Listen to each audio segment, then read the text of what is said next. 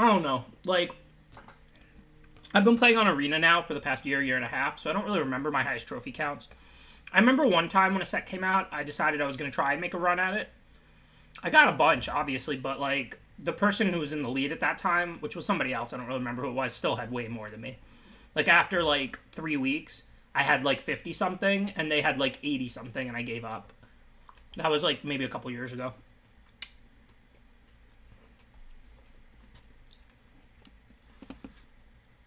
Okay, so, not a very good pack. The best common is definitely Aroa's Blessing. And that's the best card in the pack by a substantial margin. Eidolon of Obstruction's good, but it's more like a good common than a rare. It's just a solid 2-drop. Prophecy's also just a solid 2-drop. I don't really like it that much. Like, I'm almost never cutting it, but I don't think it's a very good card. One with the Stars, fine removal, nothing special. Iroa's Blessing is certainly the best card in this pack.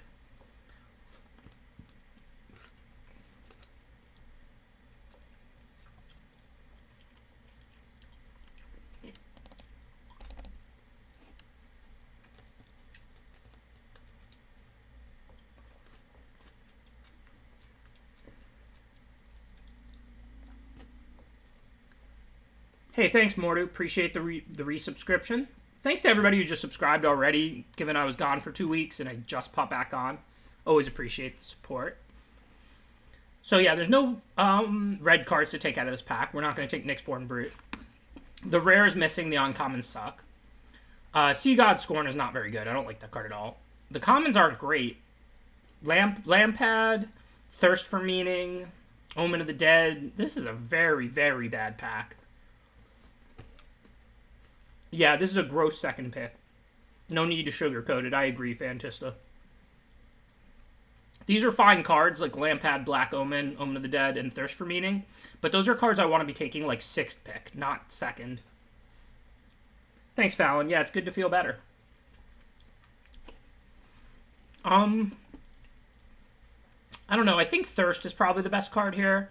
Black is a better color. But I'm hesitant to get into black for stuff unless I'm seeing good black commons.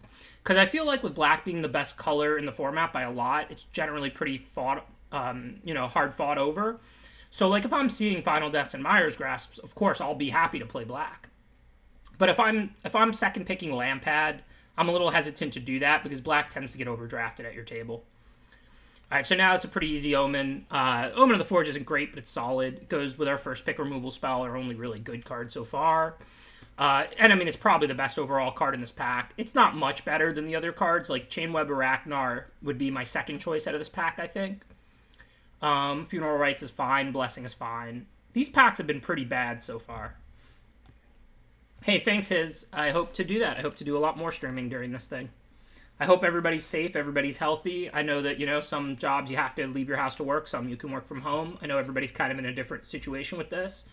But, you know, just do the best you can, wash your hands, and, you know, I wish everyone the best of luck. I mean, there's nothing we can really do but ride this thing out.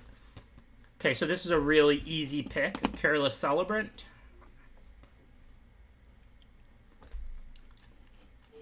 Thank you, Draken and River Run. Appreciate the resubscriptions.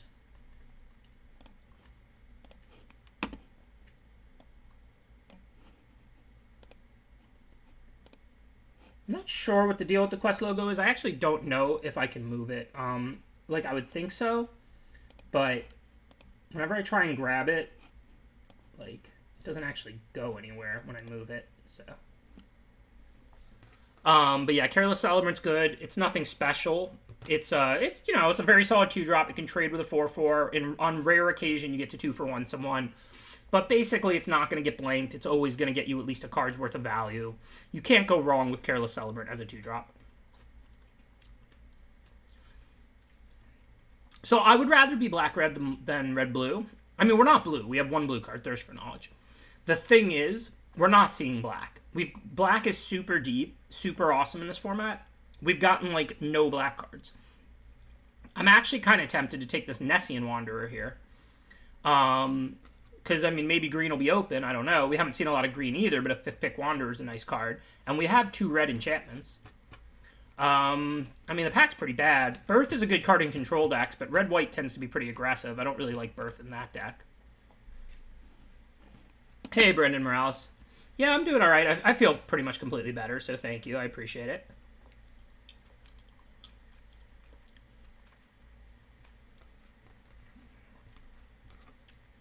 Again, nothing too great for us. There's some okay stuff.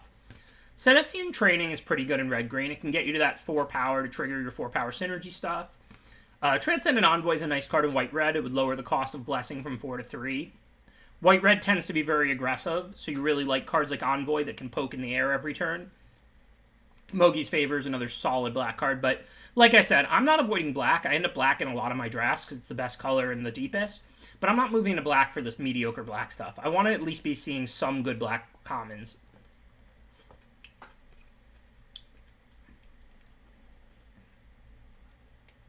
I think the right pick here is probably just Training. Training's quite good in green-red. You have these decent-sized monsters that really want trample. Getting to 4 power is pretty nice. Training works well with Wanderer. Red-green is an aggro deck. Yeah, War Leader. War Leader could certainly have kept us open a little more because red is the color we're almost definitely going to play and we don't really have a second color. But I'm also not going to miss a War Leader. Especially if we go red-green because green has access to better big creatures. But even if we don't go red-green, like, War Leader is just a serviceable 5. Like, it's not an exciting card. Tower Scout basically being the only playable in this whole pack in, like, any color. Hey, so there's a nice pickup, a late Incendiary Oracle. Incendiary Oracle's a really good 2-drop. It always trades up, it exiles escape creatures, it can deal a ton of damage when unblocked. It's just a really efficient card. So red is open, and past that, we don't know what else we're going to play. Even though it looks like green, our green cards are not particularly strong. We're like 100% going to play red. Red's our best color, and we just got a 7th pick Oracle.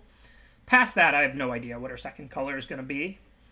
We're really not seeing much black, so I don't want to prioritize Portent, which is only good in red-black sack, really. I think I'm going to grab this Transcendent Envoy in case we go red-white aggro. Just kind of going to hedge right now, because I'm not going to miss any of these cards. But unless we open a black Broken Rare, black is not one of the colors I'm really considering, because like I said, we didn't really see much black here.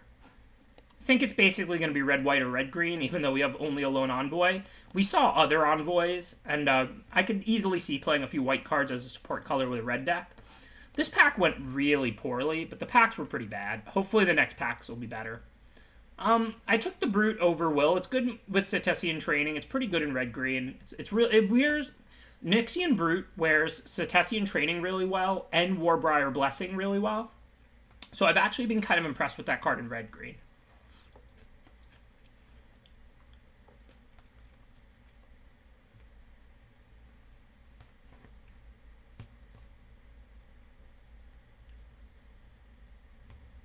Okay, so there's not much to pull us towards green. The best card in this pack is, like, Drag, which, like I said, we're not really looking at black, followed by Apathy, followed by Blessing. We're more likely to play green than white. We're 100% to play red, so this is just another easy Blessing. Red is the only color we're in any way committed to. Like, we're definitely not committed to green. But I do think there's a much higher chance we'll go green-red than red-white, but we're 100% going to play red.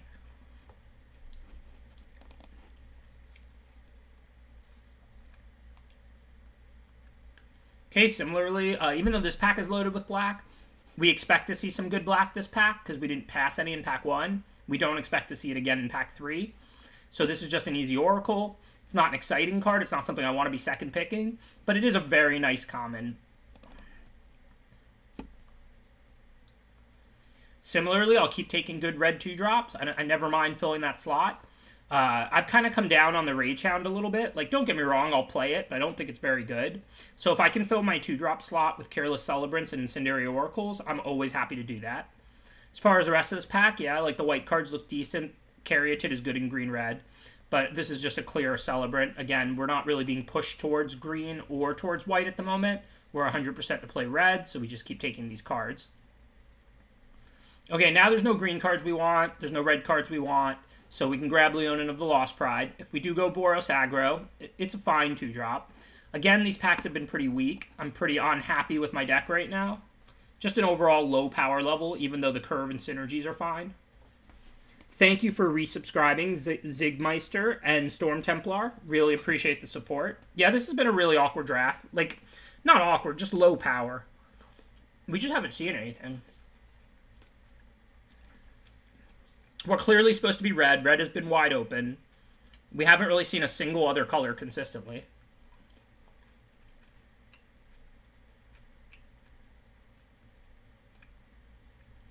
Thank you for subscribing, IzzyCun. Appreciate all the support, everybody. Thank you, as usual, for the warm welcome back. As a lot of streamers will tell you, their biggest fear is that when they take a week off or they get sick or they're gone for a week or two, that like the stream just won't be there when they return.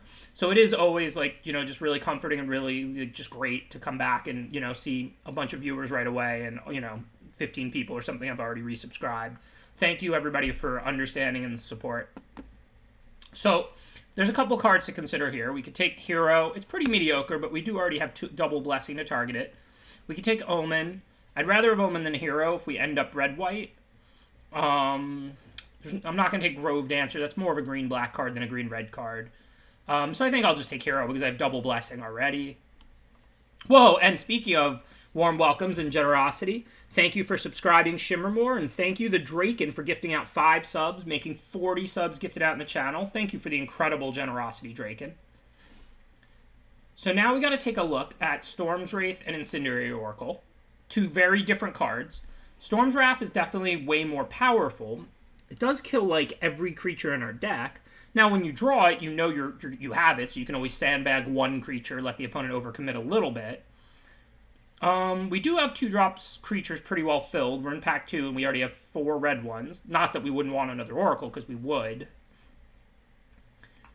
I think Storm's Wraith is powerful enough that it makes sense to take it. Storm's Wrath, I don't know why I keep calling it Wraith. It's not a Wraith, it's a Wrath. Literally kills all creatures. Even though it doesn't look great in our deck, you know, we'll try and Blessing a 4 toughness creature if we can. If we draw it in our opening hand, we'll sandbag a creature or 2 and try and get a 2 or 3 for 1 or a 3 for 2 or something like that. Okay, speaking of, I think Flummox Cyclops goes really well with Storm's Wrath. We definitely want some 4 toughness creatures so that we can put these blessings on them and then Wrath and have something live. So I'm going to go ahead and pick up one of those. Seems like a pretty easy Caryatid. The red cards aren't really playable. So now there's Scout and Training. I tend to like Training a lot in these decks. You slap it on a big green creature or these Incendiary Oracles or Flummox Cyclopses or Nyxborn Brutes. It usually does pretty good work. I don't think we're really hurting for a random 3-mana 3/3. It's playable, but it's filler.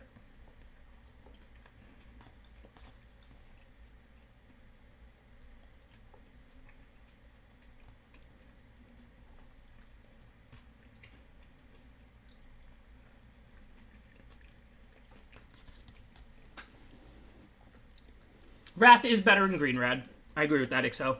But at this point, we mostly have red cards. So it's not like... It's not like it's good with our green. It kills all of our green cards. Obviously, we don't know what we're going to get in pack 3.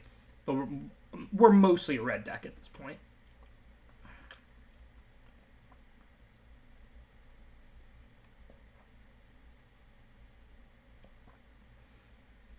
Yeah, I mean...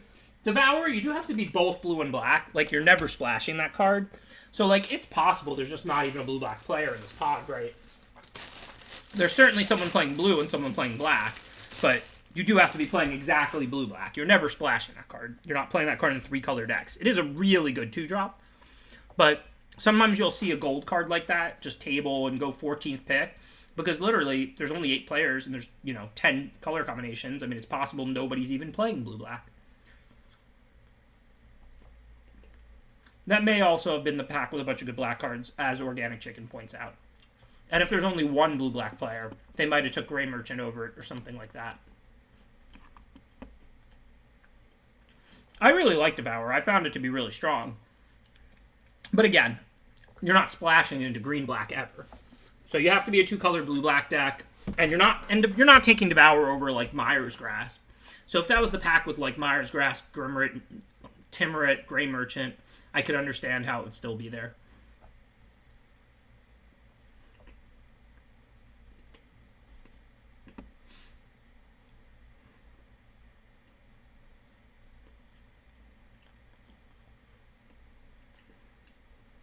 Thanks, Morjo. Thank you for resubscribing.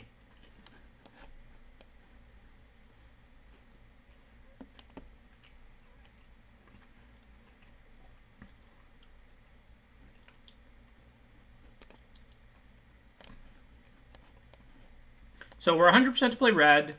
We've got a couple of playable white 2-drops that are pretty bad, like pretty just filler playable 2-drops. 5 green cards, but they're not very exciting either. So at this point, we're only committed to red. If we open like a black broken rare, like a super bomb, we'll still play red-black. I mean, we're 100% committed to red, and we don't have a second color.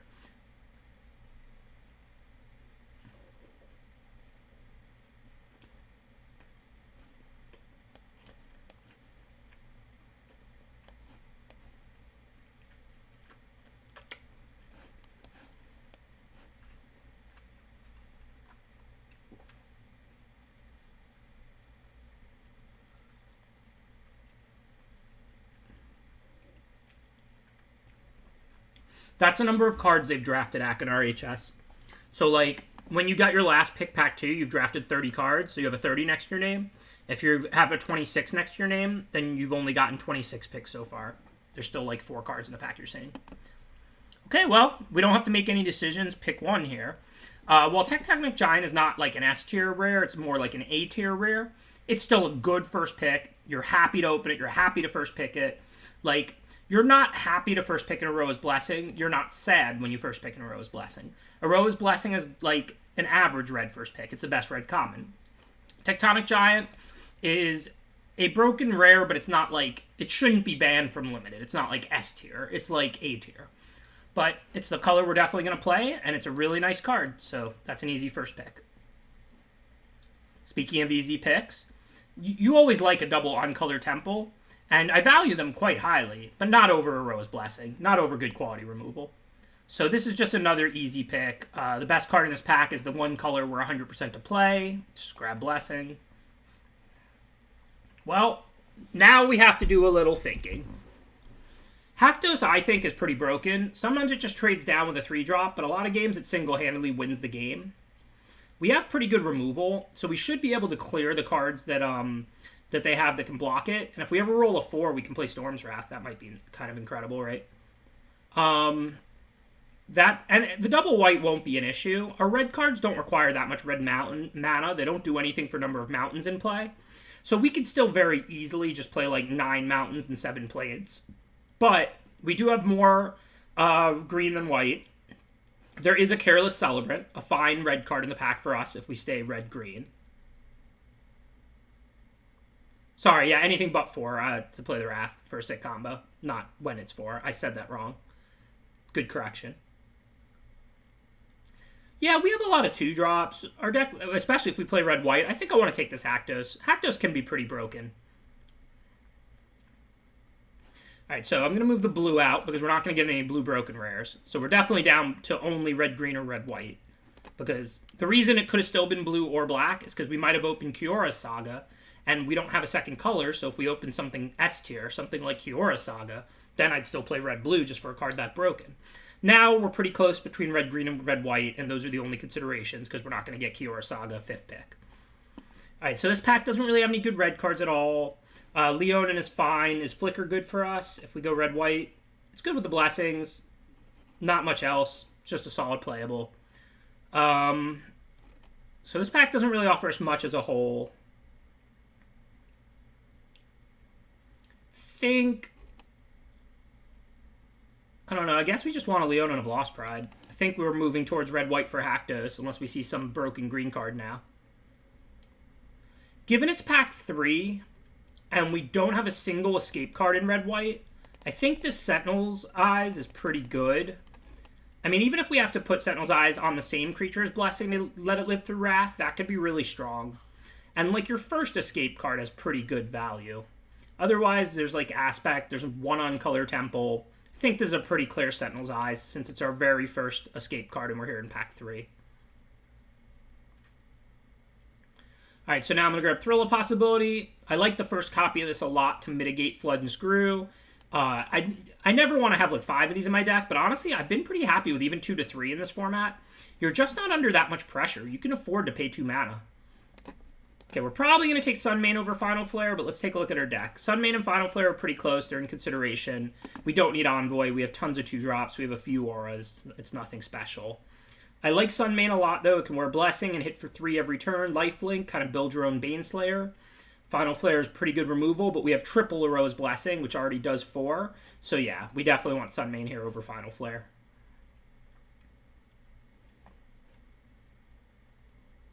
Okay, again, we're deciding between Heroes of the Revel and Transcendent Envoy, although this time I think we probably want Heroes of the Revel. Our curve is nice and low. It's a 4 toughness creature that if we can slap a Blessing or a Sentinel's Eyes on, can live through Wrath. And it'll pump our team, and we have a lot of small creatures. So I think that Heroes of the Revel looks better than Transcendent Envoy number 2. We have 3 Blessings, so yeah, you can curve out Envoy into Blessing. But that's not like curving out Envoy into the 4-mana white enchantment, because you don't necessarily even want to play Blessing on turn 3. You want to kill their 4 or 5 drop with Blessing, not their 2 drop.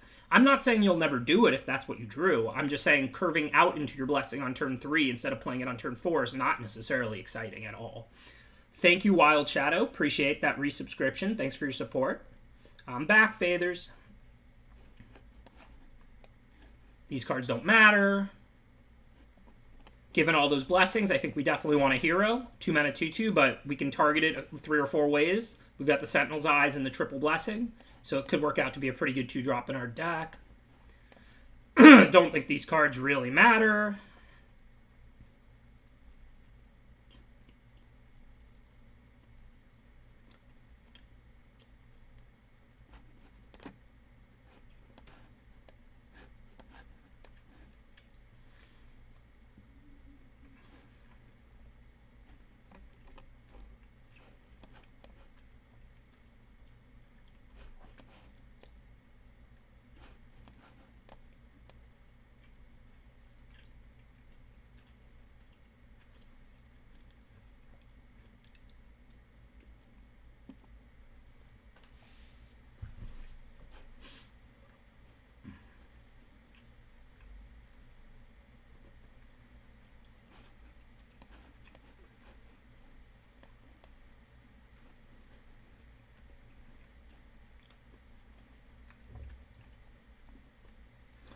So we're looking to cut 1 or 2 cards. Let's see how many ways we actually have to target our own creatures. I know I said that a lot. We've got the Sentinel's Eyes, and we got 3 blessings. So we have 4, so that's not incredible. We could certainly cut a hero of the games. I know our 3-drop slot looks kind of light, but remember, with a million 2-drops, we can just play a 2-drop on turn 3. We could also cut a 4-drop like Flummox Cyclops. We have the Tectonic Giant for 4 toughness, the hero, and the Unicorn. I think the Cyclops isn't offering us much. No, I don't think this deck wants Wrap in Flames. You want Wrap in Flames if you're like all 2 and 3 drops playing 15, 16 lands, and the top of your curve is like Wrap in Flames. But as you can see, we have a bunch of blessings, 2 nice 5-drops for this deck, Haktos, Tectonic Giant. Basically, the lower to the ground and more aggressive your deck is, the more you want Wrap. This deck is aggressive, and I will board Wrap in when we play against like a big green creature deck or a deck full of 1-toughness creatures. But we're also going to be on the draw sometimes and draw like a 4-drop or 2. So I don't think this is a deck that really wants to start a Wrap in Flames. I think this is pretty much correct. It's pretty close between 16 and 17 lands. I'd kind of like to play 9 red, 8 white, and cut 1 more card, especially because we have some weak stuff. Like, I could cut, like, a Transcendent Envoy or a Leonin of the Lost Pride. I could cut a Hero of the Games or Stampede Rider.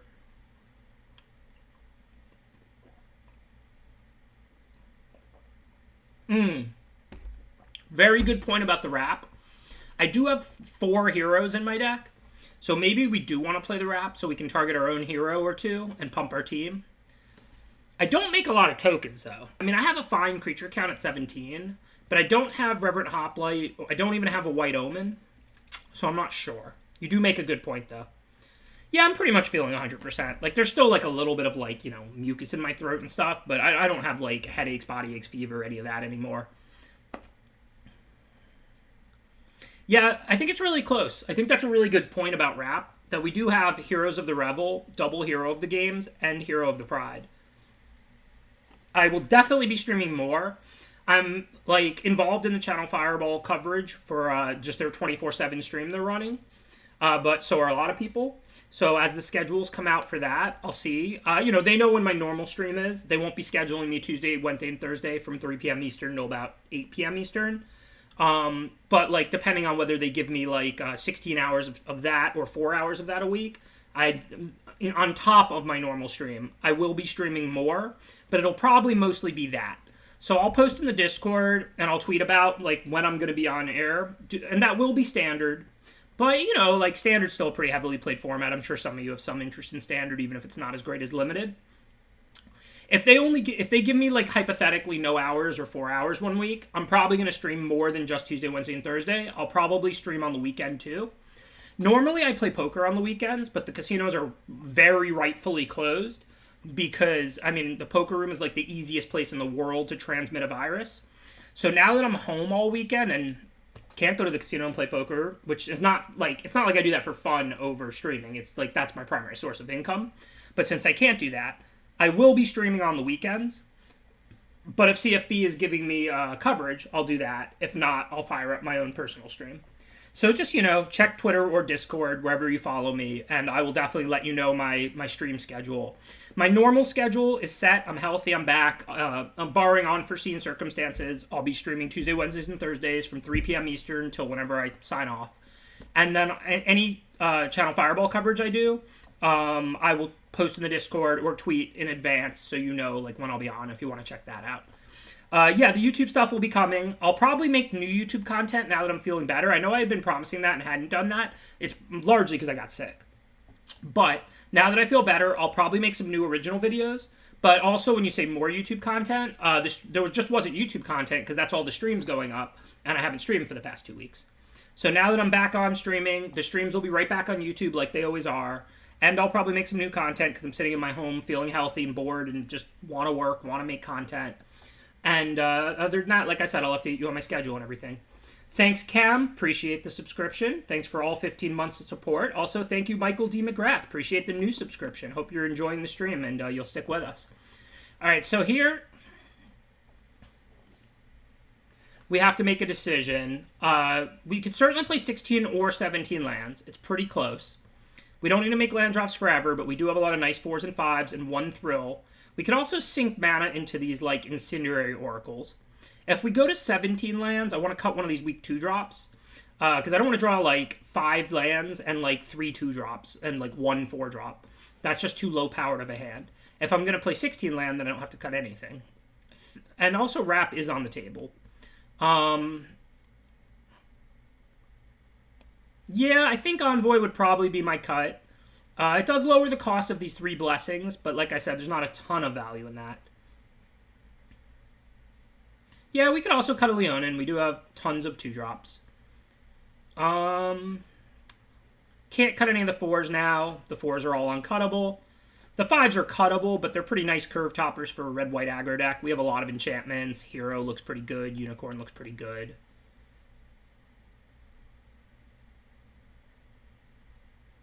Yeah, I do want to play 9 Mountains, 8 Plains. That is the right land base for this deck. I think I'm down to cut an Envoy. It's a pretty underpowered card. I like the 3/1s because we have like all these Rose Blessings and Omen of the Forge and all this. Careless Celebrants. So maybe we'll clear the way for it sometimes. Okay, that's a little too extreme. Whenever I'm on the draw, I'm going to board out a land and board in like Envoy or Wrap or something. This deck, I'm going to certainly choose to play, and my opponent will almost certainly choose to play against me. So in the dark, I'm going to play 17 lands and choose to play. But if I win a game, then I'm going to assume my opponent's going to choose to play next game, and then I'm going to assume that then I'm going to board out a land, because I think 16 on the draw, 17 on the play is right for this deck, because it's pretty close between 16 and 17, in my opinion.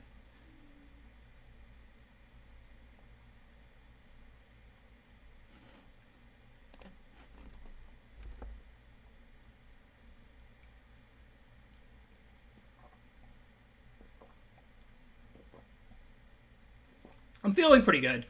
I feel like, you know, the way you feel when you just got over something. Like, I don't, you know what I mean? Like, I don't feel like as though I've just been healthy for months, but I don't feel sick anymore.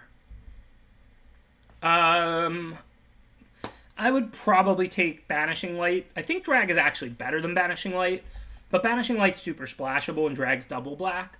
So I think I would take Banishing Light, pick 1, pack 1, Burnator. I think the Wrath is pretty good. I think we'll be able to build a 5 toughness creature sometimes, just sandbag sometimes, and the combo with Haktos is kind of incredible.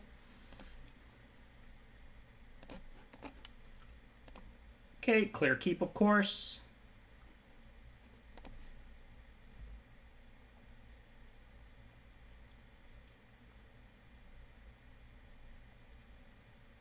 Yeah, maybe the unicorn should get cut. I mean, it's a powerful card. I'm not really sure how many enchantments I have. I have Sentinel's Eyes, which is pretty easy to play a lot. I've got the 3 blessings. I've got the Red Omen. That might be about it. Okay, for now, this isn't a bad trade for us. We're going to throw main phase in case we hit a land. We probably want to discard, like, the weaker of the 2/3 drops. I know that we need 2 lands to cast these 4 drops, but these 4 drops are all a lot better. And if we get 2 cards now, 1 for our next draw step, and then we get another draw step before we need land 4, because we have 2 3 drops. So I think I'll discard Hero probably, given their red deck. I think Stampede Riders. I think I'd rather have the 2/3 than the 3/2. So first let's attack, because I would consider this a good trade.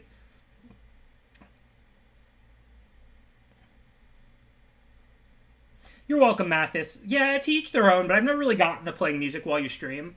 Firstly, you could always play music, like if you want some music on in the background. And then they also, like, kill your videos on YouTube and Twitch and stuff if you have music in them. So, I mean, I just figure if you want to listen to music while listening to me, you can just put on music on your computer, right? Well, no lands, so that didn't go well.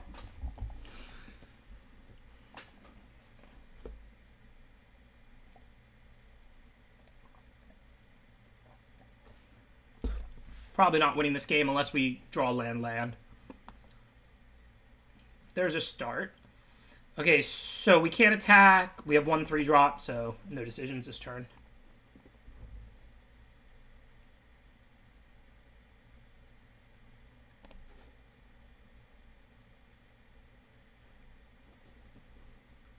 That would be a good extension, Library Manipulator. I don't know anything about programming, but if they could add that, that would be a good feature. Land. Boo.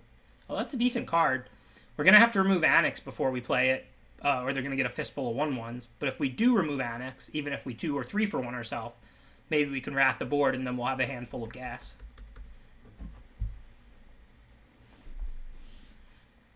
You're welcome, Miserloo. I generally consider that more Pat Cox's area of expertise than mine, opening endless rare bombs, but I'm glad I was able to help. Sorry about that, Thoughtonomic. Not the best timing. So we just need a land, and then I can Blessing away Annex. So hopefully that will happen. Cool. And I'm just going to do that now, because if at any point I get the window to Wrath, it's going to be a really strong turn. Wrath kills every creature they have in play, but Annex would leave them a million 1/1s. So for now, I'm not even thinking about attacking. I'm just looking to play defense, not get run over, and then hopefully wrath their board and then go on to win from there. Well, it's a sick card, but I am going to wipe all their creatures. They're not getting to 5 toughness this turn. That will pretty much force me to wrath right now, because otherwise this Pegasus would grow and then keep growing. If they grew Pegasus. They didn't.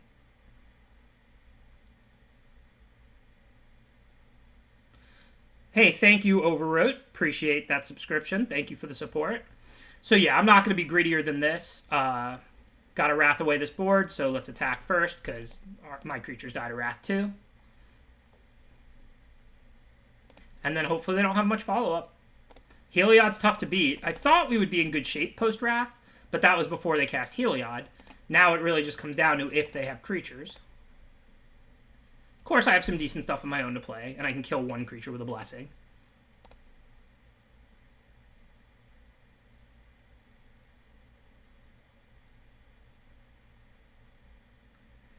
So we can't double spell, so do we want to play Giant or Hero? Even though you want to be mana efficient where you can, Giant's just stronger.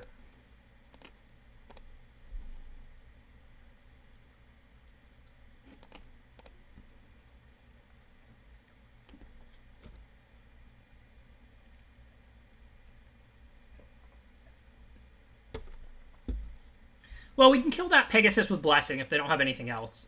So, we're not out of it yet. If they have a trick to save this Pegasus, we're probably going to lose to it. So first and foremost, I think we want to do that. Hopefully they don't have Final Flare or, like, basically anything. If they have any tricks here, it's really bad for us. We need this Pegasus to die. Well, that counts because of Pious Wayfarer. We will get to attack with the Giant, and hopefully we can hit Red Omen. I know we have at least one out in these two cards to get rid of the Pegasus. No more Arena for now, but I will be evaluating in the future with the new set. Most likely I'll use Arena, at least for like week 1 or week 1 and 2 when a new set comes out, because it's way easier to read the cards and use Cardboard Live and all of that. Okay, so let's exile the top 2 cards, of course. Hopefully we'll hit Red Omen. That's our out, I think. Hey, we did. Very nice. Still a game, obviously. They have all of these 1/1s and stuff in Heliod and can give 2 to 3 things lifelink and grow things. So this is a good game now. But we would have never beaten that Pegasus growing and growing in the air. We can beat these little ground creatures. We could drop a bunch of our own. So now we have a game.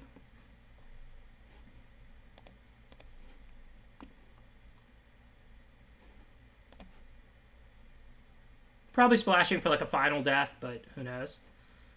Alright, so we can attack. They only have 4 to block, and then we're going to play a couple things post-combat.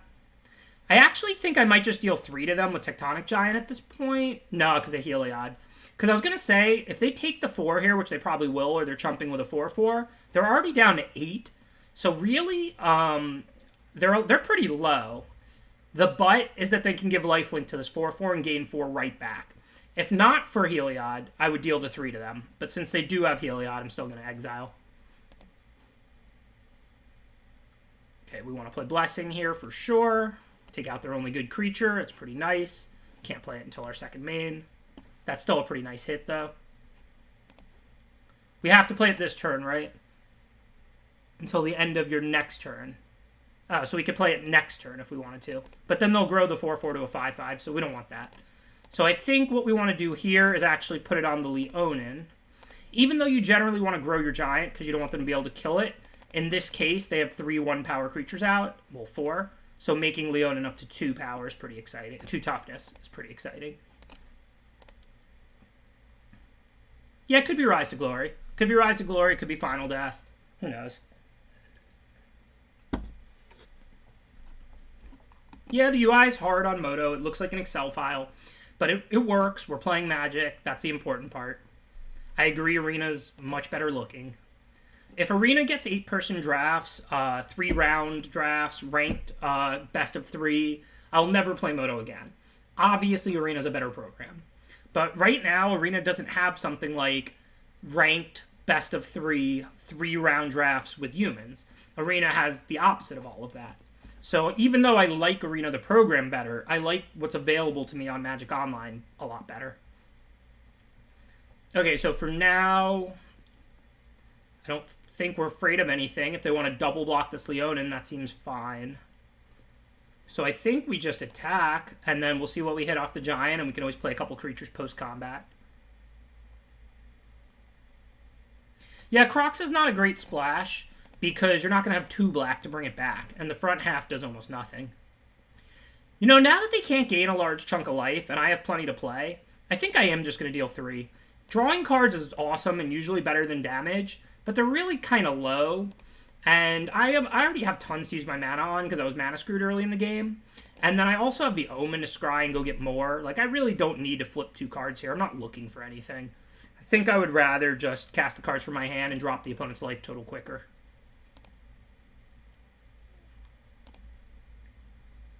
So that was a pretty nice play from the opponent.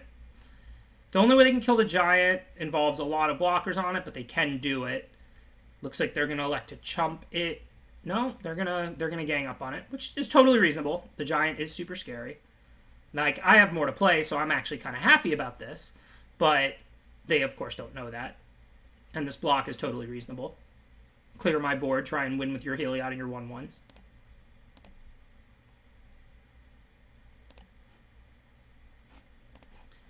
Nothing that comes back, so I'll just get rid of their best card.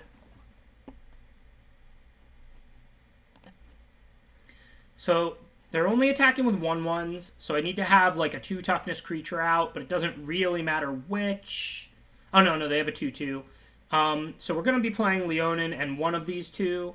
The hero has a good attack next turn if they brick, because they only have 3, so I think it's better to play the hero first here.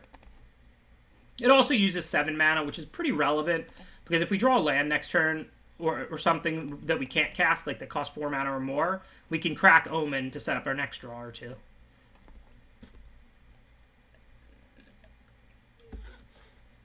This is a pretty big turn. Kind of need them to draw a land or two at some point. So they just gave that lifelink. There's no reason to believe they have anything to pump it. I think they're just trying to grow these creatures.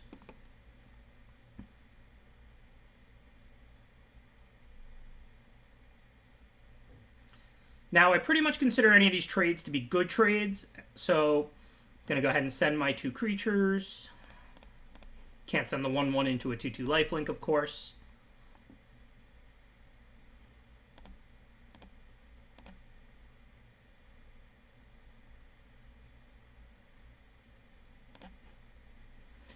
Again, nothing to exile that really matters. I think they can bring enchantments back easier than creatures. So I'll get rid of their best enchantment creature. I guess it's like heroes. Yeah, I'm going to scry into their turn if I don't give this lifelink. I wasn't going to upkeep scry this turn, because if I drew a 3-drop, I'd rather double spell. And I already have something to play anyway with most of my mana.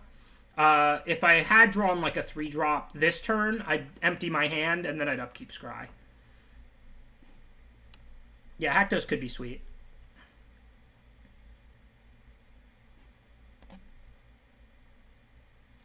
Okay, we can't block that, so that's not great because they get to grow it. So maybe I should have left the Leonin back last turn. That may have actually not been a great attack with Leonin. Because then they would have had to double block the hero. They wouldn't have taken any damage, but it would have cleared their board. This way they got a 3 life and a 1/1 counter. So I think that was a small mistake. I think I shouldn't have sent Leonin. Well, this is easy. Bottom top.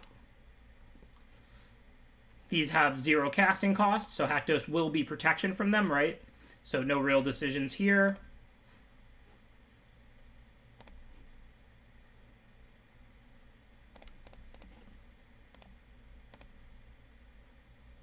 You're welcome, Brutengaster.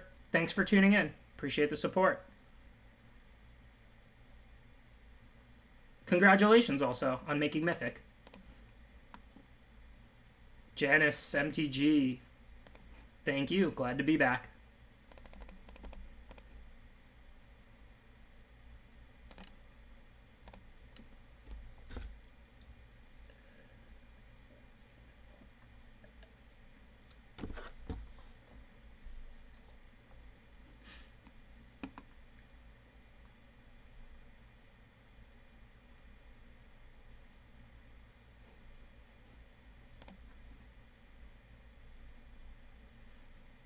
So we're looking pretty good here with Haktos. Let's say I attack with all 3. If they block the 1/1 and gain lifelink, they're at 11, and they take 10. So that doesn't work. So I can send Hero and Haktos, and then they can block the Hero, gain 4 lifelink. They'll go to 11, take 6, go to 5. They still die in 1 hit, and that's a pretty good trade for me. Or I could send just Haktos, they go to 1, but they still don't die till next turn. And I think given they have Heliod out, if I get the opportunity to trade 4/4s without them even getting a counter, that favors me. So I'm going to attack with Haktos, I'm going to attack with Hero, but I can't send the 1/1 because then they could just block that, gain 4, and grow to a 5/5.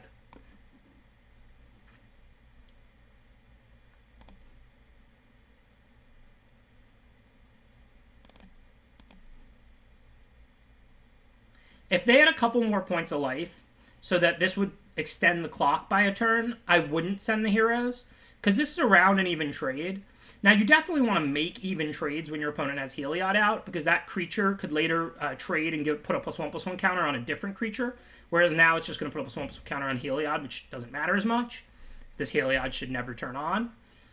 But it doesn't change the clock in this case. They're still at 5. They still have to play a 4 casting cost card this turn or they die. So that's why I made this trade. Pretend they had 2 more life, so pretend they were at 9. I wouldn't send the hero. I would just hit them for 6, put them down to 3. Alright, so we didn't pick up any revokes. We definitely want to kill creatures whenever we can against a Heliod deck. It looked like they had a ton of 1/1s, so we'll bring in that wrap. I think I'm going to take out the unicorn, because we're going to go to 16 lands. And then I'm also going to bring in the little flyer. A 1/2 lines up well against 1/1s, because like I said, we're going to go to 16 lands. It's got to be 9/7 with this deck. We have Thrill to help find these planes. So 16 lands, 9 mountains, 7 plains. More red than white, double red, 1 double white. Thrill to help find white. We're on the draw, presumably. That looks right to me.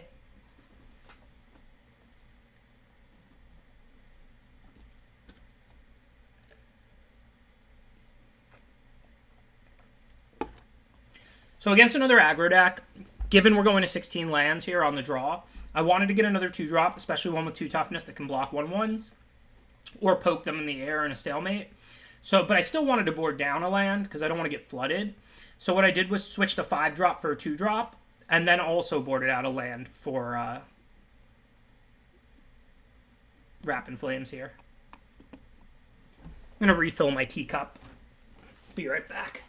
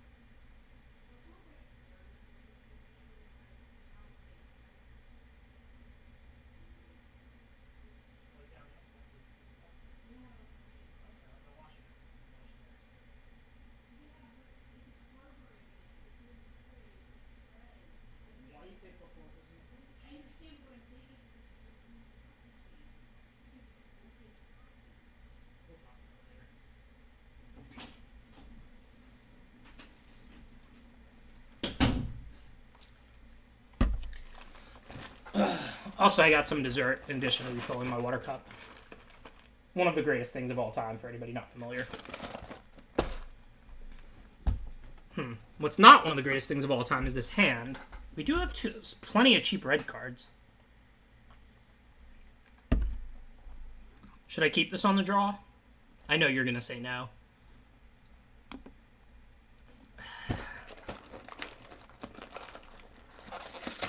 Thanks, Karpik. Yeah, this is a really interesting hand. I don't know whether I'm supposed to keep this or not on the draw.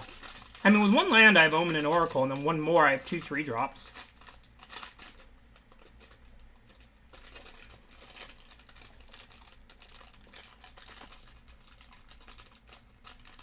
Yeah, it's probably a mulligan. I'm so greedy. I want to keep this, but it is probably right to a mulligan. See? This was a keep. What did you make me do? Now I have to go to 5. Alright, it's a good 5 at least. So let's see.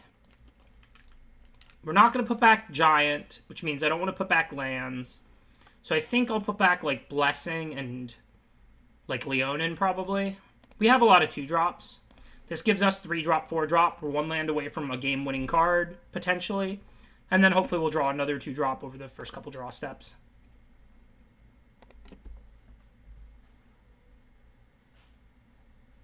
I did go to 16 lands during the draw, which is absolutely correct with this deck. I mean, it's already close between 16 and 17 in the main.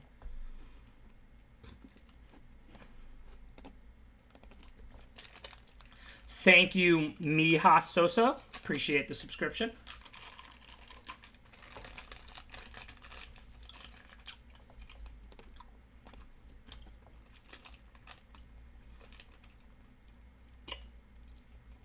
Yeah, I mean, if we draw planes, we have a really strong hand. Depending on what the opponent has in hand, certainly a winnable game.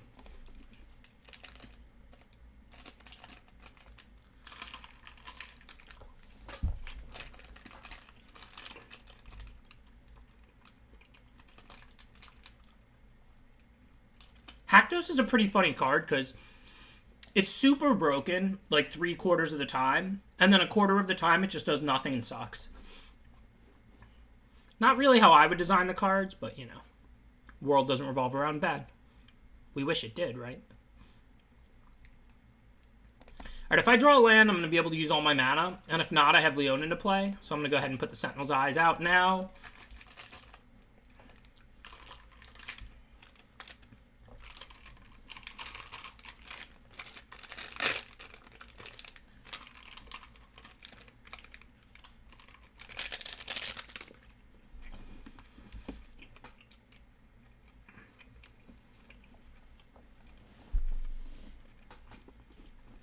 You're welcome, Lisker Lurch. Thank you for hanging out.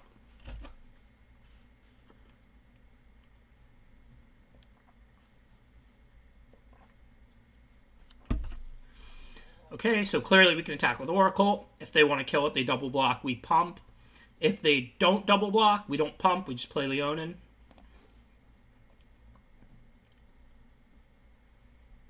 Good to see you too, Talrude. Yeah, Welch's fruit and yogurt. I eat the plain fruit ones, and then when I deserve a dessert, like after that lunch I just had, then I eat the fruit and yogurt ones.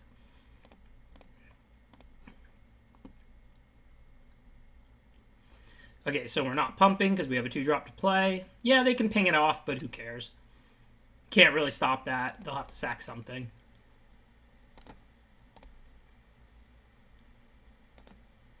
Yeah, I agree, Thoughtonomic. Like I said, 3/4 of the time it's just some super broken card. Because remember, even if they have a card that has the casting cost that it's not protection from, you can just use one removal spell on that creature, or like one trick to get through that removal. So like, this card single-handedly wins the game a lot. But then it also just trades down awkwardly like 1/4 of the time. It's a very, very good flavor design, bad game design, just like Thoughtonomic just said. Hey, thanks for that subscription, Sir Billingsworth. Very much appreciated. Alright, this 3/1 is not a strong creature against Blood Aspirant anyway, so I think I'm just going to attack.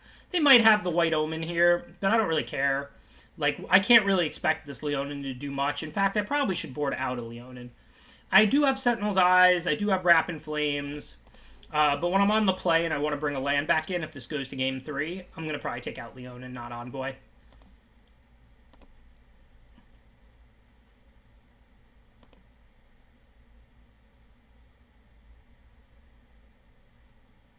Timurit, the uncommon or the rare?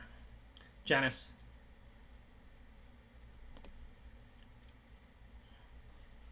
Okay, we drew something to play, so no reason to pump.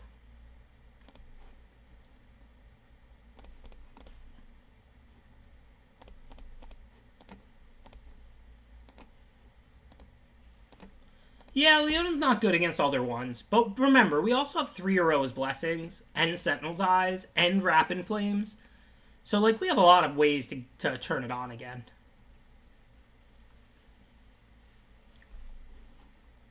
Hey, I thought I had Haktos. They don't get to have Haktos.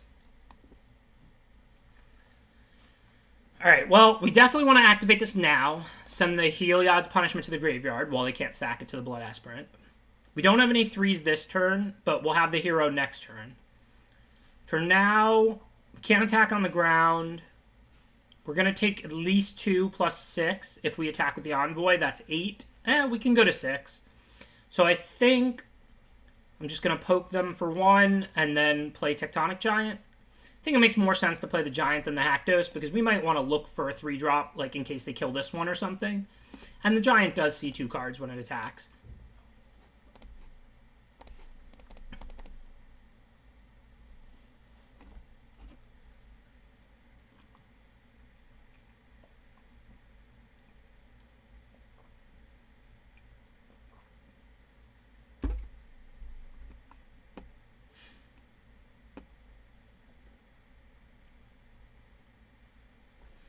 Well, flipping 2 cards won't help us since we can't cast them, so we might as well just deal 3 to the opponent now. Yeah, they can use Blood Aspirant on Hero, for sure. Like I said, we might want to activate Giant to try and find a 3-drop, but they took away that option from us. Activating it now doesn't help me, right? I guess I could cast it on my next turn still. So maybe I should have looked at the top 2 cards. Yeah, I'm drinking mostly unsweetened green tea all day, every day, but apparently that's not necessarily good for your health. Alright, so we might as well make them do it. No clue if they will or won't. Also, they might block Blood Aspirant on Oracle here. So for starters, let's go ahead and attack with the Oracle.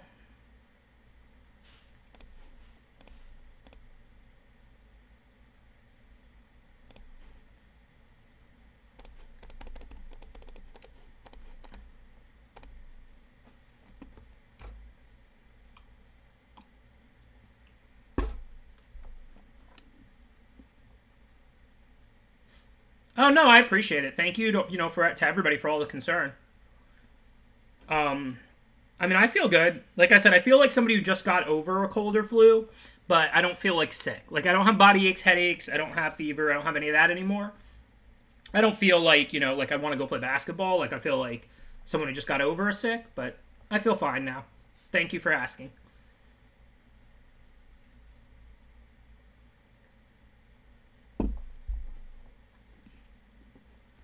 Alright, they did it. Nothing else matters. They attack with Haktos because they have to. I take 6 and die.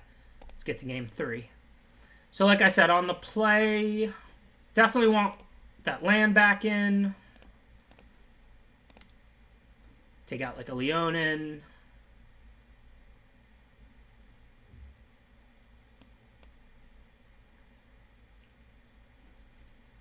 One, two, three, four, 5, 6, 7, 8. We do have a lot of 2-drops. We could take out one more Leonin. Like I said, they're not as bad as they look in the matchup. We do have Wrap, Triple Blessing, Storm's Wraith.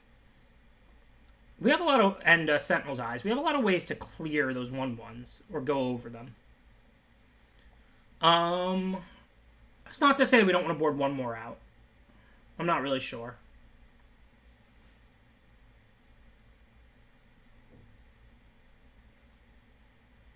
Thanks for subscribing, Book Data. Appreciate the support. I'm a big fan of both books and data. We're on the play. I don't really know if I want a 1-3 over a 3-1. I mean, I guess if we're both these little aggro decks, it's possible the game will go long. A long game doesn't necessarily favor me when they have Heliod, though. I might need to race it and pressure them. I would take Timur the Rare over Gary. I like Timur the Rare a lot. It fills your whole graveyard for escape, tutors up an escape creature, gives you 2 zombies and some scry for 3 mana. It's a really strong card.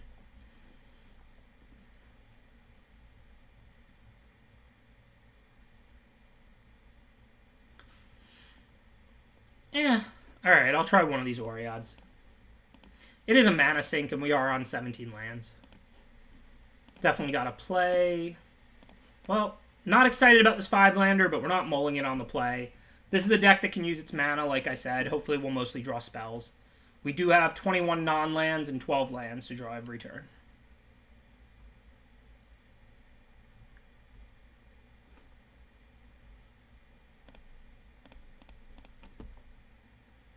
So we play the 2-drop that can attack and block past a Wayfarer, because we don't want to trade Celebrant for one, not until there's another creature on the board at least.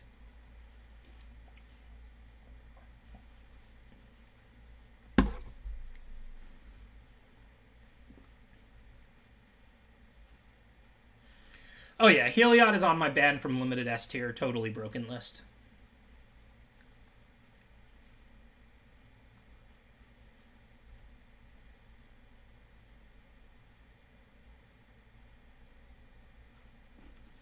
Okay, doesn't really look like we have any decisions.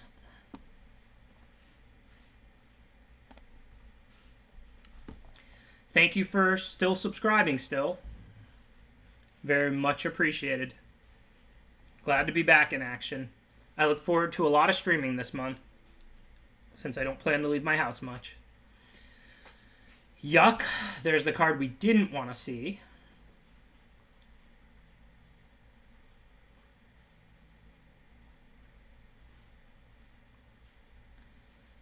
So they have no good block on Oracle right now.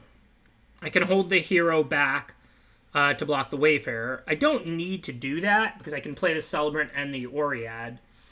But they're probably going to block it with a wall.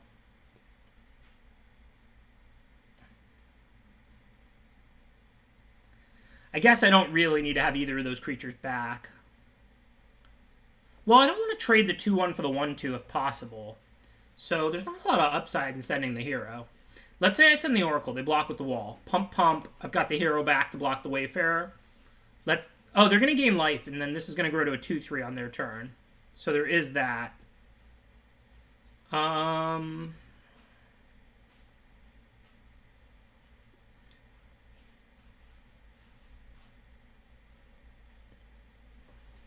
Yeah, but nonetheless, the Wayfarer is still not that scary. The Blessing can take out, like, you know, one of those Pegasus, which we saw they have 2 of, or something in the air that I really need to take out. So I think the play is to just send the Oracle. If they want to lose the wall to make me pump this turn, I'm cool with that. The hero should still be able to trade with a 2-3 Wayfarer. If they have an enchantment to play to grow the Wayfarer, hopefully they can't also give it lifelink. And even if they do all that, I can always kill it later. We do not have a Banishing Light. I cannot remove this Heliod from play. I did beat it game 1, and I do have a pretty good hand now. I do have my own power cards. Like, hopefully we'll draw a Tectonic Giant or Haktos after we draw Plains. I'm feeling fine. Like I said, I feel like somebody who had, like, a virus for the past 2 weeks, but I don't feel like I currently have anything. Like, I feel healthy.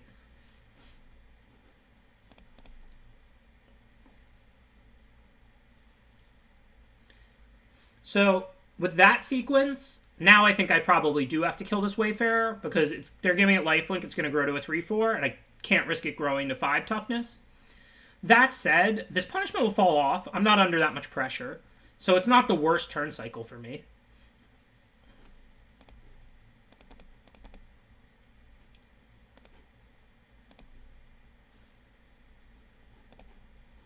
I now do use my removal, so if they happen to have one of those Pegasus or something, I now have a bigger problem to deal with. But I do have 2 more Blessings to draw into. And certainly I have to deal with the problems right in front of me with the Heliod out. I can't be super conservative in this game. The environment's fine down here. You know, we're just trying to stay inside. I mean, there's a lot of it in Broward County where I'm at, but I also can work from home, so. So there's the card I was afraid of. I definitely don't want to Wrath right now. I can still wait at least a turn or 2. So I think I'll play Oread, and then I'll loot away this land rather than play Celebrant. And then we'll see if we can find a Blessing in those 2 cards.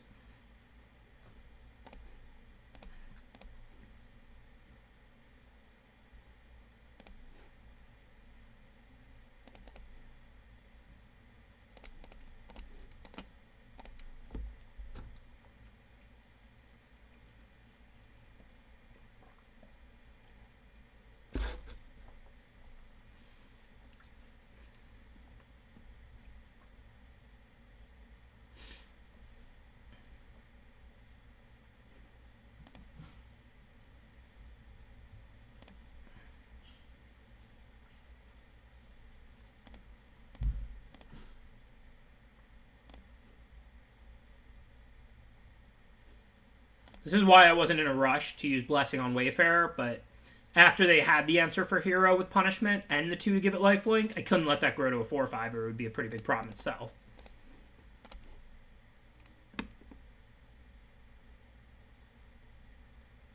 Okay, so now they have a 3-4.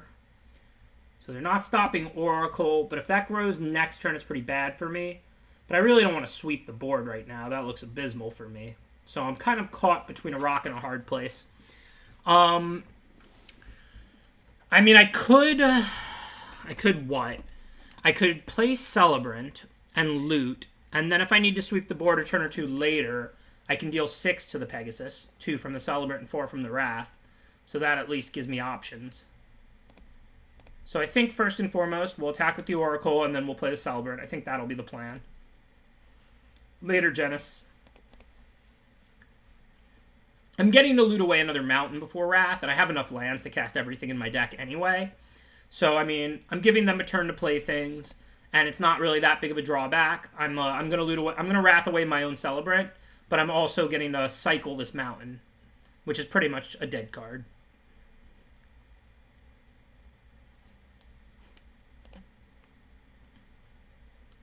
So we'll see what happens here. That Pegasus is a really big problem.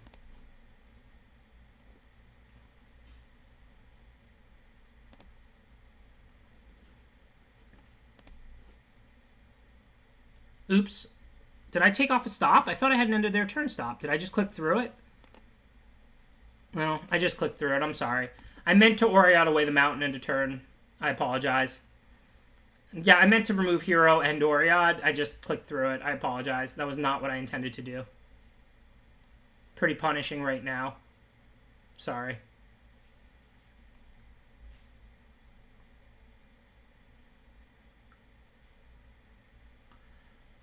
Okay, well, we still have the one more turn, so I guess just gonna attack with Oracle, and then I can play a land. So I'll Oriad now.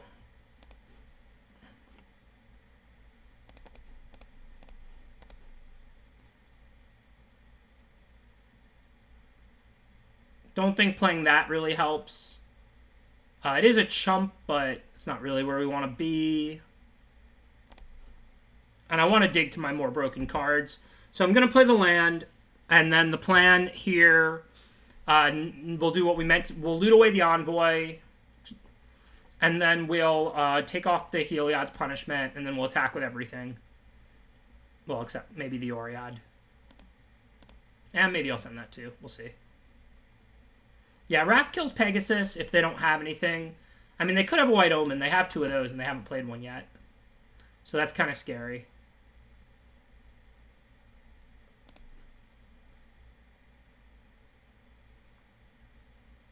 Okay, so that's at least good for us.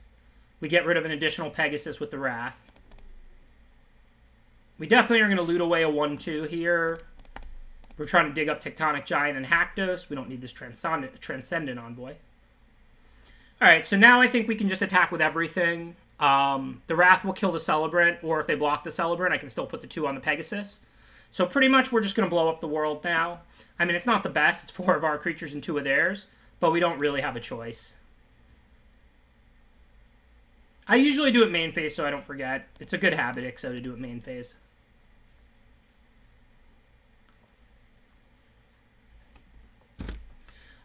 Sweepers, the cheaper your creatures and more aggressive, the worse they are in your deck. The bigger your creatures or less creatures you have, or the better your late game, the better they are in your deck.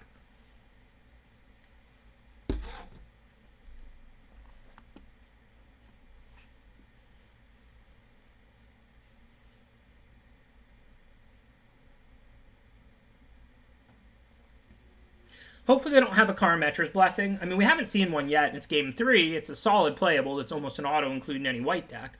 But we did play one long game, and this is game 3, and we haven't seen one yet. If we sweep the board, our hand's looking pretty good now. The next land we draw is 2 cards. We still have our 2 rares in our deck, or 2 good rares, and we have an Incendiary Oracle to put out now. So, obviously, if they have Blessing, then we're just dead. But hopefully they do not. And there it is.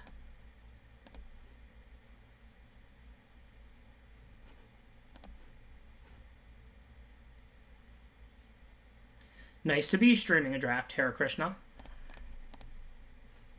That's not what I meant to play, although maybe it is what I should play.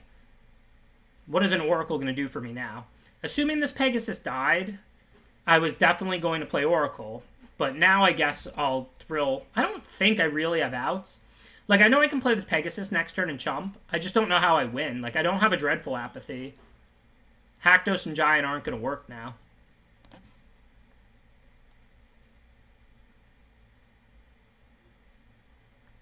I mean, it's not really a 4-throw. The Blessing still goes to the yard. But yeah, that was brutal, of course.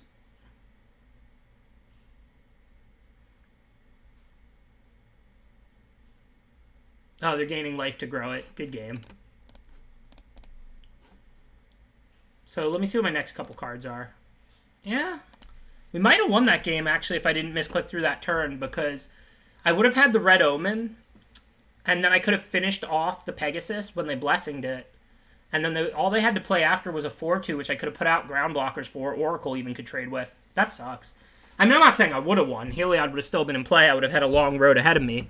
But my power cards were still in my deck, and I had a bunch of ammo, including a thrill for the next land I drew. If I didn't click through that turn, I think there's a decent chance I win that game. That sucks.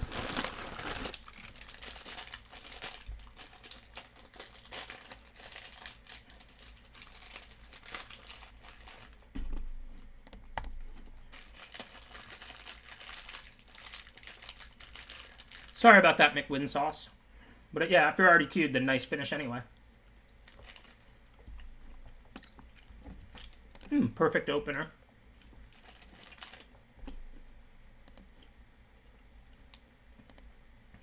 Alright, we have a bunch of cheap creatures. I'm going to put back the Wrath.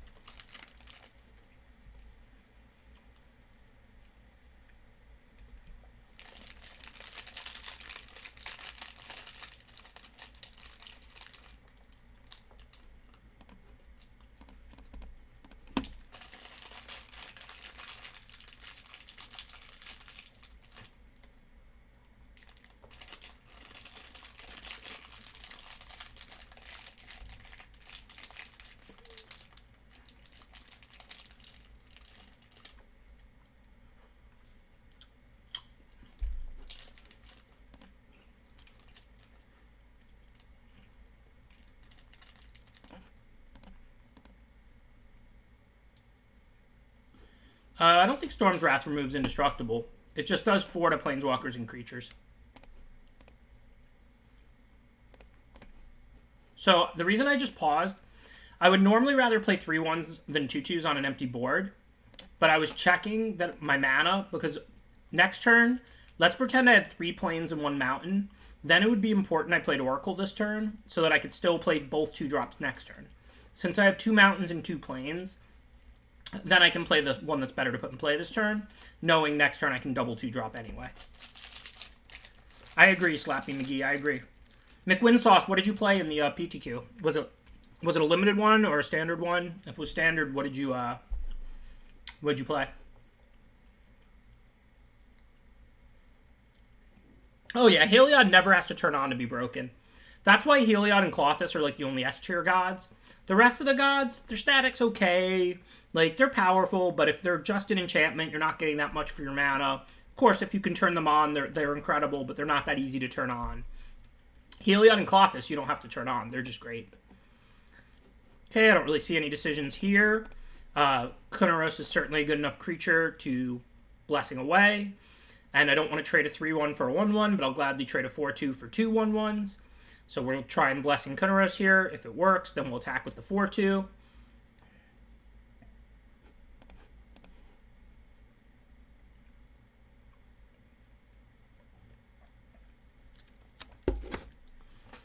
Now they can remove both 1-1s, which clears the way for the 3-1, or they can take 4. And then if they want to attack back for 2, that's cool with me. I've got these 2 creatures to attack them back for 7 with.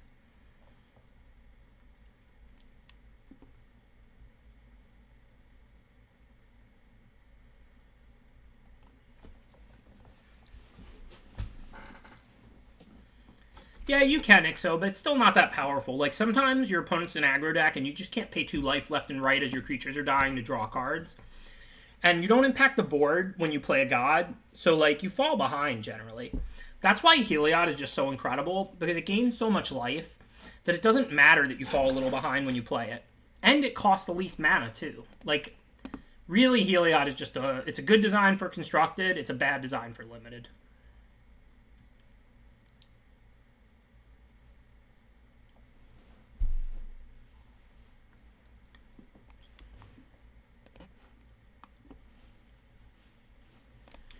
Alright, we don't want to trade 3-1s for 1-1s, so we just chill.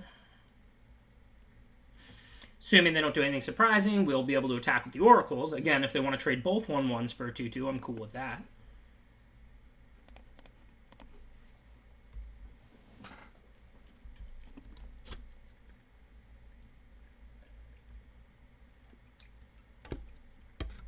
Of course not, Stormbreath Dragon.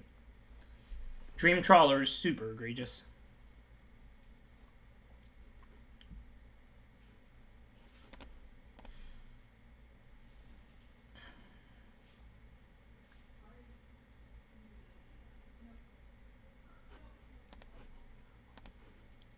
Nothing really changed. We don't want to trade a 3/1 for a 1/1, but if they want to trade with both their 1/1s for my Oracle, that clears the way for the other 3/1.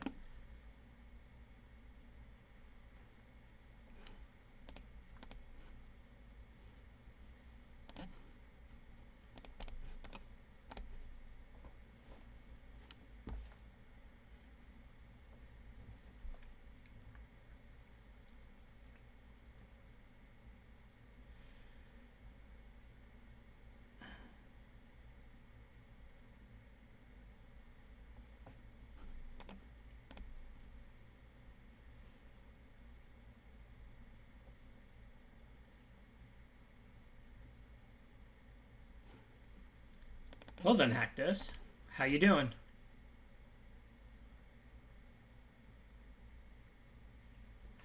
Yeah, definitely.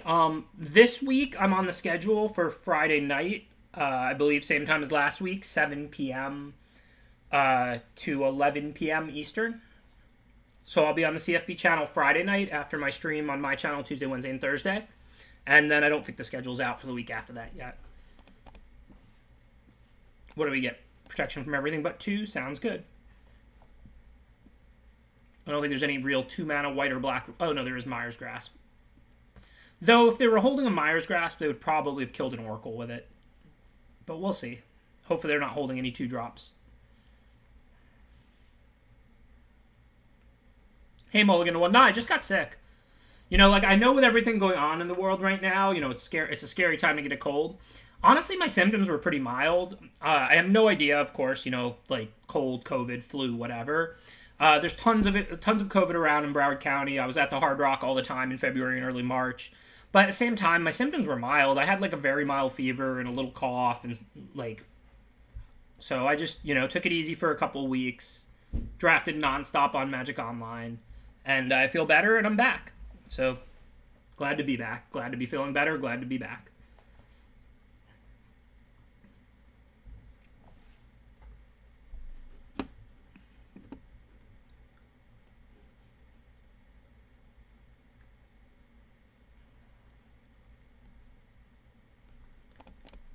Alright, no decisions. Haktos has to attack. Leonin attacking would be silly.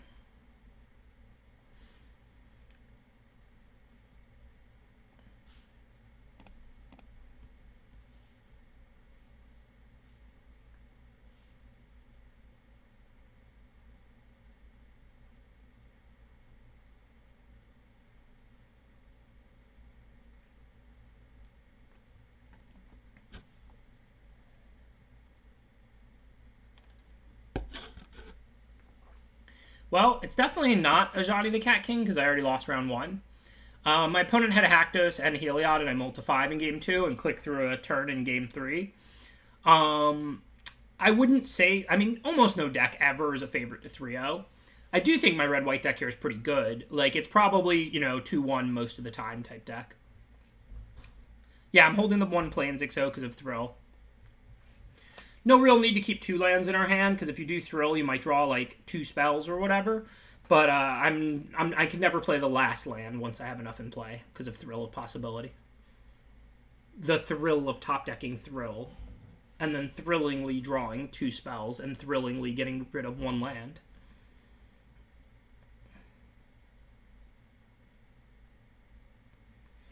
Depends how much you need the finisher, Bradcoat. If you already have a good late game and a lot of power, I probably wouldn't go through that much work.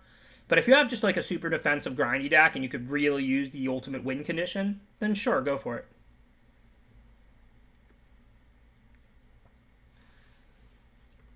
Calling like anything a hoax is just stupid. Like...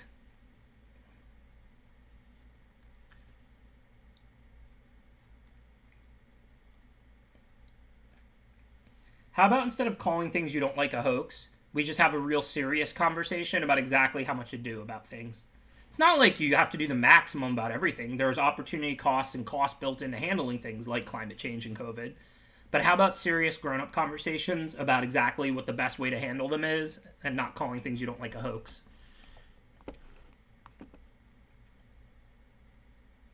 I think Theros and virtually every format is better with humans. But I don't really have a problem with the bots in Theros. I think they're fine. I know you were kidding, Foxy Must. I rolled my eyes at the start of saying that. I don't know if you can see it in the small camera. It's a little dark in my room right now.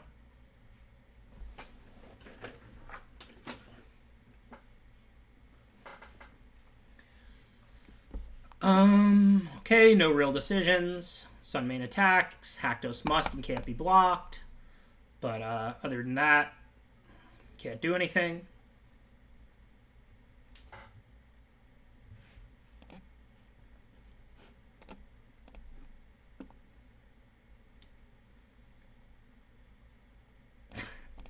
Hoaxes are hoaxes. Yeah, I meant large serious problems like climate change and COVID, which clearly anybody who thinks either one of those is a hoax should have their sanity tested.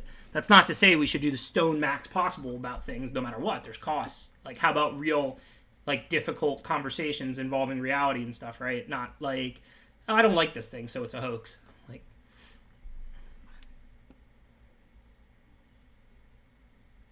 Hey, what's up, Just Lola, man?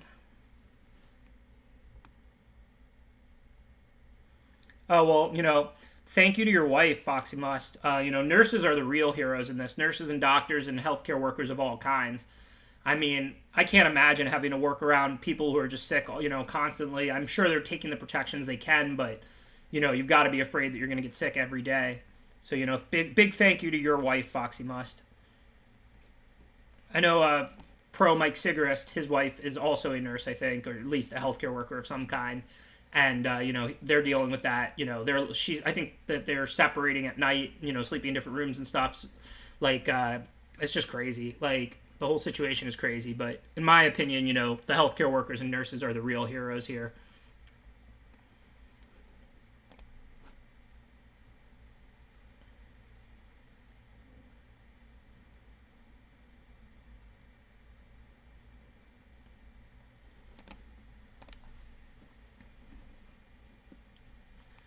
Okay, another pretty good hand.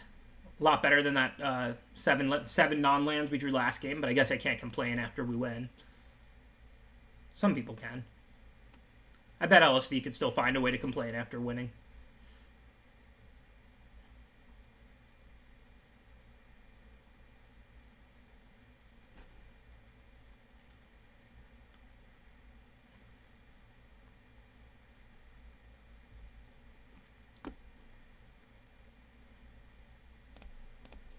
So of the three 2-drops, I think we want to go with the high power one.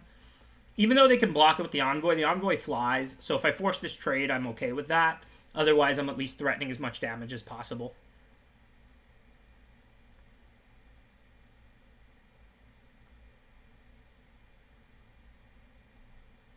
Thanks for the heads up, Just Lola, man. Also, if you ever want me to check something on Discord or something, just message me on Twitter or somewhere that I am more often. Just DM me there. Okay, so we can attack, but they can block with Envoy, which they probably will since they didn't attack with it. If we want to block Kunaros, then we have to have 2 creatures to block it with, but we don't want to get 2 for 1. If this was a 2-2, we could play a 3-2 and then double block, but we don't want to double block this turn because we'd lose both creatures. So I think I will attack here. Because Leonin for Envoy is a good trade for us. The question is, do we need the Leonin to block the Kunaros? But we're going to play Hero, and the next turn we can play 2 more 2-drops. So I don't think we do need the Leonin. Plus, 1 toughness creatures don't block Kunaros well, because unless we have a 3 toughness creature to put it with, we get 2 for 1. So I'm happy to just trade this off. Have a good one, Just Lola, man.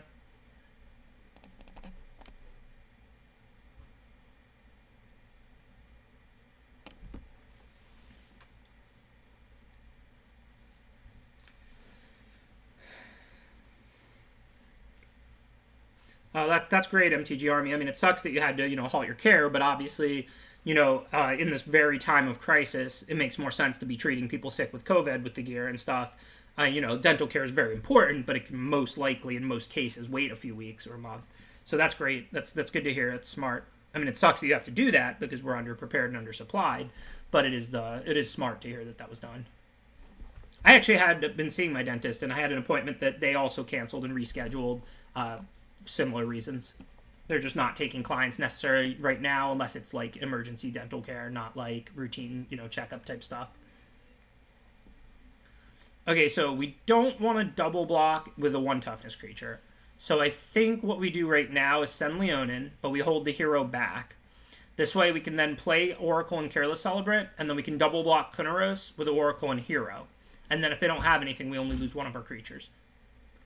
Actually, I'm not even going to play the Celebrant, because if they have like a removal spell, I can pump the Oracle so I don't get blown out. So I think it makes more sense to just Thrill anyway. Normally I would play Celebrant here, play Unicorn, and then I could Thrill later in the game. But I have to double block Kunaros. You can't race a 3/3 lifelink. And if they have like a removal spell to kill the hero after I double block, Kunaros would eat Oracle. But with 2 mana available, I could just pump the Oracle. And since when they don't attack here, I can even spend my mana thrilling anyway. So I think this makes sense.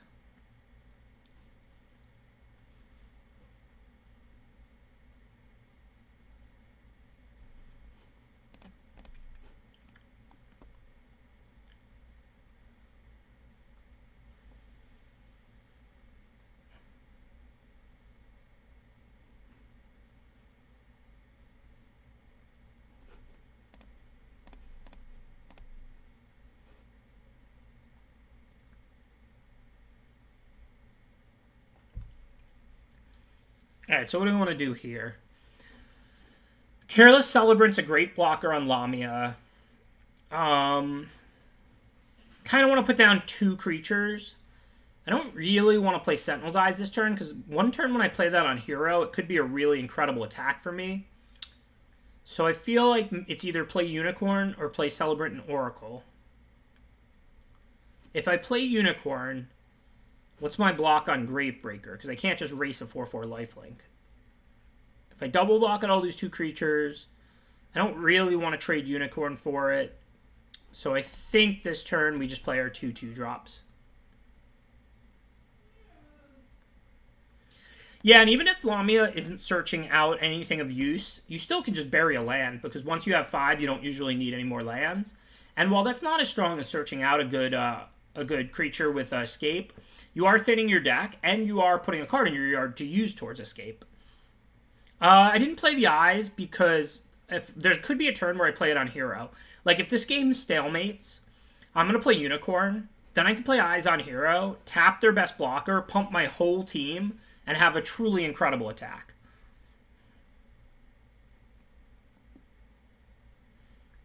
No, I don't think it's an ETB trigger, RX. I think it just happens when it comes into play.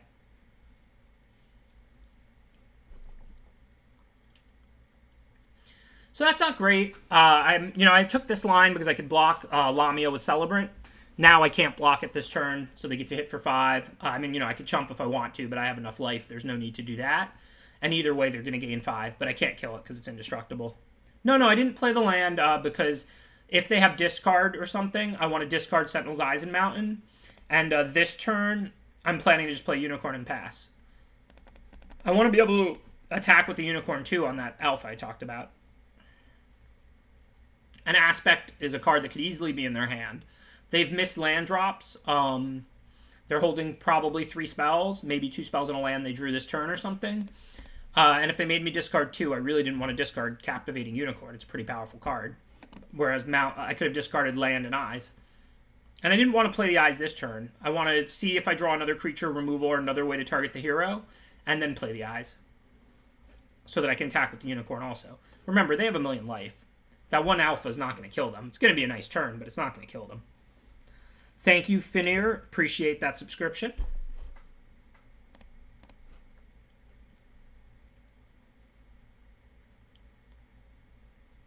Okay, so I do need to be able to block still. The hero will be a 4-3. I mean, a 5-3 now, but a 4-3 on my turn. See no real reason to be in a rush. If I trade Incendiary Oracle for any of their cards, that's really good. So we'll probably go for that big attack when I don't draw a creature, when I draw a land, if things change. Since I drew Leonin, I think what makes the most sense now is to just attack the Oracles. Maybe I can only send one of them, though. I need the 2/2 toughness back. Now, I can pump them. I shouldn't need to pump the Oracles now.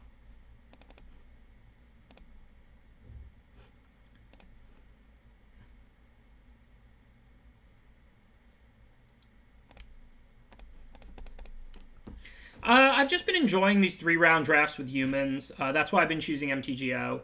If Arena had, like, ranked best of 3 with humans that were, like, 3 rounds, not 6 to play, I would never play on Magic Online. Obviously, Arena's a better program.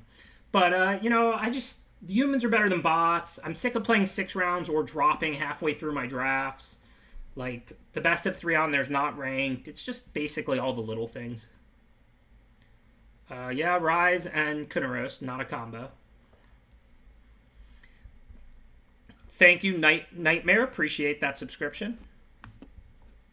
I agree, Thoughtonomic. Can't come soon enough. I don't know when it'll be here, but I hope it comes soon.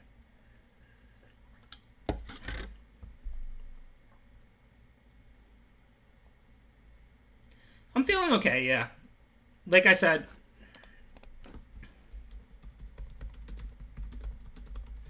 I feel like somebody who was sick for the past couple weeks, but I don't feel sick at the moment.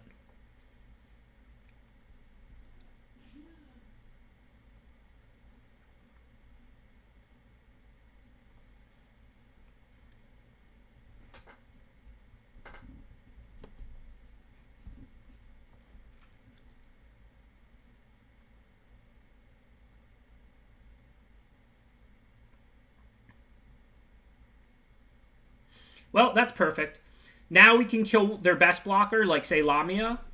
And we can target our hero twice. And then I can attack with everything.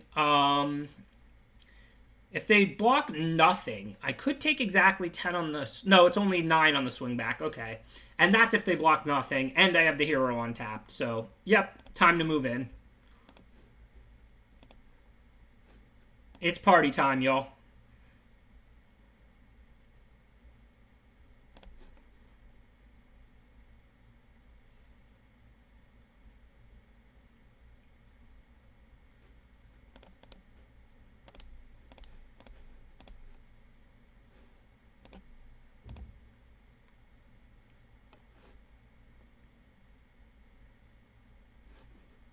Yeah, I literally might have punted a good game 3 last round, clicking through my opponent's end step just for no real reason. Didn't realize I was doing it, obviously, but we all make mistakes. Magic is super hard. That's why it's great.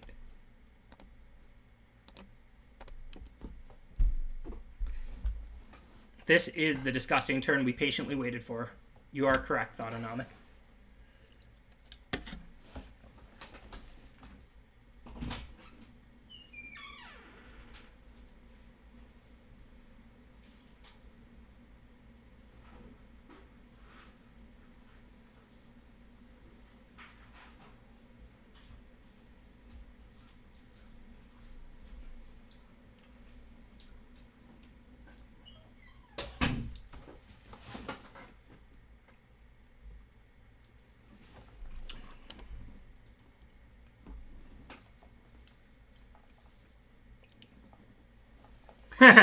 That was a pretty good mic drop moment, huh? That was not planned, but...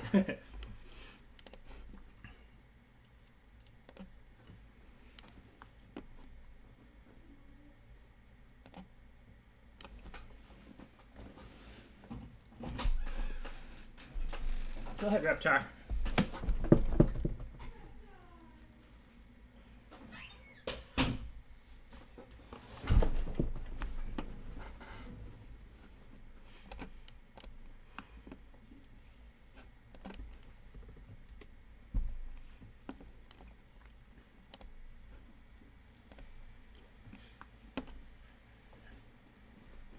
The plan tonight is going to be the usual. We're going to do 3 of these drafts.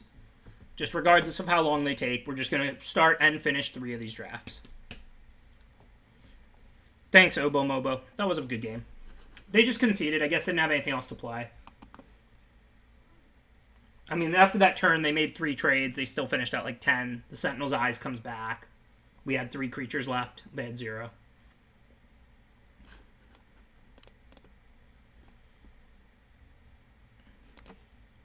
Well, all my creatures were big enough to trade with any of their creatures because of the double pump from the hero. So, and they had 3 creatures and I had 6, so that resulted in me having 3 creatures and them having 0, and then they just said good game, so I guess they didn't have anything else to play.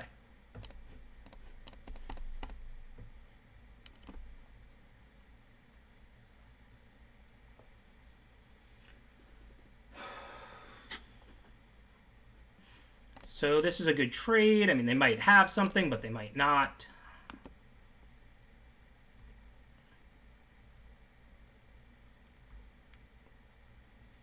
Oracle looks like a better attacker than Celebrant, so we'll play that post-combat.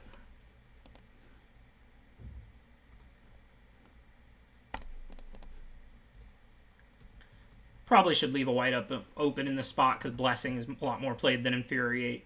We are currently 1-1.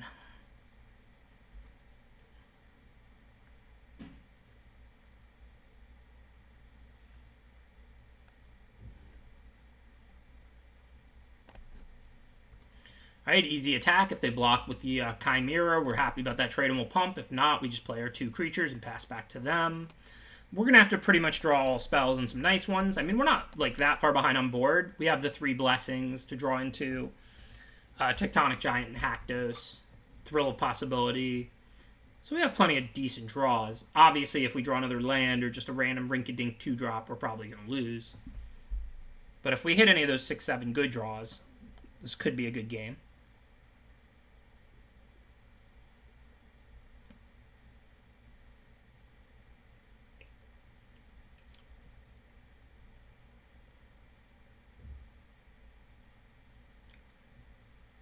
So this turn, I really don't want to have to pump my oracles as opposed to playing Unicorn. So I think I'm just taking the turn off here. It's not like Oracle for Courser, some good trade that I'm excited about. So, I mean, I can always get the same trade next turn. So for this turn, let's put down a 4/4 and see what we draw next.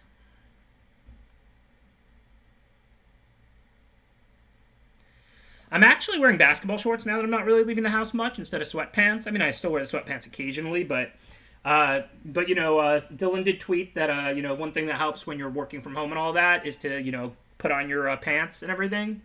But I'm not taking his advice. I'm working in basketball shorts instead of sweatpants. Sweatpants being my usual uniform that I play poker or go to in-person Magic tournaments in.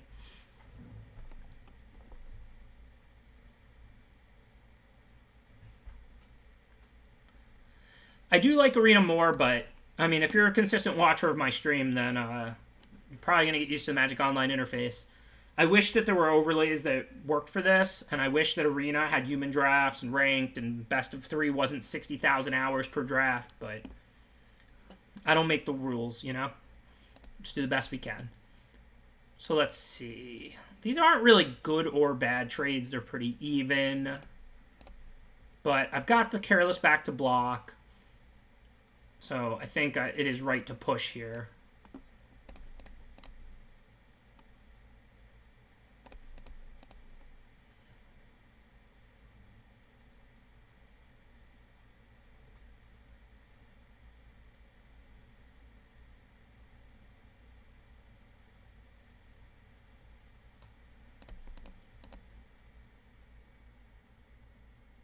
No, I know. I'm only teasing. You're my dinner. I do think it's good advice for a lot of people.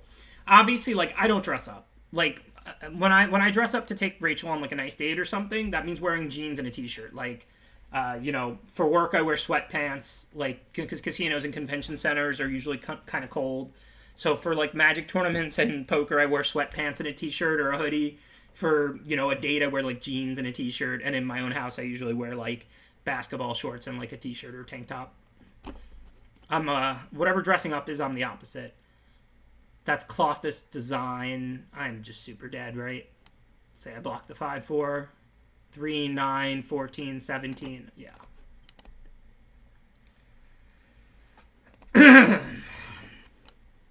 Okay, we saw plenty of 1 toughness creatures and big green ones, so we definitely want Wrap in this matchup.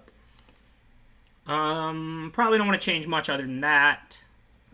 We're going to be on the play, so we still want to do the 17 land deck. Probably just take out one of our weakest 2-drops.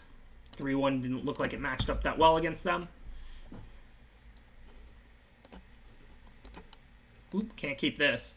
5 lands, yeah, I'll probably keep, but 6 lands, we can't keep.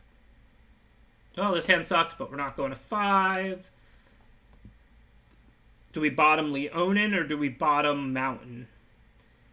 I'm pretty greedy, but not that greedy. We're on the play. We only have 1 draw step to find a plains. Just get rid of a 3-1 that doesn't match up that well against them anyways.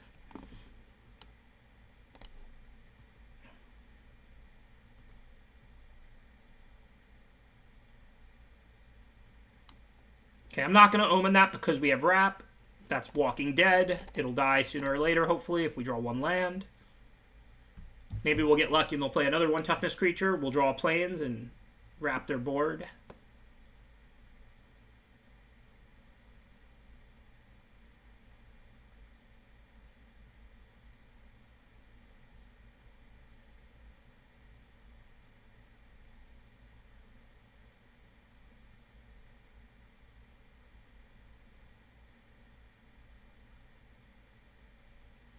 Well, that went the opposite of how I wanted. Now they have no 1 toughness creatures, and I have no creature at all. But no choices now, so back to you, opponent. Hey, we got a raid. Thanks, Gash77. Appreciate the support.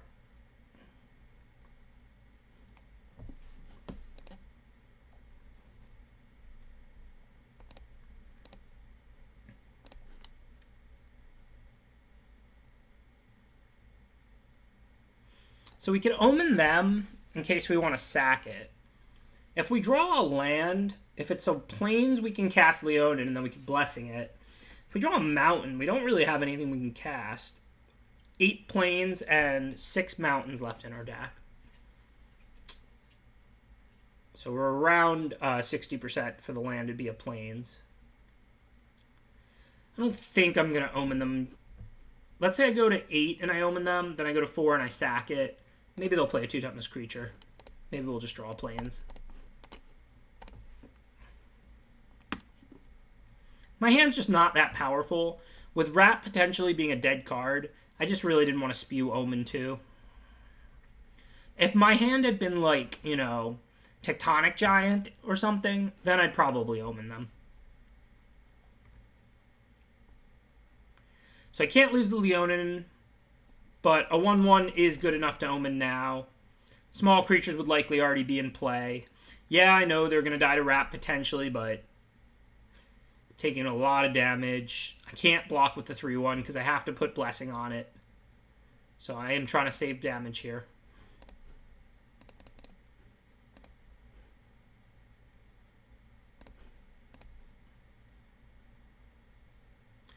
This format's pretty fun. I like it.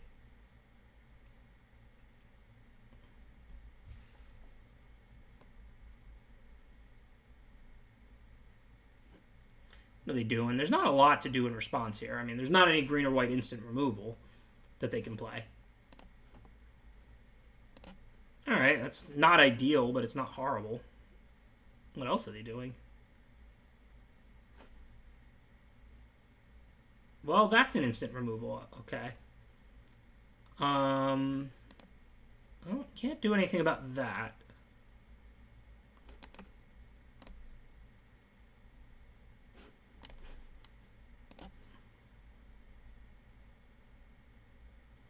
Yeah, I like this. I mean, this and Eldraine are pretty close for me. This plays way better online because Eldraine kind of got ruined by the Secret Keeper and mono red aggro bot problems. Well, I think I'm just dead now. Do I have any outs? Yeah, they didn't need to play both. They could have just flicked the Warbriar's Blessing in response.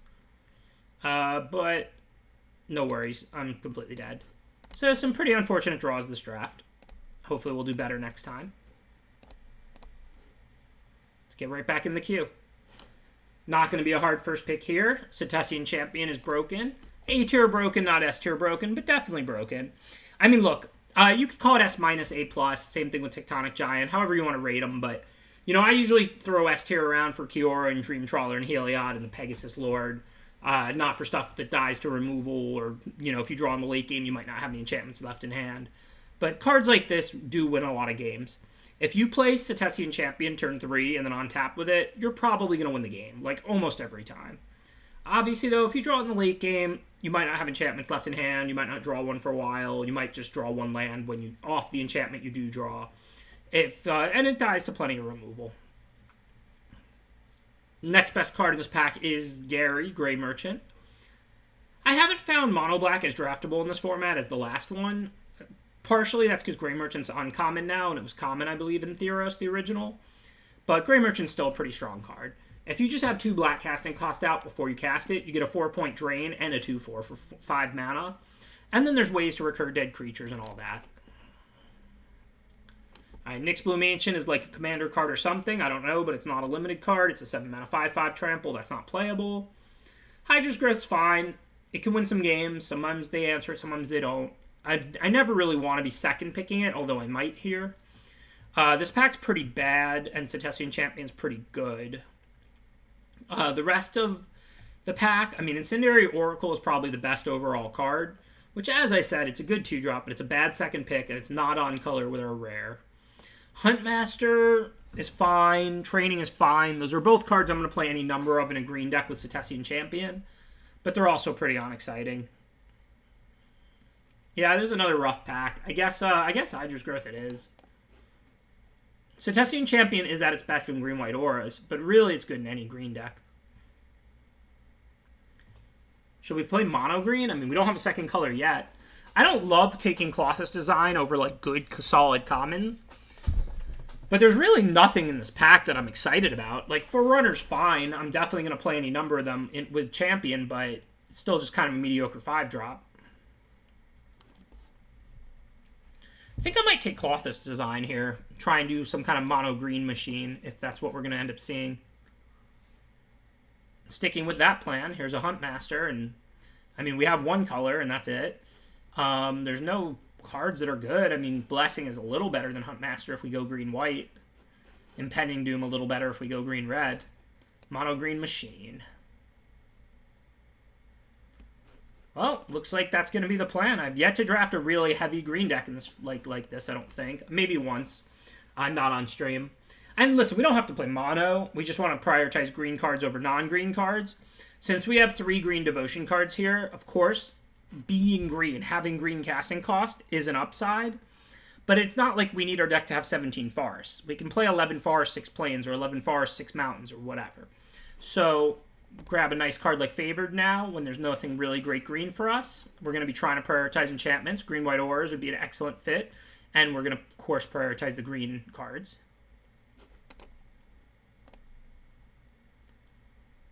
Flicker's a lot better than Skirmisher. I mean, we don't have any 2-drops yet, but it's still super early in the draft. So I'm going to grab Flick. Another Huntmaster for the mono green machine. Transcendent Envoy could definitely be a good 2-drop for green-white auras. So we're looking to prioritize green cards, and we're looking to prioritize enchantments. So green enchantment creatures. That's what's up, yo.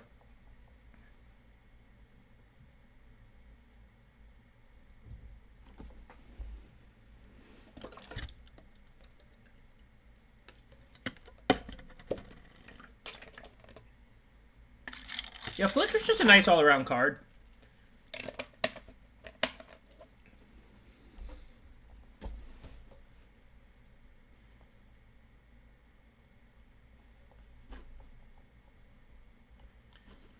Nothing here that I think we're very likely to play in any deck.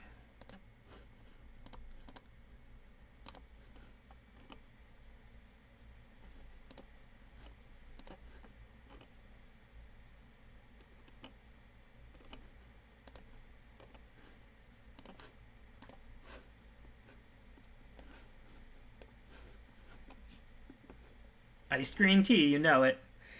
I've been just boiling like my own tea. Like I just take like a giant pot. I actually tweeted a picture of it, and I put in like 12 bags, and like it's like a gallon or two worth or whatever, and then I just refill the same jugs, like because normally I just buy these at the store because iced tea is not very expensive. These cost like $2, but like since we're trying to go to the store as little as possible, I've just been making my own tea with tea bags here and then just filling my jugs.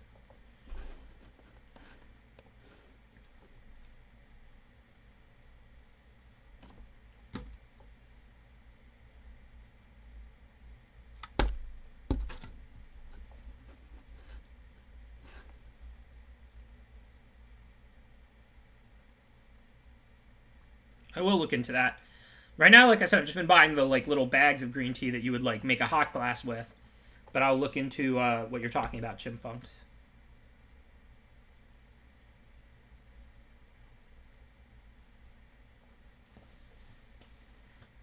Thank you for that subscription, Rescue Ryan. Appreciate the support. Thank you, Menno Manionica. Appreciate the support. Thank you to everybody subscribing.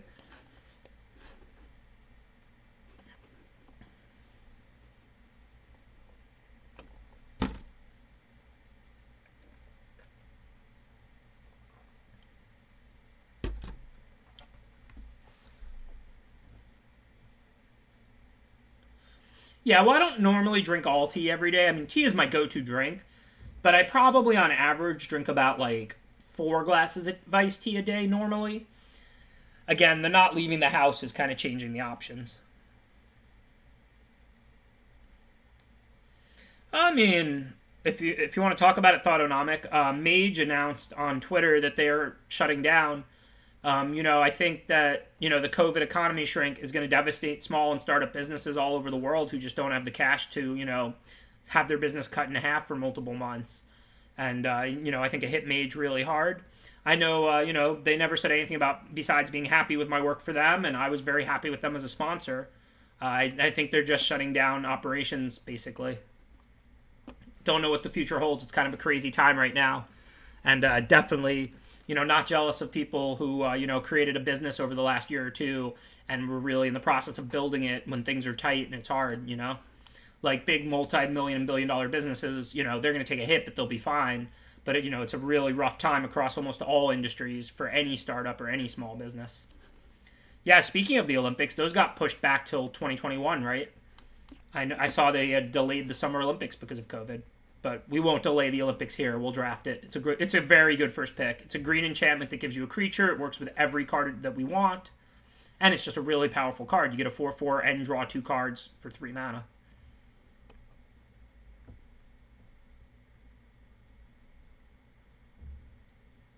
Oh, I'll definitely keep streaming, yeah. I mean, look, there's going to be a lot of gamers who have lost like their primary source of income like I did with poker who really need help. I'm pretty comfortable financially. I'm not going to set up a GoFundMe. I don't need charity. But my primary source of income and my primary job playing poker is shut down indefinitely too now. So, if you do like my stream and you want to support it, I definitely appreciate all the subscriptions and donations and all the support for it. And I'm going to be streaming more. The only reason I haven't expanded my hours like on stream is because I'm doing CFB coverage quite a bit too.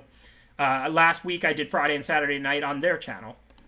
So my current plan moving forward until the world basically reevaluates, because we don't know what's going on with COVID, of course, is I'll be streaming Tuesday, Wednesdays, and Thursdays on my stream. And then either I'll stream on the weekend some, or I'll do CFB coverage whenever they want to schedule me Friday through Monday. For this weekend, I believe I'm scheduled Friday, and that's it. So I'll probably play this weekend's weekend championship, and I'll probably stream it on a small delay or something like that. And if I do bad, if I go like 0-2 or 1-3 or whatever, I'll probably stream some drafts also. I'll definitely keep you updated. I'm not going to commit to a specific schedule for the weekends, especially because I don't know when I'm going to get to do CFB coverage or how much. But that is definitely the current plan. So Favored is better than Chimera, but Chimera is green, would be my first escape creature. So I think I want the Chimera here. So I'm not 100% what to do. Favored is definitely better, but we really want to prioritize green cards, and we might not have another good opportunity to take an escape creature the rest of the draft. Thank you, Avatar of Woa. Appreciate the subscription. I mean, I'm not back with CFB. I mean, like, you know, listen, I had a good experience being sponsored by CFB for 10 years. I had a good experience being sponsored by Mage Market last year. I would work for either of them again in a heartbeat. I think they're both great companies. But right now, I'm not sponsored by CFB or anything like that.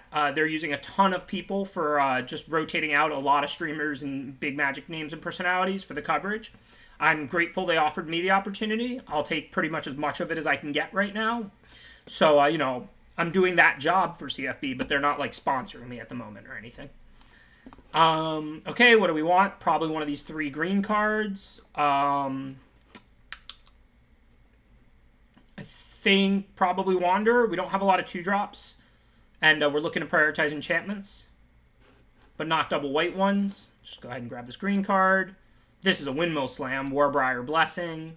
It's a removal spell, and it's an enchantment, and it leaves you a green casting cost in play. That's pretty much perfect for us. Think it's pretty nice to pick up a training here as well. Again, it's a green casting cost in play for all of our devotion.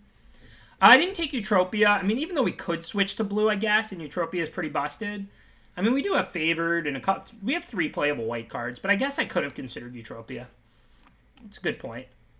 All right, now is a good opportunity to take a double on color tap land. This is good fixing. Help us play 16 lands and still have enough green and white sources, and it prevents flood and screw. Easy Chimera here. I mean, I've been pretty fortunate in my life. You know, CFB, they were a great sponsor. You know, a big part of why a lot of you know who I am is because they promoted me really well. You know, like I said, I would work for them again in a heartbeat. I was absolutely, like, grateful for everything they did for my Magic career, and even as far as, you know, when they were downsizing and they decided to let me go, you know, they've done everything on the up and up, and I'm super happy with them. Same thing with Mage Market last year. You know, they were really good sponsors. They promoted me well. They were super honest and fair, and I just overall was proud to be part of both CFB and Mage Market's organizations. I'm going to be looking for another sponsor again, though I'm not going to look too hard because I know all Magic businesses are suffering really bad right now because obviously, you know, with no Magic tournaments and no ability to buy and sell cards and stuff, you know, this is a very devastating time for Magic businesses. So while I assume places like Star City, CFB, and TCG will, you know, they will be fine over the long run, I doubt they're looking to spend more money or expand right now. So for now, I'm going to focus on my stream and streaming a ton and growing and maybe developing some more of my own content while I'm stuck home. And then, you know, once things start to get back to normal, I'll be looking for a Magic sponsor again. I'm feeling good. And yeah, that was a really late blessing. Oh, that's cool, Sega Dragon. Yeah, I basically considered that my home store for a very long time. I still love cool stuff. The drafts have just been firing more at Tate's these days, and so I've been going up there for Friday night drafts. I mean, if they started firing at Cool Stuff again, I would just evaluate the options. I think Cool Stuff runs an excellent Hollywood store. But for whatever reason, you know, their F&M that's standard and all of that still fires off with a lot of players, but the drafts have been firing up at Tate's. Yeah, that's true. And Quad Jack's still sponsoring me, and I'm still a member of Fade to Karma's organization, and I haven't heard anything there that they're unhappy or anything, or they seem to be doing okay since it's mostly an online business, I think. So yeah, I mean, like I said, obviously Mage is shutting down their entire business, so clearly, as usual, it had nothing to do with me. You know, I can't, as somebody who, you know, tried to promote it and help them grow, I'm sure, you know, my stream is not enough to run a long-term Magic business. It's just supposed to be a very small part of it. And, you know, with COVID, I think they just couldn't withstand it, you know. And I don't think you can blame them. It's a difficult time for any small business or any startup, like I said. Yeah, I was going there on Friday nights. Obviously, I haven't in like 3 weeks now. Okay, so no green or white cards here that we're super interested. I mean, the Petitioner will gain us a decent chunk of life. We do have a pretty powerful late game with Design and Heroin Games and Cetacean Champion, all that. So we certainly would play Petitioner, but it's not an exciting card in our deck. How is Transcendent Envoy? We have 1 Hydra's Growth, 2 Hydra's Growth, Warbriar Blessing. So we have some enchantments, not a ton. Training. Chimera is good, but it is double white. Chimera is probably the best card, but again, it's double white, so I don't know if we want that or not. I think we do have this Temple. Our green cards aren't very hard to cast. I think Chimera is just the best card by a lot in this pack, so I'm going to take it. Okay, this is a pretty easy Siona. We already have 4 auras that target our own creatures, and we'll be taking them aggressively all throughout the rest of this pack. If we had a broken enchantment that we really wanted to search for, we might take Heliod's Pilgrim, but we don't. We'll find one most of the time anyway, and Siona's just a 2-2 instead of a 1-2. We're not looking for any one particular enchantment. Its ability is powerful for us. Well, Blessing and no other green or white cards in the entire pack. Viper's fine. I don't think it's very good in a deck like this. Like, it's just not that threatening a card. Sometimes it trades up, but a lot of times I don't really need to attack into you. So I like Relentless Pursuit a lot more in decks that are escape decks. We have 1 escape creature, I think. Maybe 2 Loathsome Chimeras now. Yeah, we did get 2, so we could play it. But we'd probably rather just have a Flicker or a Blessing. Typhon's good, but not as good as Siona in this deck, I don't think. So what does Flicker work with? Huntmaster a little bit, move Hydra's Growth. Flicker's pretty good with Rowan games, right? Because the last ability doesn't even matter. So we can get the 3 good ones and then flick it. That's pretty good. Also, it's another removal spell with Blessing. I think Flicker's pretty good in this deck. Thank you, Jay Fine. Appreciate the subscription. So like I said, that's where I'm at with that. You know, like if you're on the fence about subscribing, you know, this is all I'm doing right now. So I definitely appreciate all the support for my stream and everybody who does subscribe. You know, if you're looking to make like a large charitable donation to a gamer or something, like definitely I'm not the person. Like I'm comfortable financially. But also I do appreciate the support for my stream. Thank you, Reed Snake. Appreciate that subscription. Okay, so speaking of green enchantment creatures, we're definitely going to take Grove Dancer. Let's see. Reverent Hoplite would be good, except we have next to no white casting cost. So I guess Nylea's Intervention or Triumphant Surge as a sideboard card. Probably the Intervention then. Like I said, no sweat. I mean, look, I don't expect anybody to sub, but again, I do really appreciate it. You know, it is the only way we really make money streaming. And so, like I said, if you want to support my stream, it's greatly appreciated. If not, please enjoy the content anyways. Do not feel bad enjoying the content without subbing. Viewership helps too. Viewer numbers help us get sponsors, and we just get ad revenues and stuff. But also, like I said, the primary reason I make content is because I love Magic and I want to make content. It's not because it's my best financial opportunity. That said, if I'm doing it as a job and a full-time job, I do need it to make money and all of that. So if you like it and you want to support it, I appreciate it. All right, Setessan Petitioner here, Loathsome Chimera. These are just the only cards that I would even consider. Don't think I'm going to play the Pursuit, but we did get 3 Chimeras, so I will consider it.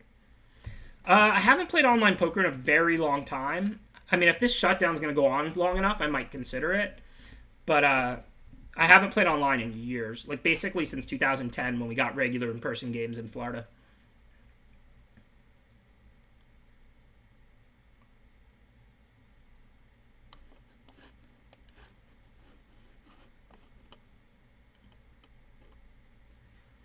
Okay, let's see. What do we have? So this deck's pretty aggressive. It has a pretty nice curve. I don't think we need Nexus Warden, even if we have a lot of enchantments. Thank you, Lasto Wiki. Appreciate the subscription, even if I mispronounced your name. I mean, firstly, I don't even play online. I can't really stream poker from when I play in-person poker. Secondly, I mean, I'm a good poker player, but I'm nothing special. Like, you can do a lot better than me with poker streams, I'm pretty sure.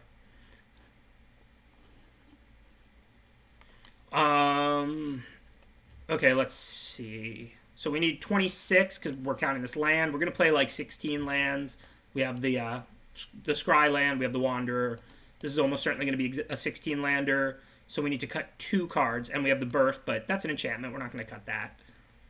Hey, Voxel gifting out 2 subs. Appreciate the support. Thank you for the generosity, Voxel8.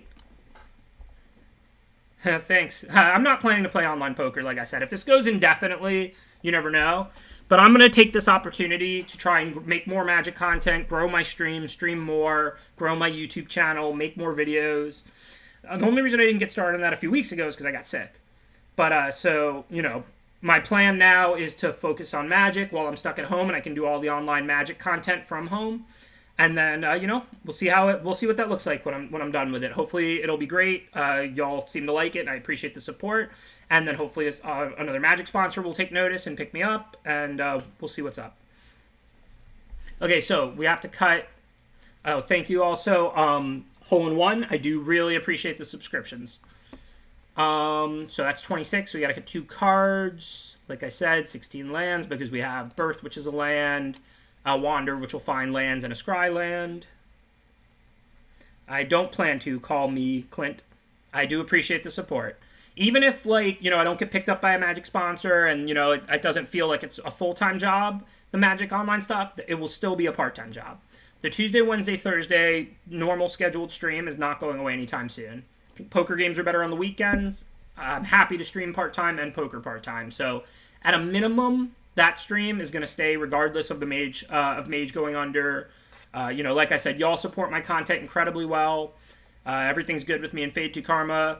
So, you know, that the Tuesday, Wednesday, Thursday minimum normal stream that I do is not going anywhere. Okay, so let's see. 2 more cuts. We have a lot of 3 drops, so yeah, let's get rid of the worst of them. Looks like Tower Scout. We don't want to get rid of any of these 5 cards or any of those. Do we have any bad 2 drops? Not really. They're all pretty good. So we might have to get rid of, like, Blessing or Flicker. Blessing's pretty good with the double Hydra's growth, so we probably want to get rid of Flicker, I think. Yeah, it could be Petitioner. We could board it in against other aggro decks. It is nice, though. It's 2 Devotion. Double green is a good thing. That's +2 for the Huntmasters, +2 for the design. I don't think we want to cut a green card. Yeah, Flicker is good. We can't cut any of the other 2-drop creatures, though, because we don't have that many. We could cut a 3-drop. We could cut, like, a Chimera. There is diminishing returns on Escape, and we don't mill ourselves at all. I could see cutting one Loathsome Chimera. That looks about right. 9-6 gives us 10-7 with the dual land, which is where we want to be with this deck, I think.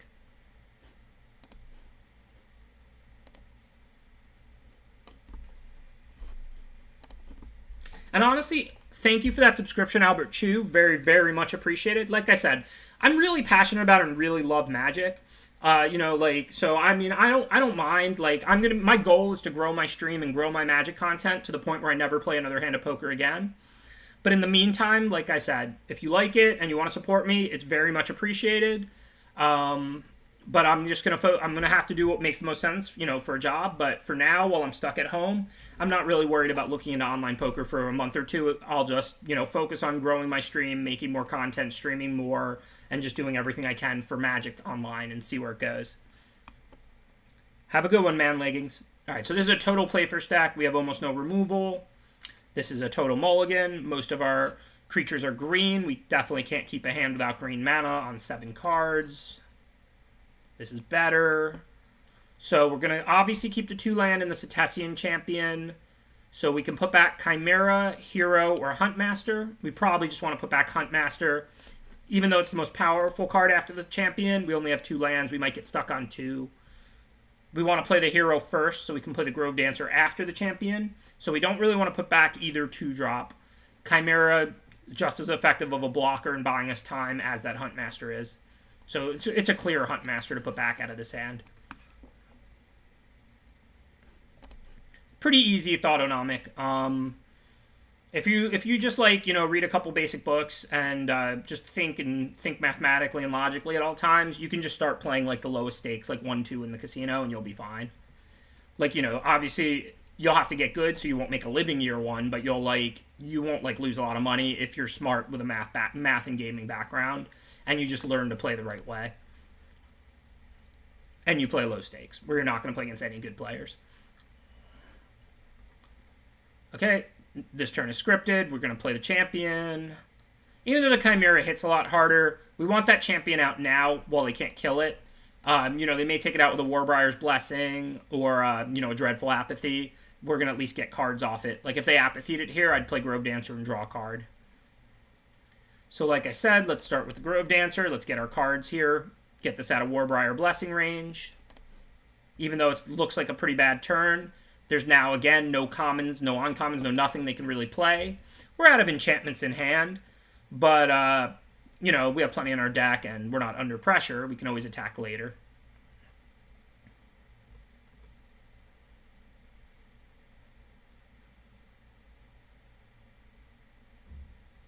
Well said, Miserloo. Yeah, that's almost exactly what I would have said. Read a couple books about ranges and betting and, you know, value betting and bluffing and what the point of bets are and stuff like that. And then just always think mathematically and think about the driving mathematical concepts for the game and never try and read opponents. That's pretty much perfect. Well said, Miserly. Okay, so I don't want to trade off champion. So this turn looks like Huntmaster. We can pump like the hero and an attack with it. And then we'll have the Huntmaster back to block.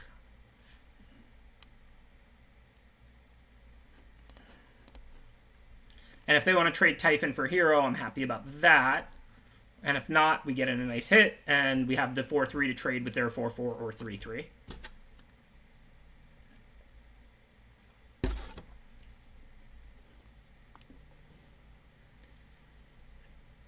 Yeah, I would just make sure to track all your sessions, what you buy in for, what you buy out for, and how long you play. And if you get to the point where you're consistently beating 1-2 for, like, you know, let's say 10 bigs an hour plus, then if you have the money, then you can move up. But make sure you're consistently beating it for a while, because it's still pretty high variance in the short run. And like I said, if you read and you learn how to play the game the right way and you have a math and gaming background, you're not going to get decimated at 1-2 no limit. Like, it's just impossible. Okay, so I would happily trade the 4-3 for either of their creatures, and then I have the Chimera to block with. So this seems pretty straightforward. Hey, whoever said Banishing Light when I said there wasn't really anything they could have, don't put cards in my opponent's hand.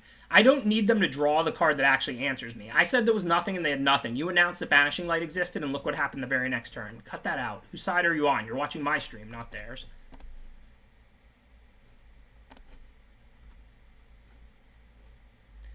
So do we want Flicker? It doesn't actually do much right now. We could flick the Banishing Light and get the champion, but the Banishing Light will just remove it again. I don't think I want to draw this Flicker. I mean, it is a trick and the game's going to go long. It's still a lot better of a draw than a land.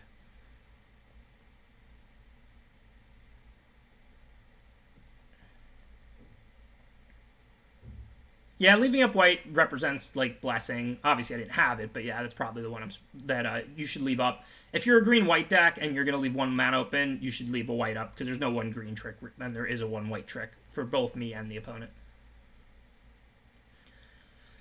I don't know if we want this Flicker or not.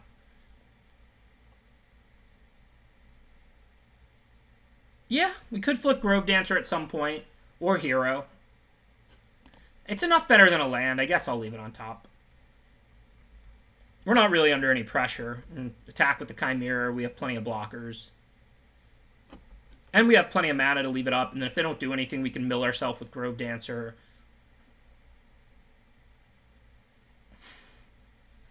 I don't even pay attention to other people's faces or anything like that when I'm playing. I'm just always just, like, doing arithmetic or thinking about, like, the hand and, like...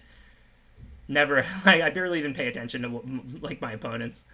Like, I pay attention to the ranges they're playing. I don't even, like, really, like, look at them. Okay, so we're going to attack with the 4-1.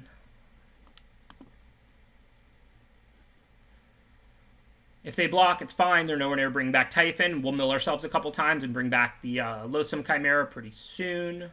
So it's a good trade for us.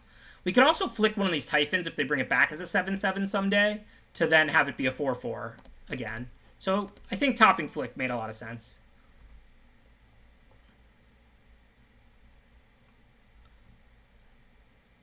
Also, they may have their own auras like Hydra's Growth or Commander's Presence or some strong aura to put on one of their creatures.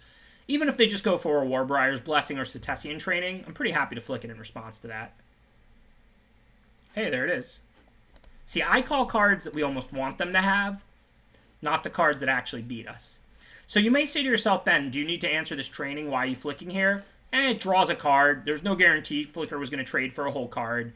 So at this point, you know, I'm happy enough to take them off a card there. And they're Typhon growing. So Hydra's Growth unfavored means it could attack as a 3-3 double strike this turn. That's okay, but it still only trades with one Typhon. If I put the Hydra's Growth on hero, then what happens if I attack with, like, everything? The favorite will have 3 power and be double strike, so it'll trade with Typhon. Chimera trades with Typhon. Hero would have 4 power and trade with Typhon. Grove Dancer could get blanked. So they could block, like, Typhon on Grove Dancer, Typhon on favored, and then they would take 5, 9, and die. They could block Typhon on Grove Dancer, Typhon on, well, or Loathsome, that's 5. and then they would die. So they can't... Wait, they're at 9. What am I saying? Oh, yeah, 3 and 6. No, but 3 and 5 is 8. So they could block Chimera and Grove Dancer... Or, sorry, they could block Favored and Hero, let Grove Dancer and Chimera through, and then they would take 6, 8, and go to 1. The Favored would trade with a Typhon. The question is, can they block Grove Dancer? Is there any 2 of these 3 they can let through? The answer is no. We have 4, 5, and 6 power. They can't let 2 of those 3 through. Sorry, I'm shuffling this in my head. So I think this is a good turn to be aggressive. Assuming they don't have anything, they can't block and eat Grove Dancer. They have to basically block Hero or Chimera and Favored. And then they'll go to like 1 or something. So this looks really strong for us, assuming they have nothing. And putting them to 1 is really valuable too, because then they can't bring back a 7/7 Typhon, because we're going to have 2 creatures left. They're going to block 2 of our creatures. They can kill any 2 of our 3 here with Favored, Loathsome, and Hero. But they're going to take 3 plus 4 and go to 2, or 3 plus 5 and go to 1. Those are their choices. And regardless of whether they're at 1 or 2, we're going to have 2 of these 4 creatures left alive, and they're going to have none. So that means they can't even bring back a Typhon, even if they could. I mean, there's still 1 card short of in their graveyard as well. But basically, we're completely squeezing them here. So they did have a little trick, so they will have 1 Typhon that lives through this. Still, though, they have to top deck a creature or they're dead. They're at 1 life. Life is good.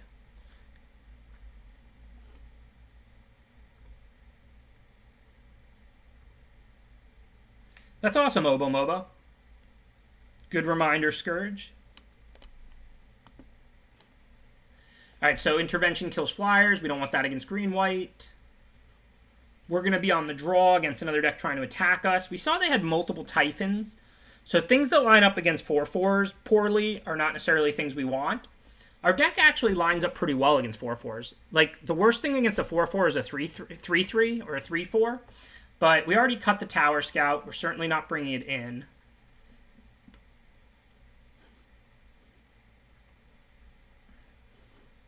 Do we have any 3-drops that get blanked? Not really. I mean, Petitioner isn't great, but it's okay in this matchup, I think. Plus, I think the Green Devotion just does too much for us. Yeah, Birth isn't great here. I agree with that. An 0/4 doesn't line up well against 4/4s, whereas all these 4/3s and 4/1s do. Maybe we'll swap Birth since we're going to be on the draw for Loathsome Chimera.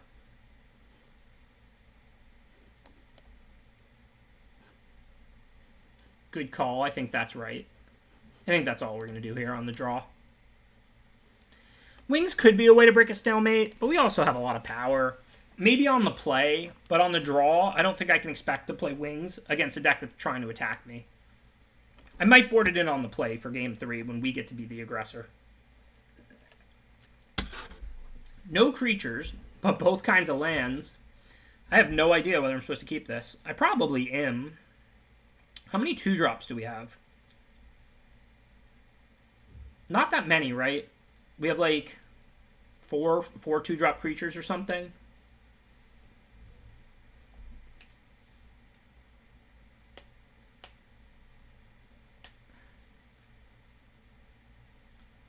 I mean, the opening 7 doesn't play well, but remember, if we draw any creatures, like, this is a good hand. I mean, this is a removal spell. It's not like it's powering up our creature. I think this is a keep. Hopefully we'll draw either 2-drops or land and then 3-drops. It's not like our creatures are that expensive. We need 1 more land, and then we can cast almost every creature in our deck. We have, like, 3 4-drops. We have, like, a ton of 3-drop creatures, and we have, like, 4 2-drops or something.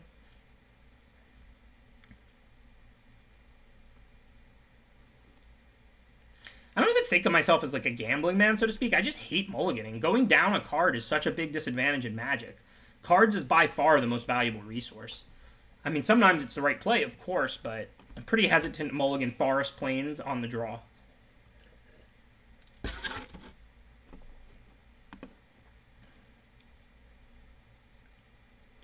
I don't really like the Chariot. It's just too much of an investment. Like, if you make a bunch of 1/1 tokens, sure. But I don't really want to have to spend another creature to build a 3/3.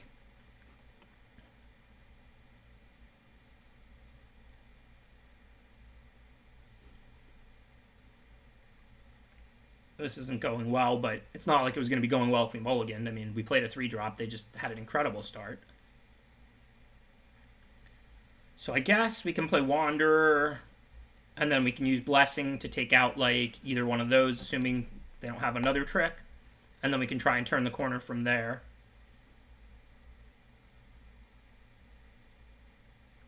Obviously, we can't take out the Lion, but we can stop the Favored.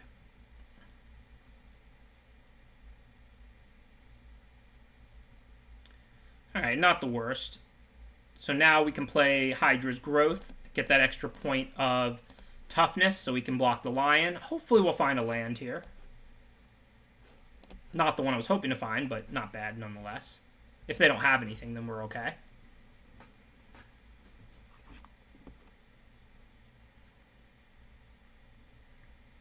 And I mean, they can even add another creature to the board, because next turn, we're going to Warbriar's Blessing, and assuming we draw land for our turn or hit a land off the Blessing, then we can also cast one of these 3-drops. So as long as they don't have any pump spells or any tricks, removal, we're fine now. If they have a trick or removal, we're just dead. Obviously, if we lose this Wanderer, we lose the game. But if they just, like, you know, don't, and even if they add a 5-drop to the board, we're in a position where this is going to go to 3 power, we're going to be able to Blessing away the flyer, and put out a 3-drop next turn. So this is a huge turn.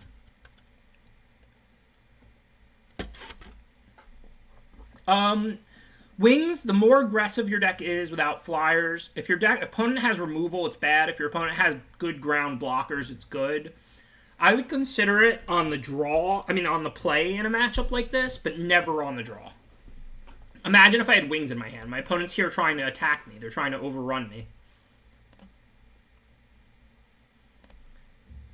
Okay, so we can't afford to lose this Wanderer, so this block is definitely the Lion. Take 6, down to 1. It's rough. We're going to have to stop all of those creatures next turn. Maybe we can't do that. So fight off the flyer and play 1. And then I still die because they have 3 creatures to my 2. What's my alternative now? If I block here, I'm going to 2. They still have 3 creatures to my 0, so...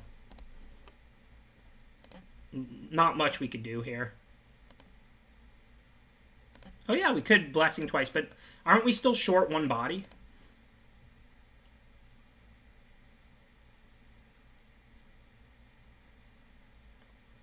Yeah, if we draw Petitioner, we could have gotten back into this, but we didn't. I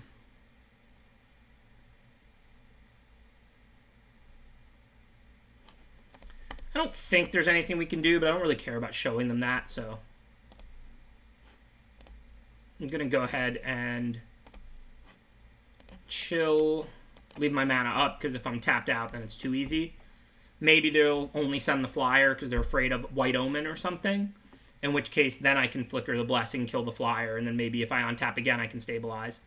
So the reason I made this line is because there's a chance, because of the White Omen, they might not send the ground creatures. They might just try and kill me in the air. Unfortunately, they didn't fall for it. So we saw 1 flyer now. Still not going to bring an intervention for that. I don't think there's much to change. I think we probably want Birth on the play. Because, you know, it's still an enchantment that gives you an 0/4 and gets you a land. 16 lands on the play is kind of close.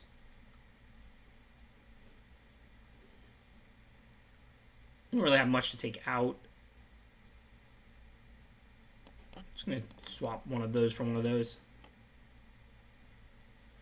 I also can't really bring in wings because, like, I don't want to take out any of these cards for wings.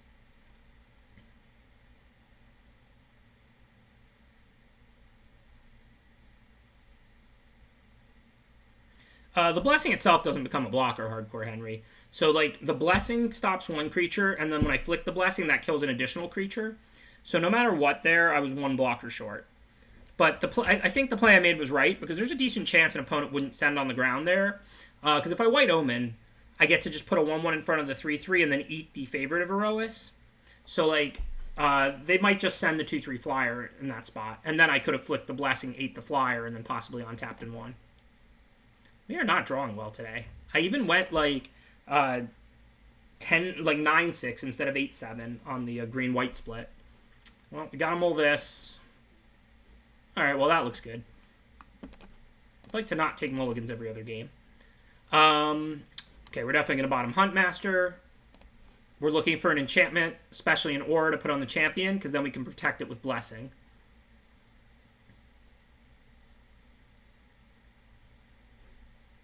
Okay, I can't bottom that, though. That's a 2-drop to play on turn 2 when I don't have one otherwise. While I do want enchantments really badly for champion, for now, I'm pretty happy to put out a 2-drop creature, and then I can play Chimera if I don't draw an enchantment.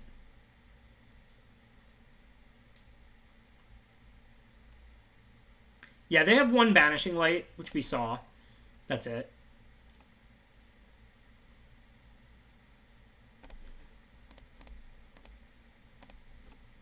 So, because we know they do have a Banishing Light now, I'm going to lead the Chimera. In game 1, in a very similar spot, I led the champion, because there's no commons that can kill it. Like Apathy and Blessing don't work yet. But the difference is, I had a Skull of Grove Dancer, not a Warbriar Blessing. So if they played Apathy, I would have played my Grove Dancer and drawn a card off the champion. I'm obviously, even if they played Apathy on it here, I'm not going to Blessing it just to draw a card and not fight anything. So it's a different scenario. Also, we saw Banishing Light, which does answer it. So I was in less of a hurry to get it out. They grabbed a Training. It's okay if they Training and make a 1/1. I'm going to play Champion before I play the Blessing.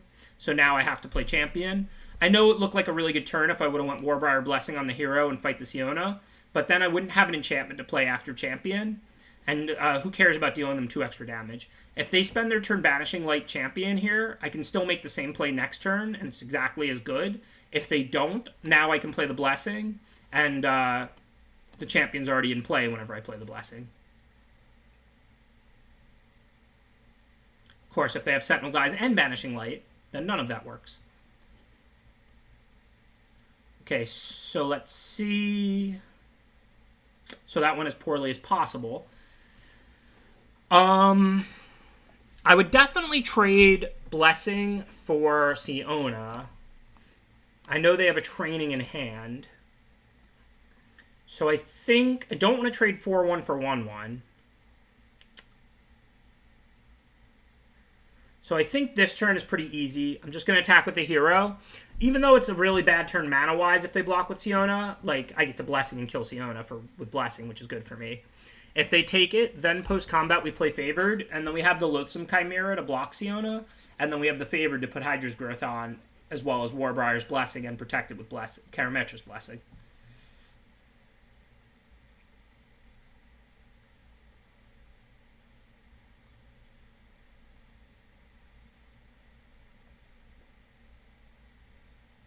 It'd be pretty weird for them to block here because Indomitable Will exists, and they don't know whether it's Blessing or Will in my hand. So, like, if they even, like, double block to play around Karametra's Blessing, if I had Will, I'd kill both creatures. I guess I would still die, so that's not that bad for them.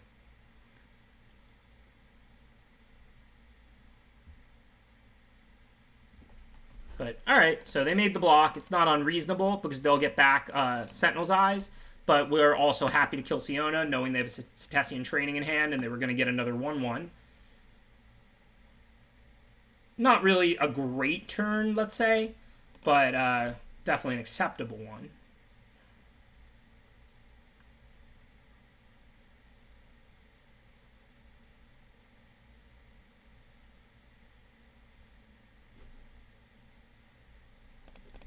No real choices here. That 1/1 token's pretty annoying.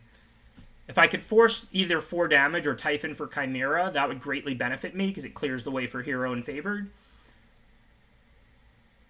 But, of course, I don't really want to trade Chimera for 1/1 until I'm ready to bring Chimera back, which I'm nowhere near.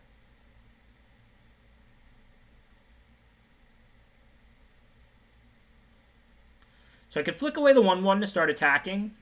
Or I could play Favored. Flicking the 1/1 actually looks pretty good. Oh, no, but they have an Indomitable we saw in game 1. So I think I would rather just hold off in case I might get more of an opportunity. So I'm just going to add Favor to the board now. One thing I also like now, too, is I can put a Hydra's Growth on a Hero of the Pride, which is a creature that's not going to do anything if I don't enhance it. But then that will trigger the Favored, so then I can trade the Favored for, like, Voracious Typhoon.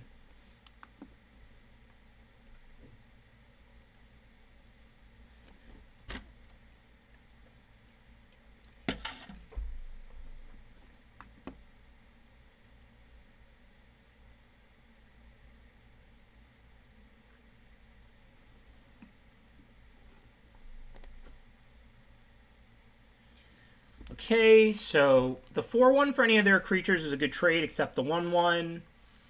Favored for any of their creatures is a good trade, because it won't always have double strike. So I think I'm going to do exactly what I said, which is just Hydra's Growth on hero, attack with just favored. I'm happy to trade favored for any of these, and the 1/1 can't trade with it. I could send the two 4/1s too. Then they trade 1/1/1 for a 4/1, and they trade like something else for the other 4/1, and they just bring back Typhon anyway. So I don't think that really benefits me. So I think we want to get the Hydra's Growth ticking on the hero. Now, we haven't seen much removal out of them, and I mean, Green-White doesn't have access to that much, and they already played the Banishing Light because they had to, of course. The Testing Champion's totally broken. So I'm not going to send hero here. Last game when I sent it, I didn't mind getting 2-for-1ing myself there because I explained, I was choking them to the point where I might have lethal the following turn. But at this point, I think I'll just take a free kill on a 1/1, which is stopping my 4/1s. Or I'll trade my favored for any of these creatures, because my favored won't always have double strike in the future. And then if they have removal for the hero, not the end of the world. If they don't, next turn I get to have, this will keep growing, and then I can play the Warbriar Blessing on it, fight off like the 5/3 or the 5/4, attack them with all the 4/1s and the double striker, and let this hero just sit around growing if they don't have anything.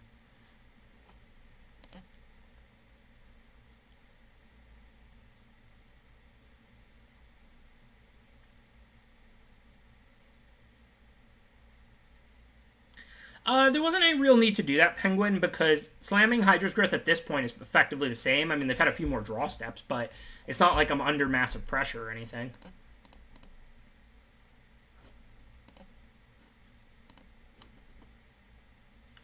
So now, let's see. I think I want to trade with that. So, well, let's say I put the Blessing here next turn. Then I can just attack with everything, right? That's just awesome.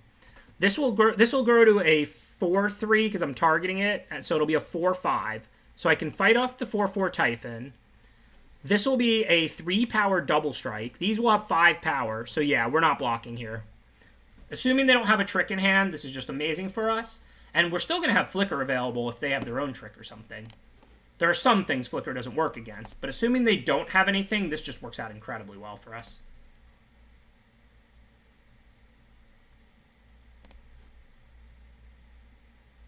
So if they Indomitable Will the Typhon that I'm trying to fight, what do I have to do then?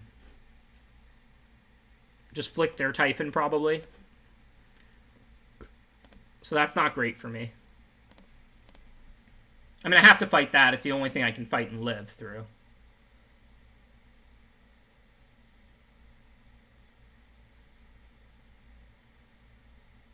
So let's find out if they have a pump spell. Hopefully they don't. Okay, if they do, I still have my Flicker, but the question is, what do I want to do now? So I can't let a 4/5 fight a 5/6. That's not going to work well for me. I could Flicker their Typhon. The will go to the yard. There'll be no fight, and then I can still attack with all my creatures. I could flick my Blessing, yeah. The fight will still happen, right? So that doesn't necessarily work. I can go up to 5 power. My toughness is going to stay the same. So I don't think flicking Blessing is great. I think I just flicked their Typhon. Oh, in response to them playing the will, I could have refought it. Yeah, that would have been way better. Yeah, I punted. Hit the punt counter. Flick the Blessing in response to will. Yeah, you're right. Yeah, you're right. Hit the punt counter. I punted. That's a real punt, too. That's not like clicking through end of the opponent's turn. Now they're going to have a 4/4 that they shouldn't have. That wasn't good. That said, now the right play is to flick the Typhon, but yes, I should have flicked the Blessing in response to the will. That's 100% a punt.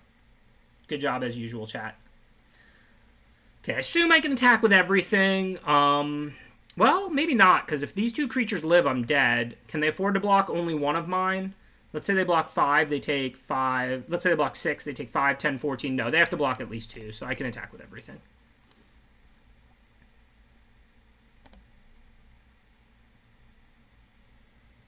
Oh, wait, no, now the Typhon can eat my hero. Wow, I played this game very poorly. This is a game I'm supposed to win.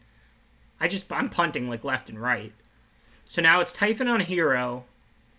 Then they block one, take 11, and then kill me on the backswing. Well, I completely punted this game away. Sorry about that, y'all. No trophies for me today because I don't deserve them. I'm playing bad. I'm going to refill my cup while they figure out how to beat me.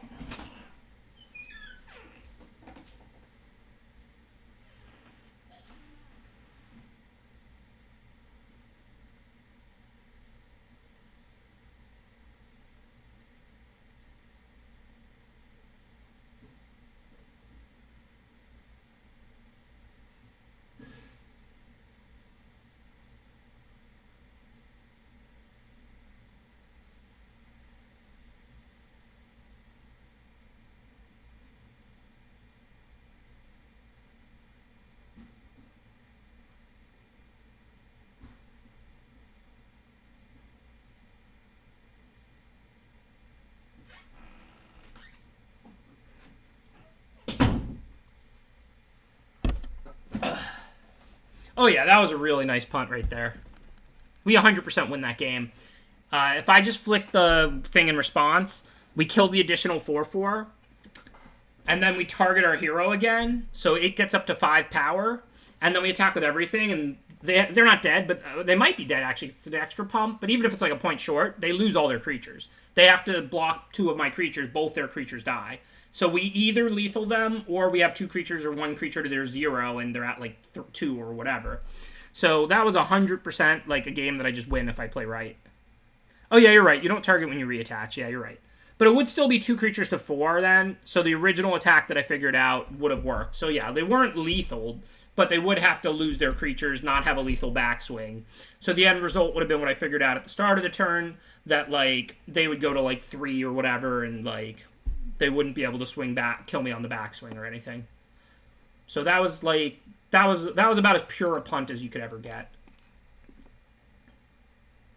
The additional 4/4 is I flicked the Typhon so that the fight didn't happen and the will went to the yard, but the Typhon got to live because a fight didn't happen. If I flick the Blessing in response, I refight the Typhon, and then the Typhon and the will go to the yard.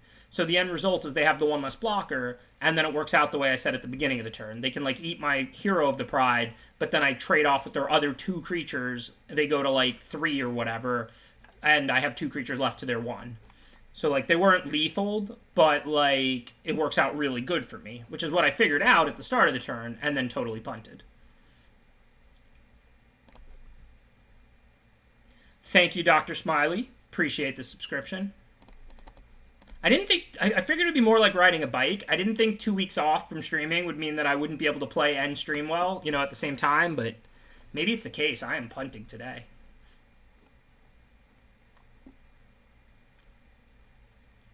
Okay, so we have to decide what we're going to play, because if we can Warbriar Blessing and take that out, we get the +1 power, or we can Hydra's Growth, but we can't necessarily get both because they have Elspeth's Nightmare taking the other one out of her hand next turn. That's awesome to hear, Dr. Smiley, and thank you for the support. Really appreciate it.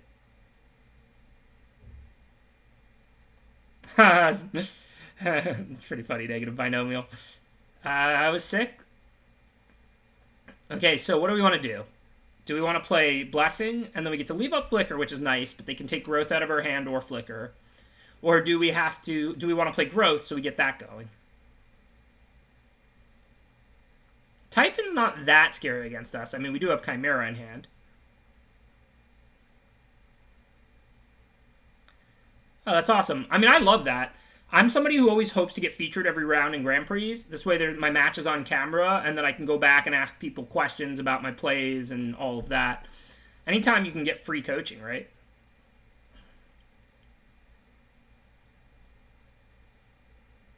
All right, we'll play it safe.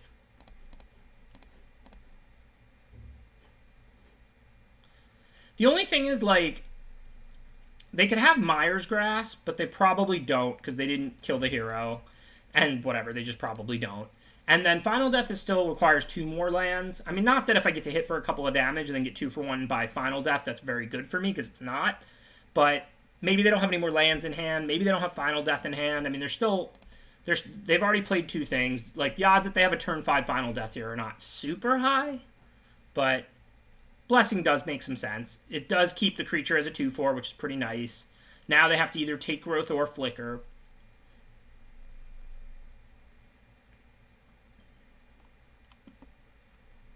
It prevents us from getting 2 for 1, at least, for now.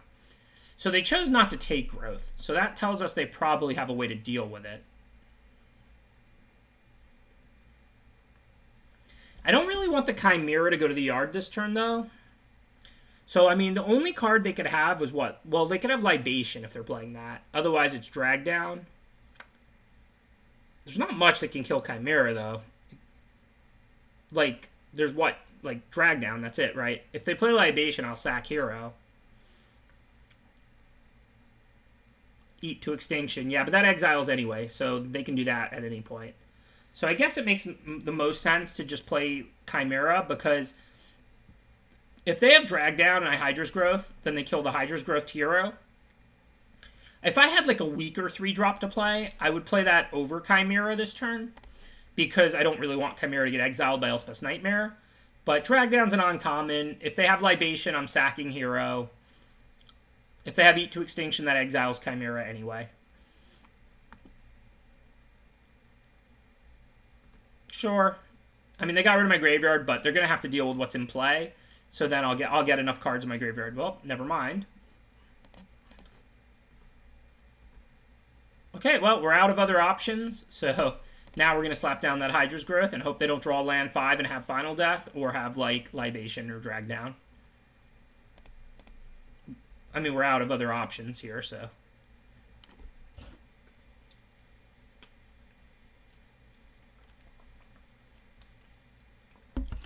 Scavenging Harpy I can beat.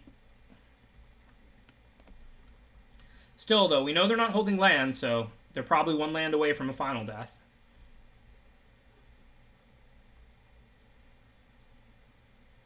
Or a Death Touch creature, that's no good for me.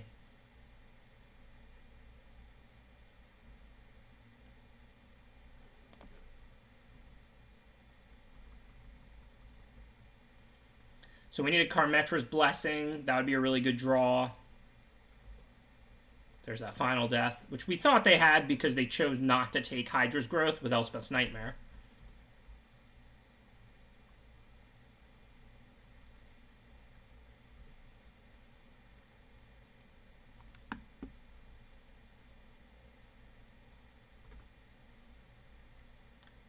Okay, that's cute. So this is actually not a great matchup for us because they have a lot of removal and we're about enchanting our own creatures. We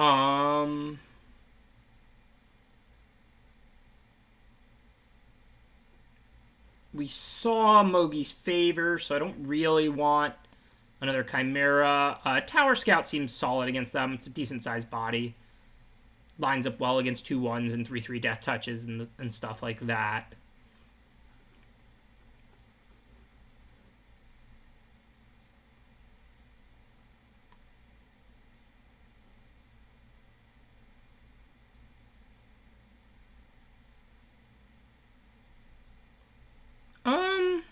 Definitely not Wings. They're pretty good at killing our creatures. Chariot actually might be okay here.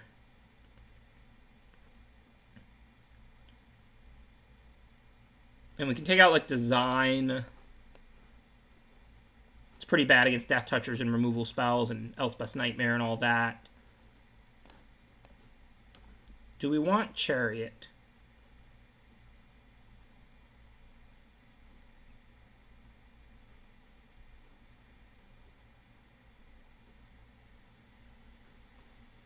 I just don't even know what I'm going to be tapping. Like, if I had a couple of White Omens, sure.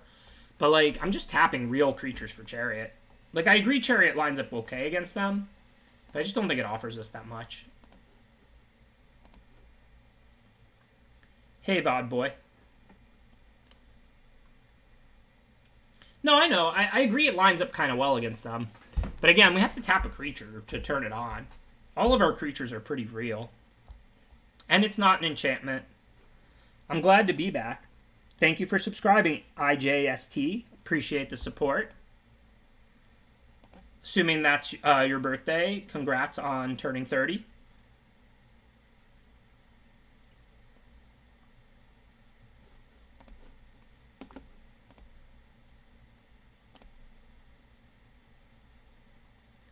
So we saw Elspeth's Nightmare, and we saw Mogi's Favor.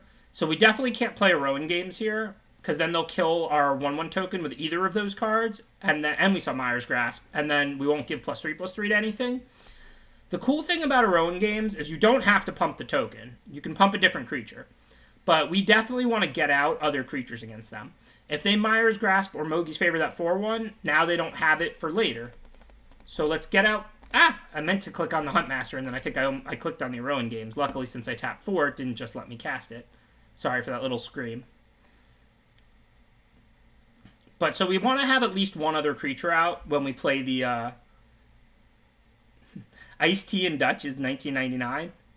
Oh, the first part of your name is Iced Tea. Well, I can respect that. I've been living on nothing but iced tea, basically, since this quarantine. Okay, so now if we play Rowan games, they would have to have 2 removal spells to really get us. And even if they kill, like, the 4/3 or the 1/1 token and we have to pump this Huntmaster, it's not that big of a deal, because we can play another Huntmaster next turn, and then we'll still get to draw our 2 cards. So now I think it's time to get the Rowan games going. Iced tea is like my go-to drink. I drink like iced tea like at every restaurant, at every meal. Like I always have tea in the fridge. Like it's like my favorite drink by far.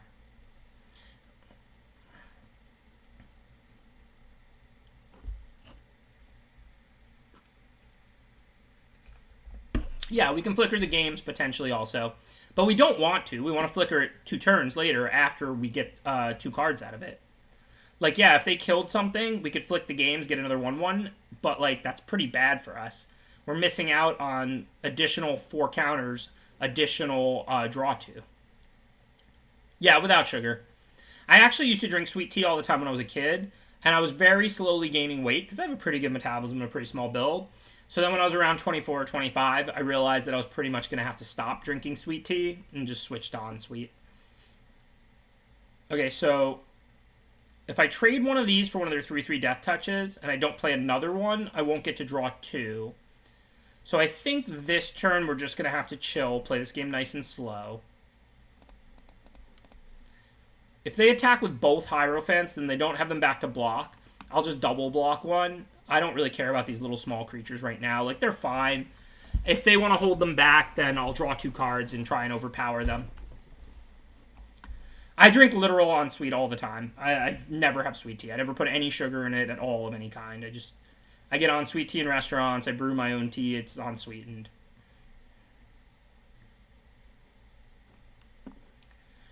Okay. So we can go for Blessing.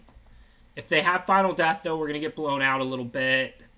Don't think we need to do that here. Seems like a pretty good turn to just slap down a Huntmaster.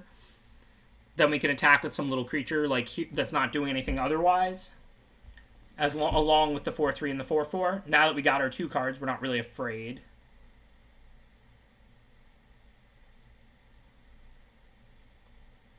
Not really, Big Scary Dave. Growth on Envoy, maybe. It doesn't seem great. I mean, it might happen later in the game, but I don't see why we want to do that this turn.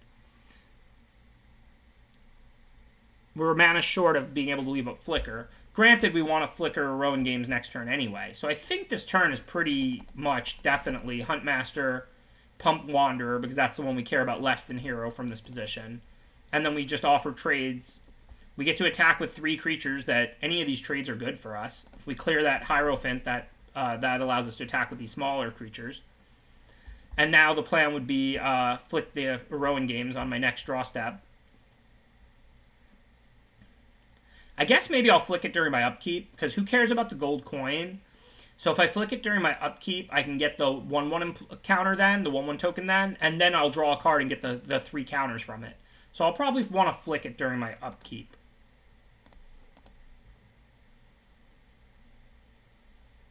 This way it triggers an extra time, because it's going to trigger during my draw step. Like, it triggers 1 time sooner. And that's relevant, because I want to get the +3/+3 counters this turn and draw 2 more cards next turn. And I don't really care about a gold coin. I've never liked money anyway. I just want to play games. No, you can't meatloaf salad, because I can do it holding priority, but I've already drawn a card. So I'll get the gold coin. and then I'll get a 1/1 token. But then I'll get the +3/+3 counters during my next draw step, and then I'll get the draw 2 on the draw step after that. So you can get more total value, but you get it later. That's what I was just explaining. I know I can go to draw step, trigger it. Yeah, I know I can go to draw step, respond to the trigger, get the gold coin. But then it's not going to also trigger for my draw step. If I do it during my upkeep, I'll get my draw step, and the saga will trigger again. So I'll get everything a turn sooner. That's what I was just explaining. You can flicker after the 4th one triggers. This is what Meatloaf is saying. And you'll get your gold coin, and you'll get your 1/1. But what I'm saying is, who cares about a gold coin? I'd rather flick during my upkeep, because then I get the 1/1 during my upkeep, and then it'll trigger naturally during my draw step, and I'll get 3+1/+1 counters this turn, and 2 cards the turn after that. So Meatloaf is explaining that you can get all of the value of the saga by flicking it when you go to your main phase. Yeah, main phase, not draw step, but it works the same here, right, Thunderwonk? But what Meatloaf is explaining is that you can go to your main phase, have the Rowan Games trigger. Yeah, main phase, not draw step, you're right, but that doesn't change any of what we're talking about. So you can go to your main step, trigger it for the 4th time, get the gold coin, and flick it to reset it. But it's also not going to trigger again. You're not going to your first main phase again twice this turn.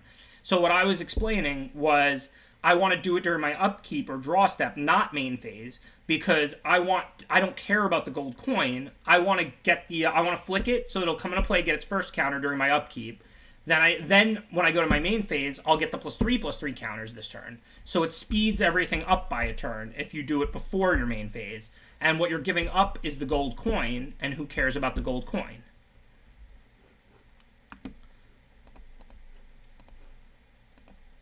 I know this is pretty complicated, but does everybody understand? We could have went to main phase, let it go on the stack, flicked it, gotten the gold coin.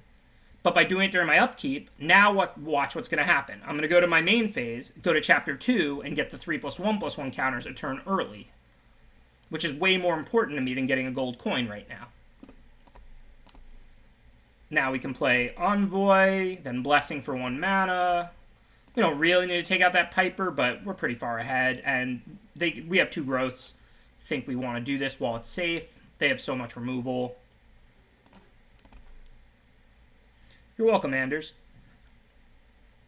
You see how now I'm a whole turn ahead? That was the point of that. And all I gave up was a gold coin, and I have plenty of mana. I don't need the gold coin.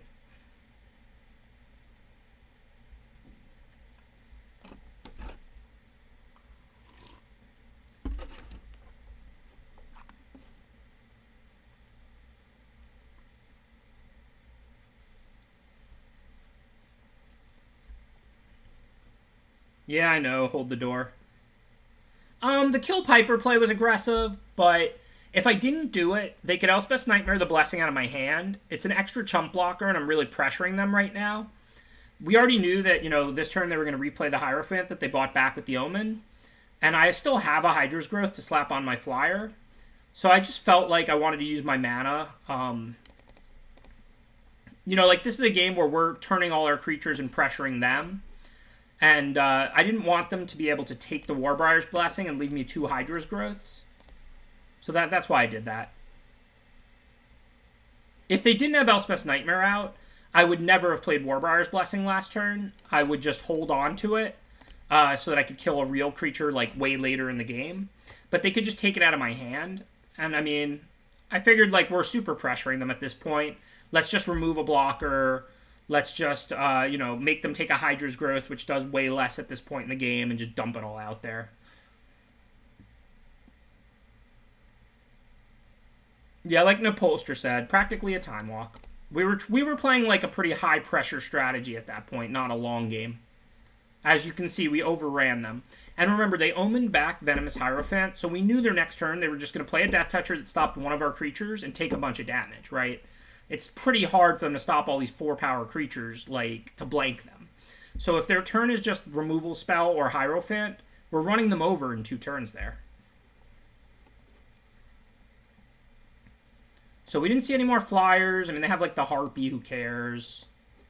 Chimera is okay. I mean, they have Elspeth's Nightmare in Mogi's favor, so it's not great, not horrible. Chariot does line up well against them, but I just don't know what we're even going to tap. I think we want Birth Out on the draw. It doesn't block 3/3 Death Touchers. It doesn't block 2/1 Flyers. And we're definitely the aggro deck in this matchup. Maybe we want Wings on the draw. I mean, their deck's not very aggressive. They have, like, Elspeth's Nightmare. They have Mogi's Favor. They have the 2 Hierophants. They have Scavenging Harpy. Timurit. Their deck's really nice mono black. Yeah, Petitioner's kind of medium, but remember, it also fuels all these Hunt Masters. But I guess we did take out Design.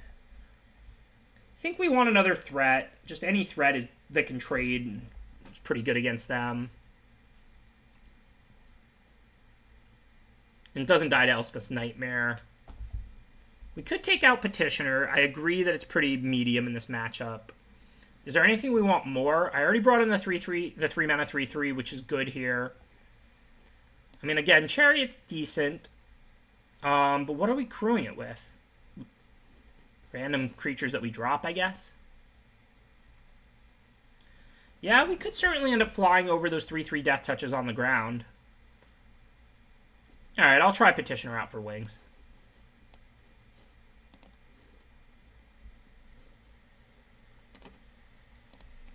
Okay, so this hand's not great, but we are going to keep it. We're on the draw. Even though we may never cast Chimera, if you mulligan to this 6, you'd be pretty happy. And, of course, we might just draw 2 planes. There are, like, 7 of them in the deck. Training cycles. So you're certainly not going to mull this hand just because you don't have a planes, just because you have Chimera in it. Chimera. I learned how to say it, but I've been off for a few weeks, so now I'm saying it wrong again.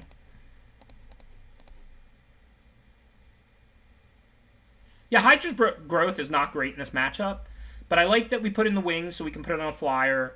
We can use it with training for Trample or a Hunt Master. And we also had a couple flyers. Of course, I'm not going to try and play it early if I have better options. All right, I think this trade is good for us. We want cards in the yard. I mean, I know they have Timurit. Oh, yeah, we don't really want to trade Wall. They have their 2 black open, though. So I do want to trade Grove Dancer for Moss Viper, because Moss Viper can go on to stop bigger and better creatures like these 2 Chimeras. But if I do it this turn, they get to spend 2 mana and exile the Grove Dancer. There's no way that's worth it. So for now, since their mana is open, I'm just going to play Chimera and pass the turn. If they were tapped out this turn, I would trade Grove Dancer for Viper. Yeah, they can still Timurit, but then they have to sink 2 mana into that later. But while their 2 mana was up and they had nothing else to do with it, I'm not going to offer that trade then.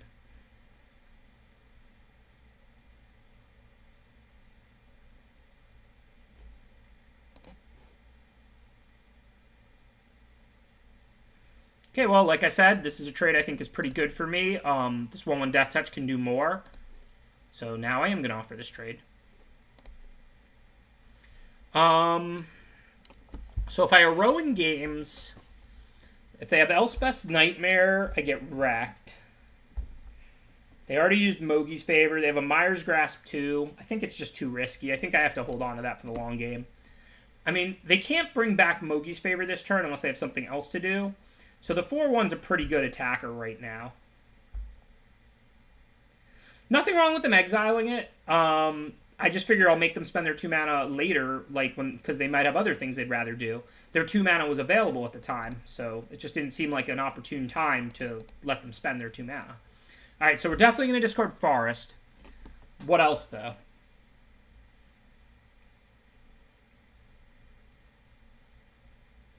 I feel pretty good about a Rowan Games next turn. Not that we're considering discarding it, of course. So Forest is an auto discard. A Rowan Games is an auto keep. We're debating between Chimera and Training. Yeah, we didn't see green until now. I thought they were mono black also. Maybe they boarded in green because Moss Viper lines up well against me, and maybe they had a Return to Nature. Yeah, I didn't think they had Nightmare in particular. But they could have Mire's Grasp. They could have Final Death. Like, now we have a good window to play the Rowan Games, right? They're not going to kill both the 4/1 and the 1/1 token on their next turn. I mean, it's not likely. It's possible. They could go land Mire's Grasp Mogi's Favor, but you have to take some risks. Oh, yeah, they did play Forest towards the end of the last game, but they didn't play any green cards. But either way, whatever. So do we want to discard Chimera or Training? We're certainly discarding Forest, and we're certainly keeping a Rowan Games. But Training and Chimera feel pretty close right now.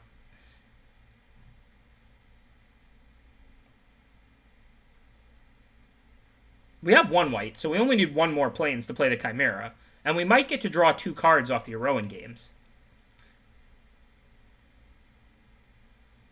I think the Flying Threat is better than the Training. I don't know. Maybe not. It's really close.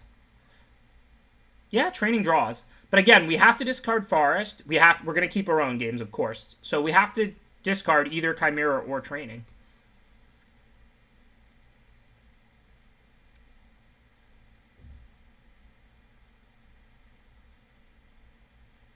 Think we'd rather have a 3/3 flyer than Training. It's pretty close. Assuming we get 2 cards off the Heroin Games, we have a lot of cards to draw 1 more white source now that we have one.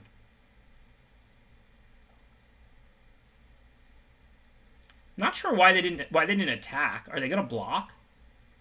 Well, I'm gonna attack because if they're gonna block, oh, because they didn't want me to block because it would be a good trade for me. Sure.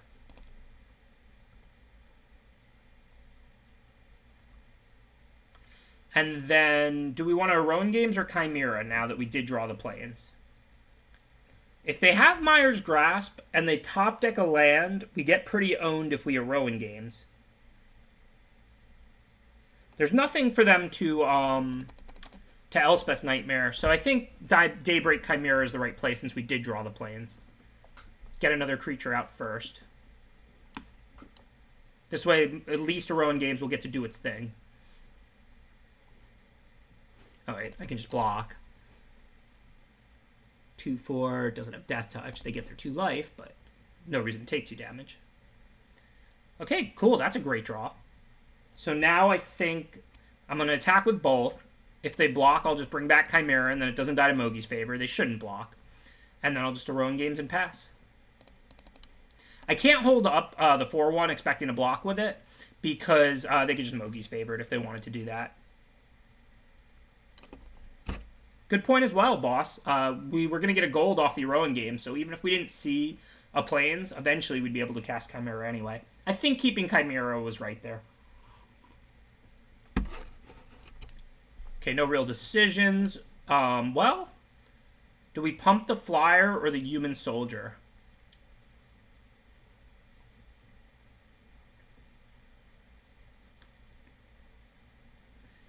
We haven't seen much to kill this Flyer yet. I mean, they could have Plummet.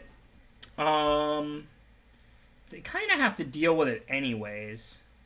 I agree with diversify your threats here. Let's pump the 1/1. I don't know. I don't know what they have. I mean, they could not have better options than using Timurit. So I can attack with Loathsome here, because if they trade with it...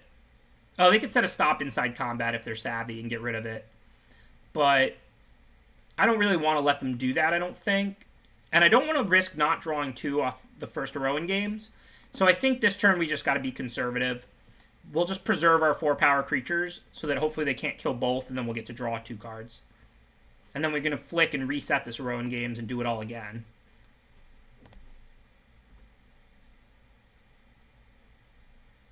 Yeah, Chimera does put them on a 2-turn clock, but what if they kill it? Like, what if they have, like, Plummet or Drag Down?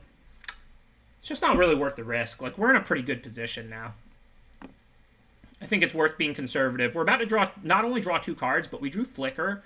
So we don't want to have to flick the Chimera. We're just going to get to Heroin Games a whole second time. Yeah, and Timurit gains life too. It's not really a 2-turn clock. On the other hand, now we're just drawing infinite cards, right? Like, this is kind of great.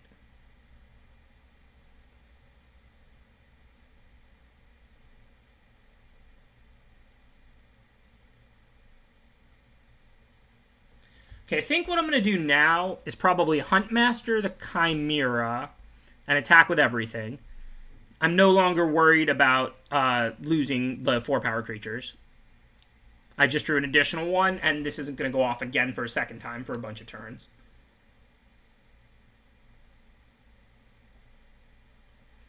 I mean, I guess we could go for lethal. If we Hydra's Growth the Chimera, that gets it to 4... And then plus 1, 2, 3, 4. No, that's only 8. It's 1 short. Plus they have Timurit anyway, which gains life. I don't see a lethal. Thanks, Scourge. But I think the trades are good for me now. So I think what we want to do is just Huntmaster Chimera.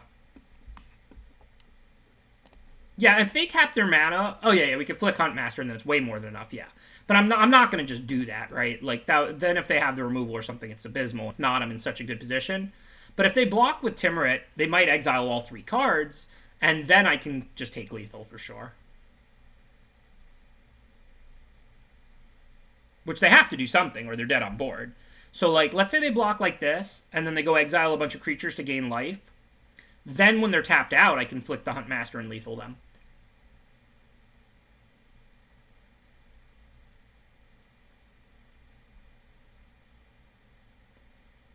I'm definitely not going to just flick Huntmaster and go for lethal when I'm in this good of a position.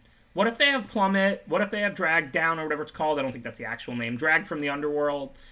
But again, if they block with Timurit, then they have to use it before it dies, or they just lose it.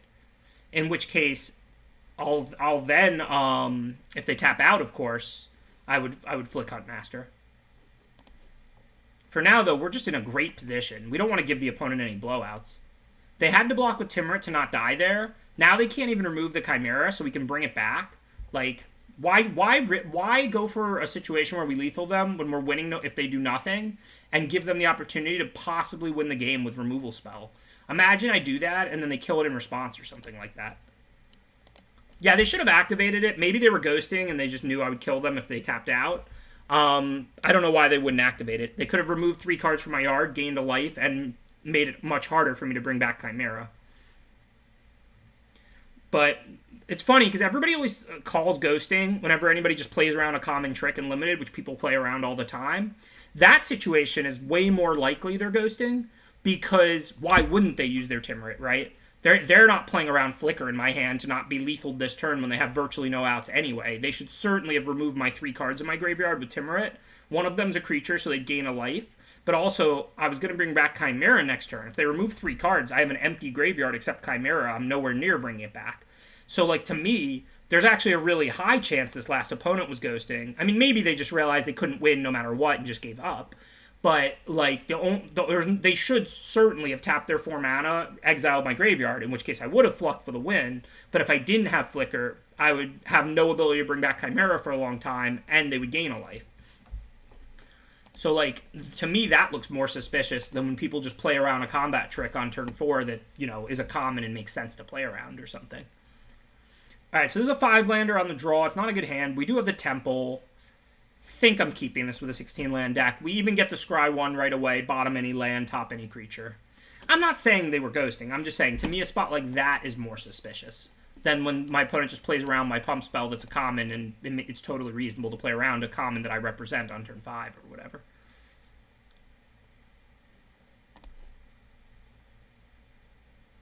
Again, it's still under 50% they were ghosting there. I'm just saying, to me, that type of situation where their play just doesn't make sense is more suspicious than the situation where they play around a common that happens to be in my hand and it makes sense to play around it. Like, yeah, they have to have forgotten there, or maybe they just gave up. I'm not accusing them of anything. I'm just saying a spot like that is more suspicious to me than when they play around the common I'm holding, and it actually kind of makes sense to play around it.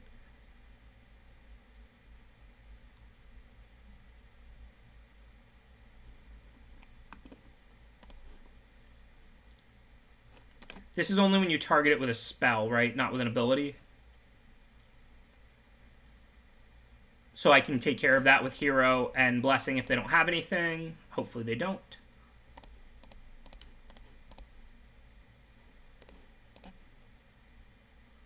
Sweet. I mean, I can't answer every position, VOD, but the closer the game... No, that's not even the right way to word this. The worse your position, the more risky you want your plays to be. That's like an axiom for Magic. It's just always true. So, like, you know, if you're in a really close game, it can be a really tough decision. If your back is totally to the wall and there's only one way you can win, and you get blown out by 6 different cards, but if they don't have them, you win, but your back is to the wall, they've just got way better stuff than you, then you go for it. If you are just crushing on board like I was that game, and it would take like ridiculous combinations of cards for them to be able to turn the game, then you play ultra conservative. That's not even a heuristic that you deviate from very often at all. I mean, it applies, you have to apply it to each situation. But the worse your position is, the more risky your plays should be. If I can find, if my opponent, let's say the situation between me and my opponent was reversed there. My opponent just drawing extra cards and has all this good stuff out. And I can map in my head, hey, if I make this play and throw this away and throw that away, and then top deck this, and they have nothing, I win. But if they have any of these 8 cards, it's a huge blowout for me. Well, my play would probably be right to hope they don't have any of those 8 cards and to throw away everything if it gives me a path to victory. Because my back is totally to the wall, and I have no way to win, or whatever. Basically, the worse your position, the more risky your plays should be. That's just going to be true, like, across the board in Magic. The better your position, the more conservative your play should be. The way I like to say that is play to win until you're winning, and then play to not lose. Like, in general, people play around things too much. They play scared too much when you should be playing for max value at all times. But then as you've succeeded and you're getting ahead, that's when you start playing around things more and more. Play to win until you've won, until you're winning, until you're like almost certainly going to win. Then start playing to not lose. But start out playing to win and then move to playing to not lose once you're way ahead or in good positions. Okay, so they didn't have anything last turn. They have 1 more mana available. We're in pretty good shape. If I cast something pre-combat, they may get to tap hero. I don't really care whether I put Huntmaster or Chimera out right now. So I think what I'm going to do is attack first, because they don't have a block on board and I have a trick. And then post-combat, I'll just play Chimera. Yeah, listen, I mean, I think anytime anyone thinks anyone's ghosting, it's probably under 50% that they actually were. I was only pointing that out because, again, the chat, every single time they play around some common combat trick that's totally reasonable to play around, everybody accuses people of ghosting, and I almost never think they are in that spot. Whereas, like, it was kind of weird that they didn't tap their Timurit. But yeah, they probably just forgot, like, of course. Okay, so what can we do now? We can play Huntmaster and still have Blessing up. We can play, well, you know what we can do? We can play Transcendent Envoy. Then we can Hydra's Growth our flyer. And then we can protect it for the rest of the game with Karametra's Blessing. That looks pretty good. I mean, we still have plenty of life. We're going to have blockers to put in front of this Brine Giant so it can't kill us. They might tap Chimera once or twice, but they will probably die to it. So now we can set up a combo here, right? Now that this creature is enchanted, we can leave up Blessing for any removal or bounce, and they'll have to be able to kill it twice, or we'll just try and ride this Chimera to victory. I mean, that has to be true on a theoretical level, Dark Catfident, but I wouldn't go very far with that. I don't really think that deck quality matters very much. Like, I hate to say this, but it's 100% true. Winning and losing games of Magic is much more correlated with draw quality than deck quality. So, like, I wouldn't go too far with something like that. I would see how the game is playing out first. Because maybe your opponent stumbles, maybe the cards just happen to line up really well for you. Okay, so, of course, we play Blessing there to protect our Hydra's Growth creature. Even though the creature wouldn't die, the growth would go to the yard. We're going to Huntmaster here for sure, but what are we going to target? We could target a flyer. We're trying to kill them in the air. But if we target the hero, do we get a nice attack with it on the ground? It's +3, so it'll be a 5/4. So what does their block look like? They either chump with one of the small ones, or they can, like, double block with the Eidolon and the Shoal Kraken, and then we're only killing Shoal Kraken. So I think in this spot we want to just pump a flyer, because what we really want to do is kill them before they can sack Eidolon for 3 cards, and then play those cards, right? So now, like, I think they're under enough pressure at 7 here that they're probably dead next turn, because this will be a 6/6 next turn, right? Or like a 7/7 or whatever. So now they can't cash this Eidolon in for 3 cards and find removal or bounce. They have to already have it or top deck it. So I'd rather do that than just force a little bit of a trade up for me in hero for Shoal Kraken.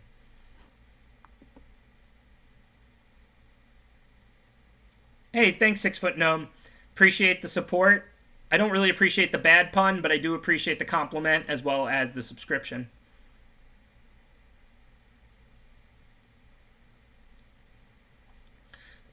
Yeah, and I mean, what you're saying is true, Penguin, but I also wouldn't go too far with that logic. Again, for all you know, your opponent gets stuck on 2 lands and casts 1 spell, or they just cast 2 or 3 cards and flood out, or the cards they do cast, even if their deck's much better than yours, line up poorly against what you happen to draw.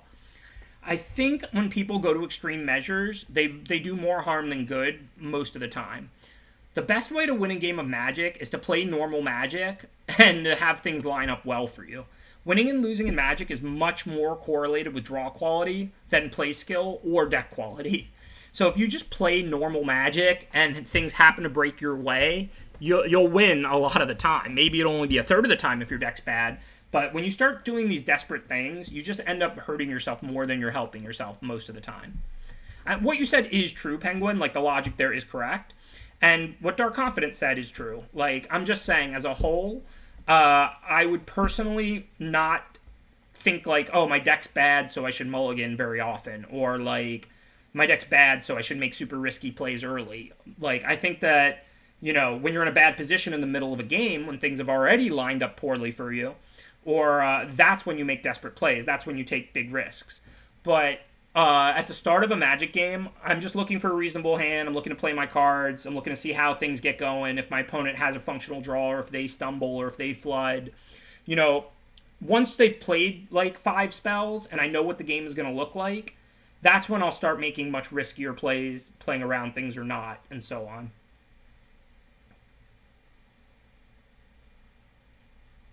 So the opponent can't block. Both my creatures have flying, so I assume they're just going to get a drink of the water or use the bathroom. After they take 9, they're going to be at 7. The only bad thing is if they have a spell to play on my turn, they can just tap Chimera with Stinging Lionfish. But, I mean, I can double block the Brine Giant, so I'm not really under any pressure. And if they play a spell to tap my flyer, then they're not sacking Eidolon. So, I mean, we've got them in the squeeze where if they ever want to sack Eidolon, they're dead. So they have to have like removal or bounce in hand, or just keep tapping this Chimera, or they die to it without being able to sack the Eidolon. And if they attack with Brine Giant, we'll double block. Obviously, if they have a trick, then they're using it there and not on my Chimera, so that's fine by us. So the plan for now, we're just pressuring them in the air, make them have it. Of course, if they remove this Chimera, they're a massive favorite in this game because it's our only real threat. But they have 1 card left. We already used Blessing to stop Stern Dismissal. They can't go digging for their answer. If they sack the Eidolon, they're dead. If they attack with Brine Giant, we have a double block. They can't really use a trick there because then they would just die to this Chimera. So we're good on board, but we lose if they have like a second answer to this Chimera in their hand. Yeah, in like Constructed 6-foot Gnome, absolutely. You know, some matchups in Constructed, you're 70-30 or 60-40 before the game starts. In Limited, if your opponent has a much better deck than you, that doesn't make you below 40% before the game starts. Very rarely. I mean, it's obviously possible, but very rarely. So they did have a Funeral Rite, so they got to see a few new cards. Hopefully they don't have anything. Well, that's not good for us, but it's just going to have to chump block, so it's not the end of the world.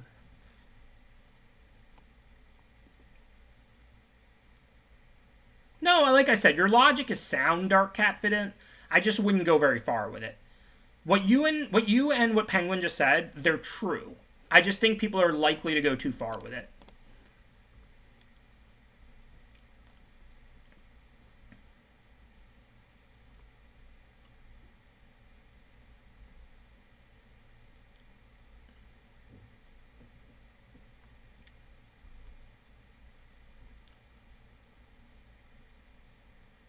Okay, no real decisions. I mean, we're not going to die on their turn, so we'll send the 1/1 flyer in the air. We don't need it to block. Euphemia is going to chump, and then we play favored. And again, same position as the previous turn, basically. If they have a way to remove this Chimera, we're in really bad shape. If they don't, they're dead to it.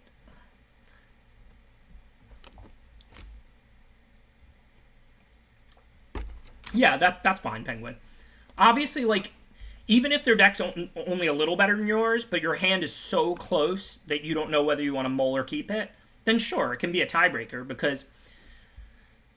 Alright, hold on. Let me sideboard and I'll go through some basic thought process on that. So they're blue. They probably have enough flyers for intervention. Not much else to do, I don't think. They definitely might be trying to stalemate games. We might want this design against them. Just going to board out the Birth on the draw. Okay, so what was I going to say? Oh, yeah, with mulliganing. So let's I don't know the exact number for this Unlimited. It doesn't matter. This is a theoretical conversation. Let's say that you're 42% to win a game of Limited now if you take a mulligan. Just across all games, all decks, you're 42%, right? Let's say you draw a bad opening 7, but not one that's non-functional. Like, you know, let's say you draw like a 2-lander with like, you know, a 3-drop and 2 4-drops on the draw, or a 2-lander on the play with like a 2-drop but 2 4-drops or whatever, right? Let's say you draw a close hand in Limited. Then the assumption is that hand is right around 42% to win if you keep it, right? Because if you knew that hand was way worse than mulliganing, if you thought that hand was 35% to win and you're 42% to win if you mulligan, you would just want to snap mulligan. If you thought that hand was 46% to win if you keep it and you're 42% when you mulligan, you would just snap keep it. So in theory, you think that hand is roughly the same chance of winning as taking a mulligan. So then, if your deck is really good, that could tilt you to mulliganing a little more, because if you get a functional hand, you think you have more than a 42% chance to win even down a card, because remember that 42% is across all decks, but you have a really good deck. If your deck is really bad, then you might be more likely to keep that, because you're going to be under that 42% on a mulligan. I mean, basically all I'm saying is I agree with what Penguin and Dark Catfidit said. Just don't go too far with that. Use it as a tiebreaker for very close hands, very close scenarios. But as a whole, you know, mulligan dysfunctional hands, I tend to keep most really close hands because I think mulliganing is probably like more punishing than keeping. I think there's like a natural human bias to wanting to play it safe. But as a whole, I don't think that that's generally going to be correct when it comes to mulliganing. Obviously, I mulligan every hand that's non-functional, you know, if I don't expect to cast my spells or whatever. But when it comes to really close hands and Limited, I'm pretty far on the keep side of the debate. As you know, if you watch my stream, because everybody's always yelling at me to mulligan and I'm always keeping. But I mean, you know, no one knows the right answer to that. Like, you know, there's people like Paulo and Martin who tend to be more on the mull side. There's people like me and Luis who tend to be more on the keep side. You know, there's great Magic minds on both sides of that debate. Nobody really knows who's right. At the end of the day, as long as you're assessing the hands correctly, then you're probably only mulliganing incorrectly when it's close, so you're not giving up a lot of value. You're probably only keeping incorrectly when it's close, so you're not giving up a lot of value. This is why my whole content and all my Magic strategy is based on teaching people how to understand Magic and not what to do in a given situation. Because Magic's a game where it's not get it right, win, get it wrong, lose. It's a game of amounts of value. So if you're wrong in close spots, it doesn't matter very much. But if you're wrong in not close spots, it matters a ton. So the key to doing well at Magic is learning how to think about the game properly so that you'll know when a spot is close. Nobody knows which answer is right in a lot of close spots. But most pros know when a spot is close and when a spot isn't almost all the time. So that's what I'm always trying to teach. I'm always trying to help people understand how to think about the game correctly. I'm not that worried about whether my mull was right or wrong in what's definitely a close spot. I'm worried about understanding which spots are close and which spots aren't. Well, this sucks. We're out of gas, and now they can just take that loathsome Chimera out of our graveyard. It's always different, Penguin. Way more math. I barely even pay attention to reading my opponents in poker at all. Maybe if I have nothing else to do in the middle of a big hand or something. Hey, that's a good way to get us started. Hopefully we'll hit an aura. We have plenty of them. I don't even think we've drawn any yet. I shouldn't have said that. Of course, I'm not going to hit now. Oh, I definitely agree, Sapiram. Like I said, reading to me is just like bonus. It's like if I've already done like the thinking and math and ranging and all that, then I might start looking at them if it's a big hand or whatever, but I barely even think like that.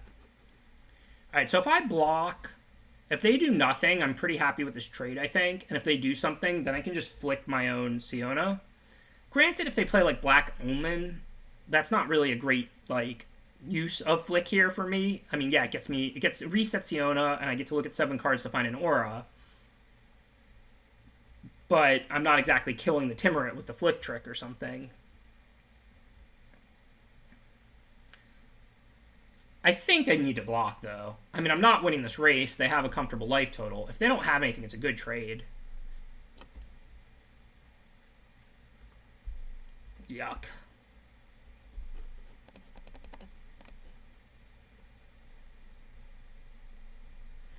I don't think I want to just randomly flick there. Like, if they played a trick, I would flick. I mean, I didn't know they were going to play this massive threat. I'm still at 14 on a relatively empty board otherwise.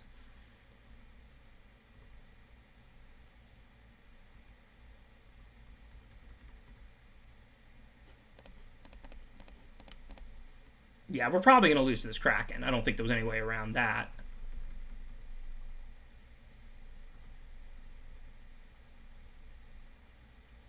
I mean, if they have nothing else, maybe I can, like, Setessian training or something and then draw another Huntmaster and have this Hydra's Growth just kill them. It's not actually impossible.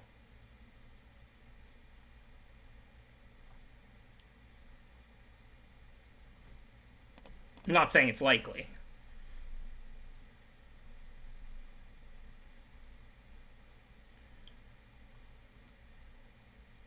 So, -3. So that's killing it by Xaxes.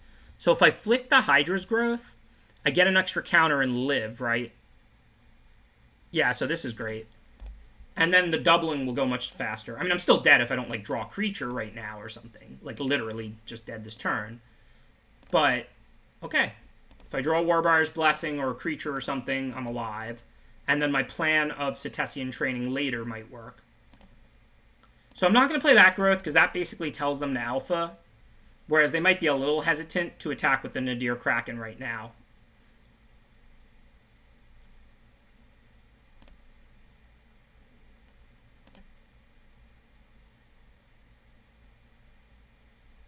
So this is normal. You're not going to send in your game-winning Broken Rare. They don't need to kill me this turn.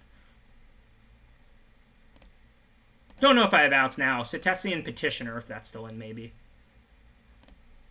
Obviously, I'm going to die to the Swarm, even if I draw a creature here. And I don't think it's big enough to kill them with training. Yeah, I mean, there's just no way.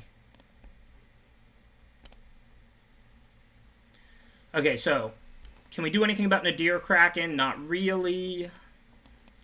I think we're looking to change too much. We want to be offensive against them. Petitioner's fine with the Huntmaster and Colossus in. I don't think there's too much to change. Amulet's just pretty slow. Like, I like Amulet as a tri-land whenever you need it for a splash, but I don't usually play it in two-color decks unless I'm like this grindy black-green deck or something like that. Well, we got to keep this.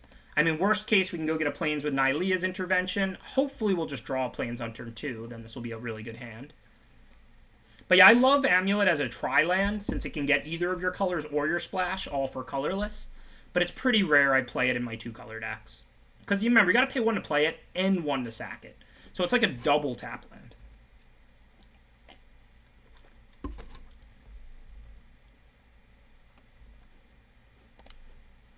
So do we Chimera or Siona? I think it's Siona, because we already can double spell with Blessing and Hero. So we want to get this Siona out so we get our 1/1s. No, I don't usually main Nylea's intervention, but they had a Femia, and they're blue-black, so I boarded it in. Because I figured, like, if nothing else, I can kill a Femia cheap, and maybe they'll have a bunch of flyers in a blue-black deck. I mean, we saw a few, not many, but both those colors have access to flying. Okay, no real decisions here. Now let's just put out the Chimera. I didn't even main this intervention. I boarded it in.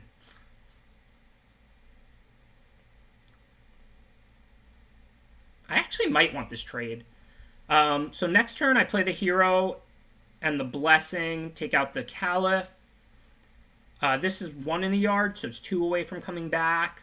I mean, I don't have to bless away the Caliph, though. Let's say I take this, and then I just attack.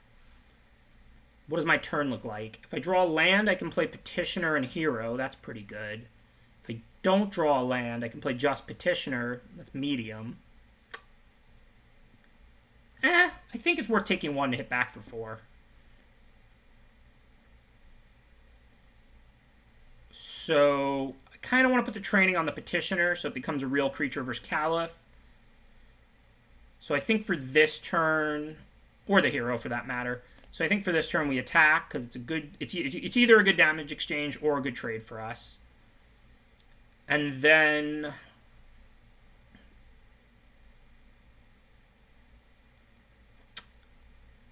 probably just still want to just play Petitioner. I don't need it to gain a lot of life in this matchup. Just want to get it in play. Remember, I have 3 Huntmasters and a Colossus design. That's the reason Petitioner's in here. Just want to use as much mana as I can. But I didn't want to go hero in training, I don't think, that turn.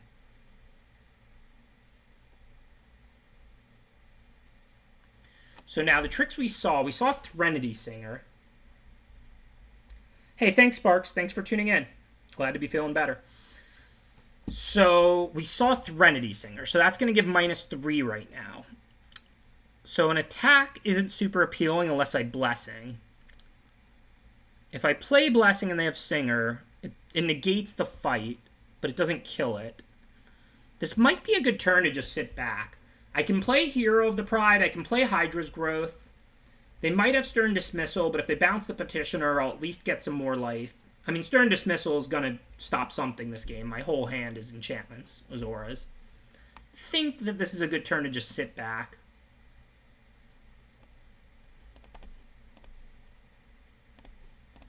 See if we can get the growth going or make them deal with this. They're not going to kill it in response here. They might have Stern Dismissal, but again, like I said, it's about the least it could do.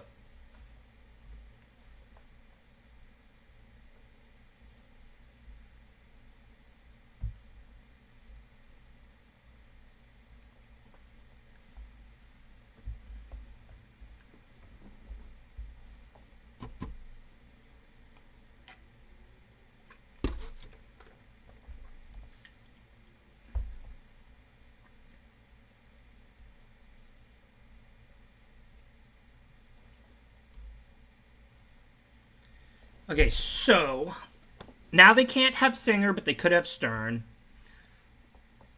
I do want to kill this Eidolon before they draw 3 cards. They're on 6 lands. So I think I probably want to just put Blessing on, like, Hero. If they bounce that, they tap the Petitioner, but they're not bouncing the Petitioner, so that's pretty good for me. Because if they have Stern Dismissal, they want to reset this Petitioner. So I think what we want to do here is Warbriar Blessing on this Hero. I want to kill the Eidolon this turn before they can draw 3 more cards with it, now that they're 1 land away. And if they want to use a Stern Dismissal to mess this up, then they're not bouncing Petitioner. Now, they didn't do that, so we want to cast Training. I should have already figured out which one I was going to Training. I guess it's going to be the Hero. I don't really need this thing to have Trample. I'm not under any pressure. If it turns into the Abyss, I'll win the game if they have to chump block it every turn for the rest of the game. So again, probably put the Training here. And then I think if they trade both their creatures for my Hero, that's as good as it's going to get. I don't really want to offer the Petitioner for their 2 creatures. Next turn, the Petitioner is going to have infinite power. But if they want to trade both those for Hero, I think I'm cool with that. I don't really have more ways to raise its toughness. This puts a bunch of cards in the graveyard, lets me bring back Chimera. So life's pretty good. Now I have a threat they have to deal with, a threat that's recursive.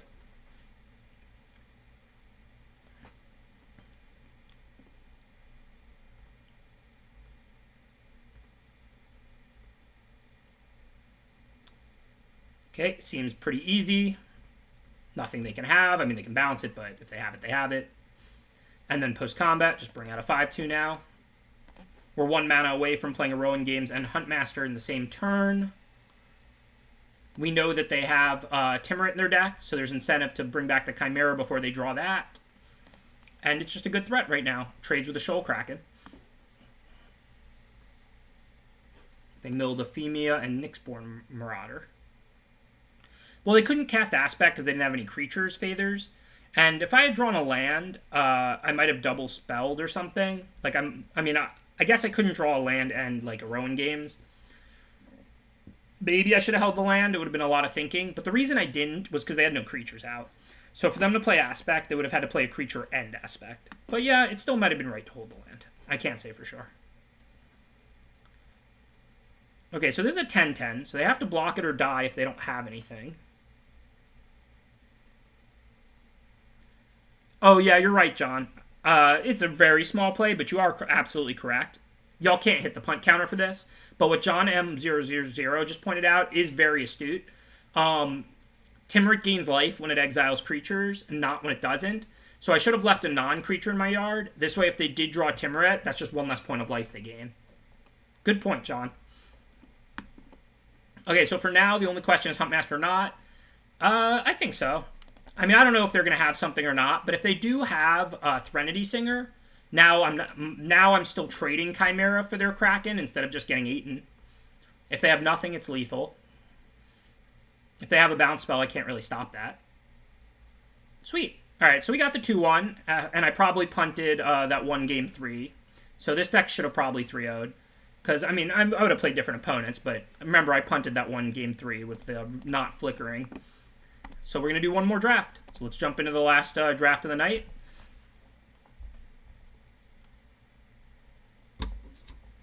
One more draft, and one more Welch's Fruit Snacks. It will not be the last Fruit Snacks of the night.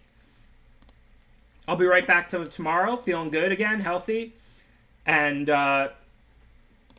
the normal stream is back on in the normal hours. So be back tomorrow at 3 p.m. Eastern. Honestly, I break pretty close to even on both. Like, I always go through things on Magic Online because I don't really sell very much, but then I have this massive collection of cards that are actually worth money.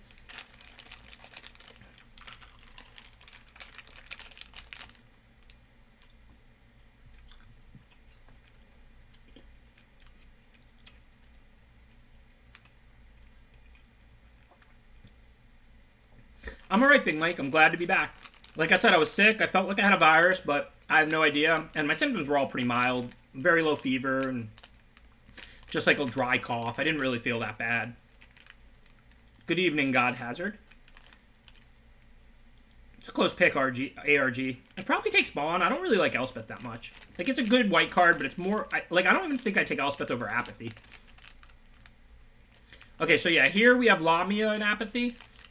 This is a good pack. All 3 uncommons are good, but not really in consideration. Triton and Apathy are pretty close one-color cards, but Apathy's better. Once I'm already red-white, I might take Hero over Apathy sometimes, but never pick one, pack one. Lamia is really powerful, though. If you start with it, you prioritize escape stuff the whole way. Black is the best color, and it's a good black rare, so I think it's Lamia over Apathy. Apathy would be my second choice out of this pack. Hey, we chose right for once. Now there's Elspeth's Nightmare and Mire's Grasp, the 2 best cards in this pack. They're both black. I always find this pick hard. I take whatever I need more based on my curve and synergy. I think Elspeth's Nightmare is a little bit better. Like, I think I'm going to take Elspeth's Nightmare here. But you could definitely take Mire's Grasp over Nightmare. I think it's super close. I think Nightmare's slightly better, but not a lot. I find it to be very, very close. Okay, so this pack kind of sucks. The black cards are pretty bad. I don't think we want to take Temple Thief or Soul Reaper over, like, Incendiary Oracle. But there's nothing really good for us here. So I'm going to grab Oracle because these cards are both, like, filler. But I'm certainly not moving towards red yet or anything. Just taking what I think is the best card. So now we have another interesting choice. We're not going to take Mischievous Chimera with 2 really nice black cards. But Favorite of Erois is the best card in the pack. We don't have any white yet, but it does go well with Nightmare and Lamia in a black-white grindy deck. We could also take Lampad, which is really good in red-black sack. It would give us the cheap, good sack outlet, and we do have a red card. Yeah, Lampad is the nuts in red-black. I definitely agree. And Lampad's a solid card in any black deck, but it's only really the nuts with Portents in red-black sack. Favorite of Erois is better than Lampad in black-white, but it's not by, like, a ton. So I think I'm going to take Lampad, because this time we do want to go for black, since we got good black rare, good black uncommon. Okay, so clearly we're not taking a red or black card out of this pack, because they're basically unplayable. So I think now it's time to look at these good green cards. We could certainly do a really nice green-black self-mill with a lot of escape with Lamia. So I think Binding of the Titans could potentially offer us a lot if we go down that path.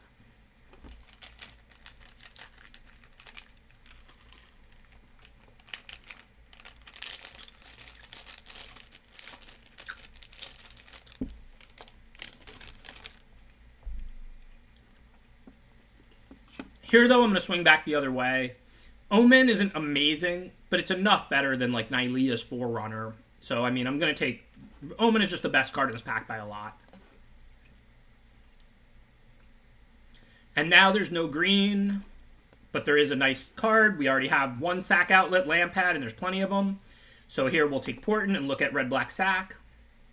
What I consider to be the best deck in the format. Second Portent, no problem. Glad we got that Lampad. We have a deck. We only wasted one pick for once. That's pretty good for me.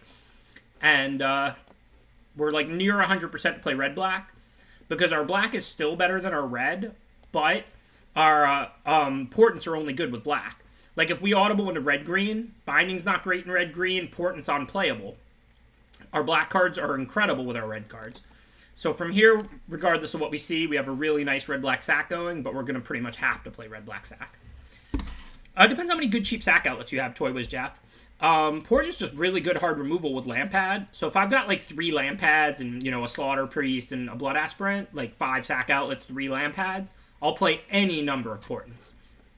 Now, if I finish with 1 Lampad and no other sack outlets, I may play 0 Portents. Portent is a lot better as a removal spell than as like something that does damage. So it's really all about your sack outlets.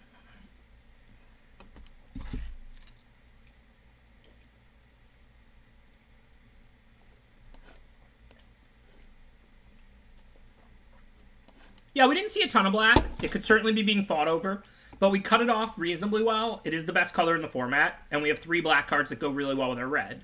So if you remember the last draft, if you happen to catch that one, I saw okay black, but not great. And I said I'm going to take these other color cards because these cards are not a good enough indication to go black when black is the best color in the format and a lot of people are going to try and play it. But with Lamia, Nightmare, and Lampad, which is incredible with the double Portent, we're going to play black-red. Like pretty much no matter what from here. Like if we have to play some filler, that's okay. Alright, so a fine first pick, nothing amazing. There's 3 cards to choose between, and it's the 3 first cards in the pack. Mire Triton is pretty good. I mean, we are going to try and draft black-red escape creatures. We do have Lamia. Inevitable End is pretty good removal. It deals with big things. So do the Portents, though, so we don't need that very badly. And black-red decks can be pretty aggressive. So Inevitable End is a lot better in like a black-white grindy than it is in a black-red. Still solid removal, though. Labyrinth is a nice way to get value out of the land slot. And this deck could easily end up wanting like 8 swamps, 8 mountains, and a labyrinth. We have a 5 and some 4s, but we're going to probably end up between 16 and 17 if you look at the cards we have. So I think I'm going to take labyrinth. The less your deck needs its color sources out of your mana, the better labyrinth is. So when you play 8-8, in order to play labyrinth on 16 lands, you end up having to go to 7.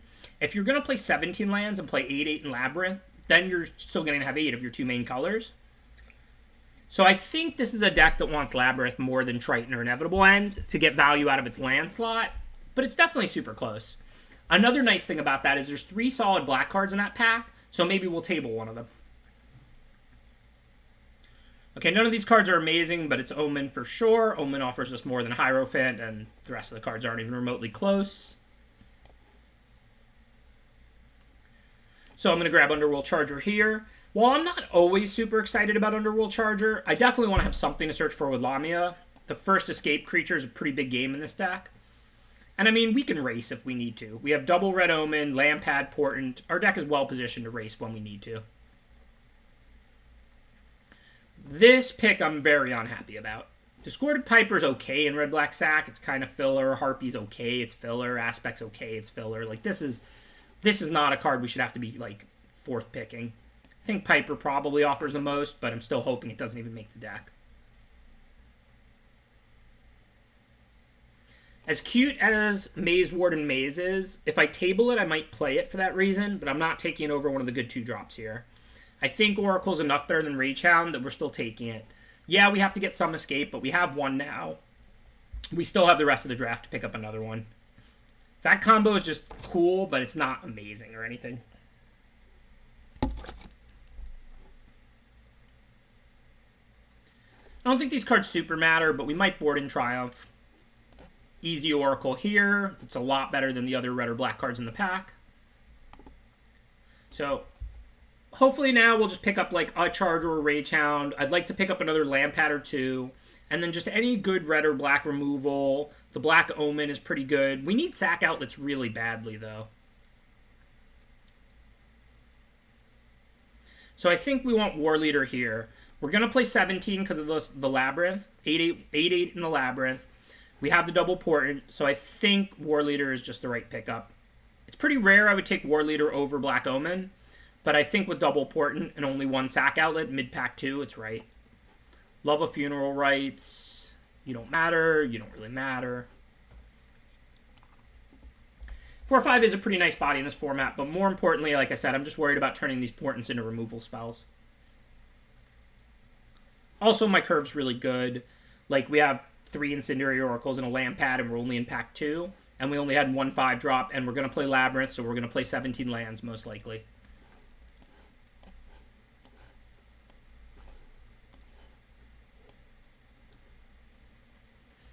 Yeah, Aspect's okay. I might play Aspect. It would be filler. It would be like one of the last cards I'd probably add, but it's certainly playable.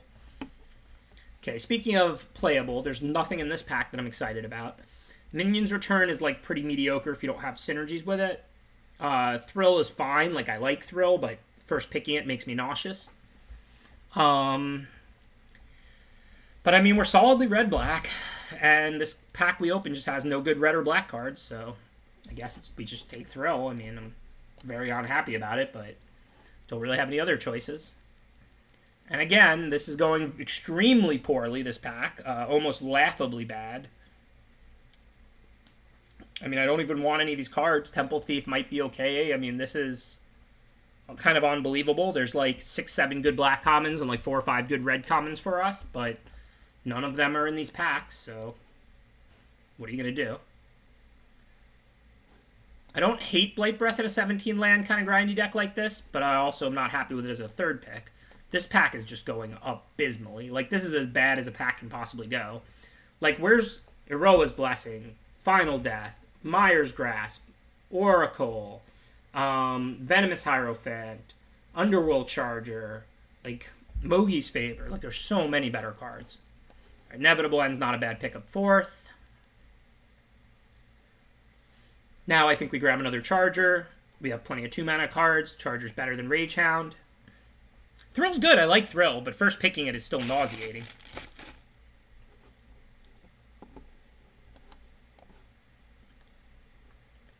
So we really need like a Lampad.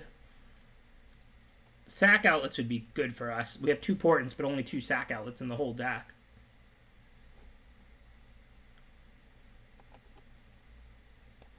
We can play Berserker, but I'd much rather pick up another War Leader. This pack is going very poorly.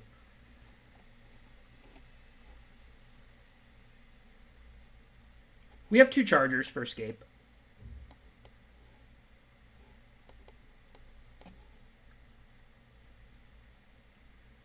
This deck is like medium. It would have been amazing if this pack went better, but this pack went extremely poorly. We got like a Bad Breath and a Charger and a Funeral Rites. Like an Inevitable End. Like, I mean, you know, it's not horrible, but where were the good cards in the first couple picks? Yeah, there's definitely another red-black player at this table, for sure. And red-black can support, too. These packs just weren't deep, and they're probably pretty close to us. I mean, I'd love a Lampad. I guess I should have took that Soul Reaper Mogi late, but we already had 2 sack outlets. I just assumed we'd probably get more the rest of the draft.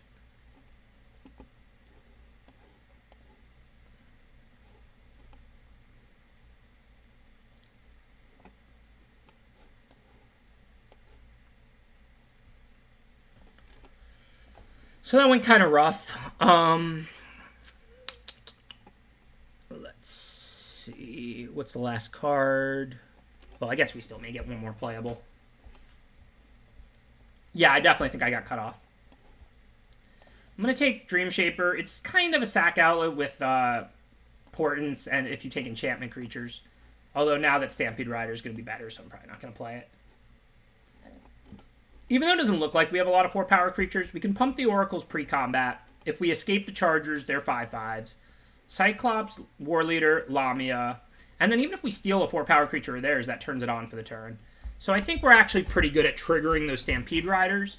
I mean, look, they're not great. I'm not, like, happy about them. But so this turned into more of a black-red aggro deck than a black-red sack deck, which makes the Portents playable at least. But what doesn't go well with the aggro plan? Piper with, like, next to no sack outlets. I'd rather have Temple Thief. Funeral Rites isn't great in this deck. We don't have a lot of removal. We're looking to pressure the opponents. We have the 2 Chargers. Yeah, Shaman's okay with the 2 Omens and the 2 Portents. I think I might cut a Funeral Rites for the Shaman, just because it triggers, like, the Stampede Riders. It works well with the Omens. It works well with the Portents. And like I said, I don't think we really want to be Funeral Ritesing towards the end of the game, because this is more of an aggro deck. Not a very good one, but the cards are all serviceable. We still have a Throne and 1 Funeral Rites. I don't love Cyclops, but I can play it on curve after the Riders. And again, this is a pretty aggressive deck.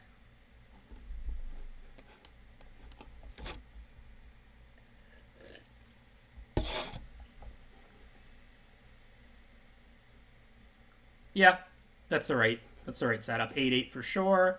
Me and Magic Online agree for once.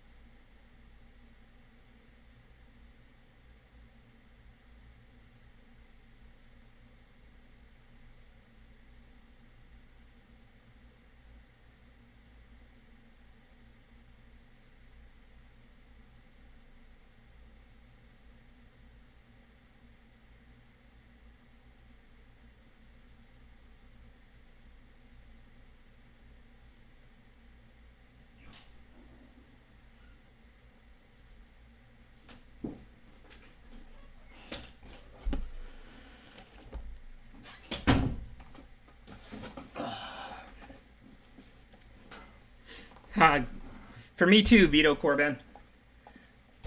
For me too. I don't know the answer to that, Fathers. Yeah, I don't know. They might use the exact same land program. I mean, whatever they think is best for recommending.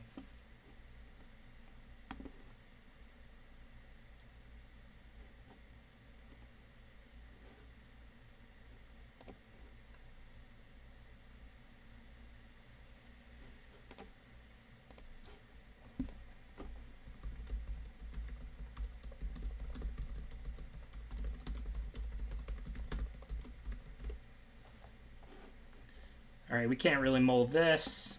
We're on the draw. We got the turn 2 land pad, one of the best cards in our deck, given we have such a lack of sack outlets. And then we've got, of course, Elspeth's Nightmare. Hopefully we'll draw a mountain. If we get stuck on 3 with 1 mountain, we're fine, because we can sack the Omen to find more land later. I like TBD and ELD. I honestly don't think they've made a bad limited format since, like, Rivals of Ixalan.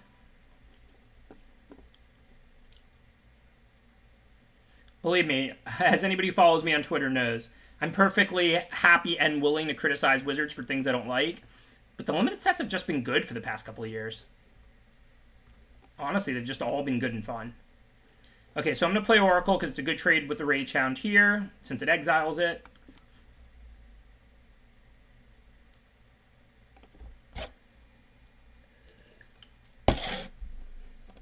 And of course they're on the play, and we only have one land, and we have an action-packed hand, so turns where we trade even are pretty good for us.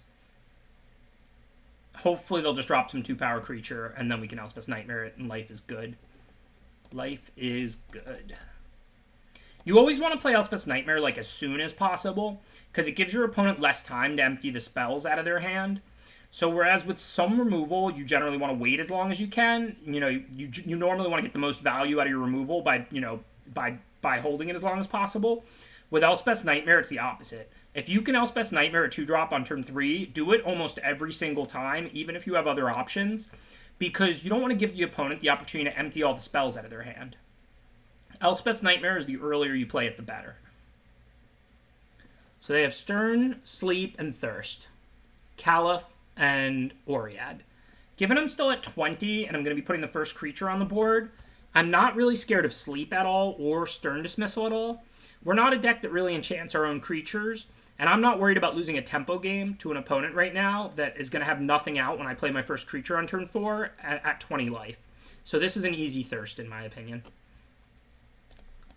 And then we'll just put down the red threat. This way, if we want to double spell with Omen and a black creature, we can. No, I mean it, believe me. I mean, they don't pay me to say this. I don't think there's been a bad limited set since, like, Ixalan block. Like, Ixalan was abysmal, one of the worst I've played in a long time, and Rivals wasn't good. It was substantially better than Ixalan, but it wasn't good. But I don't think I've played a bad limited set since that block. So if I attack and they block, they can make me pump. I wouldn't normally mind that transaction, except we know that they're holding Stern Dismissal, so I'm not going to do that. So instead, we'll just play Temple Thief. What's up, BW?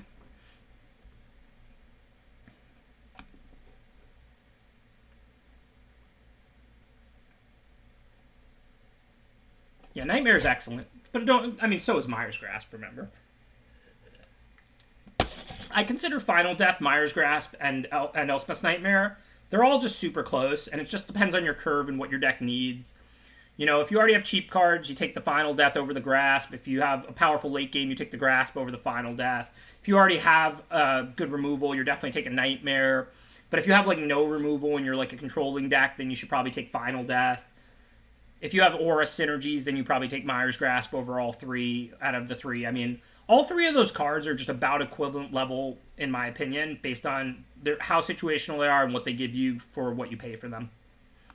I know people want answers, but honestly, like, I think you could roll a die between Elspeth's Nightmare, Final Death, and Mire's Grasp, and, like, they're all pretty close in what they offer you. Okay, so this turn I think I will attack with both. If they want to block Oracle, of course Temple Thief can't be blocked, but if they want to block Oracle with Caliph to make me pump it, I'll just replay it. I probably shouldn't have played the land pre-combat, because that just gave away the information that I could do that. But again, they're going down a card here if they Stern Dismissal. What do I care? I'll just replay my my Incendiary Oracle.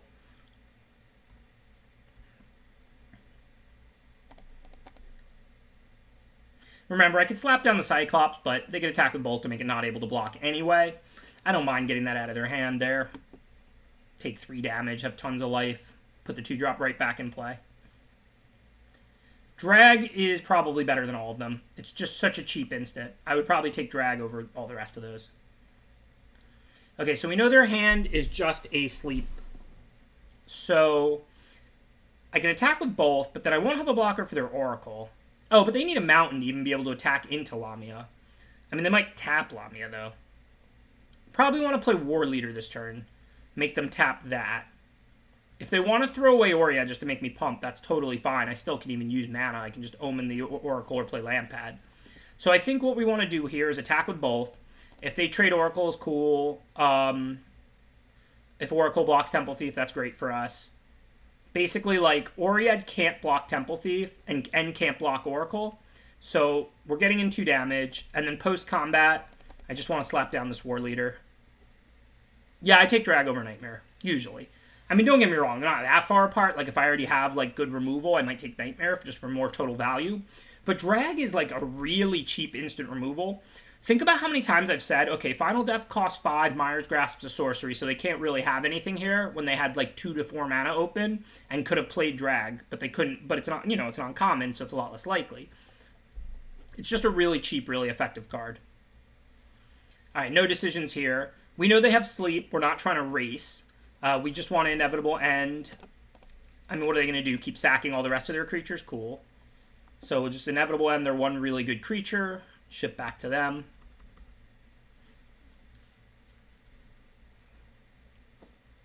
This is why Inevitable End's great removal. It's not like if your opponent has a bad creature out, it doesn't work. Like, they can sack Ovriad and keep Brine Giant around for a turn, but they have to sack another creature next turn. So for the most part, Inevitable End just kills whatever you want it to. They can still block with it that turn, so it's a little worse out of really aggressive decks, but, I mean, ultimately, it's just good removal. Oh, yeah, after I missed... Yep, that's another punt. You're right, hit the punt counter. I missed 2 damage. I looked at the Brine Giant, and I said, oh, Temple Thief can't attack. But then after I enchanted it, it could have attacked. I missed 2, and it would have been right to attack. I just missed it. Okay, well, we know their hand is Sleep of the Dead. This is not a race we're going to lose, so now we can just attack with both. They just have to take the 6. Now, we're not going to play Lamia because we know they're holding Sleep of the Dead, so it's better to diversify our threats. You're all 100% right. I missed 2 damage. I forgot that after I enchanted the Brine Giant, it can no longer block the Temple Thief. Feel free to hit the punt counter. Thank you, Solomon Solomacum. Appreciate the 6 months of support.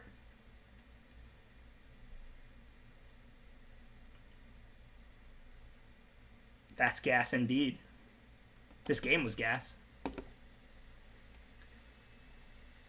So we're going to be on the draw. They're kind of a tempo-y deck, so we might want to take out, like, Funeral Rites, especially when we're on the draw. And since we still have a throw. Bring in, like, a Piper, maybe. Jumps in front of an Oracle or a Rage Hound just fine. And I really just don't want to get run over. They have Sleep, they have Stern. The deal 4 to everything, I would have had plenty to play after that anyway, remember? Like, Charger comes back as a 5/5. My hand had Lamia in it. So there's not much of a point to playing around in that spot because I had so much more ammunition that if they play that, whatever, I just start dumping stuff out again. Alright, I'm greedy, but not this greedy. Even though the hand has a bunch of 2-drops, like, it also has a 5-drop. I mean, I'll mold this on the draw with 1 land. Now this we have to keep. Seems like a pretty easy bottom on Cyclops. No guarantees that thing can block, and we can't cast it.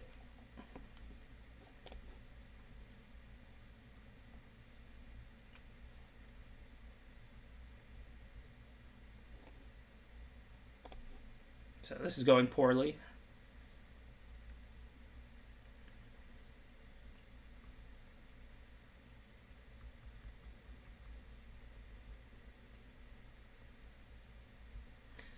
That works. It only has 2 power. It's spells that cost 1 more, not abilities. Elspeth's Nightmare comes into play. Then it can target the 2-power creature. Thank you, Mateico. Really appreciate all the subscriptions today. Yeah, things are well. This is the first time I've done my normal on-schedule stream in 2 weeks. But I'm definitely feeling better. I appreciate the support. And hopefully there'll be a lot more streaming. Like I said, for now, it's probably going to be mostly my normal schedule and CFB coverage if they're scheduling me. If they're not, then I'll be streaming on the weekends some as well because I'm not leaving my house anymore. So 2 Sterns, Itchy, Witness, and Fateful End. So don't think we're probably not taking a Stern. Could take Fateful End. What am I playing this turn? I don't have to play anything this turn. I could pass and then Omen the Cage Hound, which I really want to do because then the Nightmare will exile it. So that's almost certainly the plan. So I think Fateful End makes the most sense. Then again, Fateful End doesn't hit Lamia. Itchy Fish does. Maybe it's Itchy Fish. Hey, thanks for that subscription, RGTS.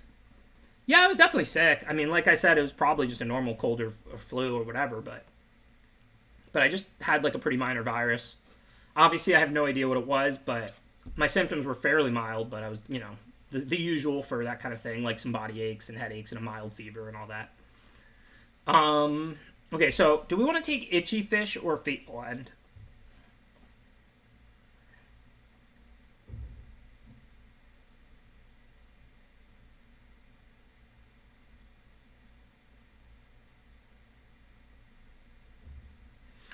So Fateful End pressures our life total because we don't have an answer to this Witness.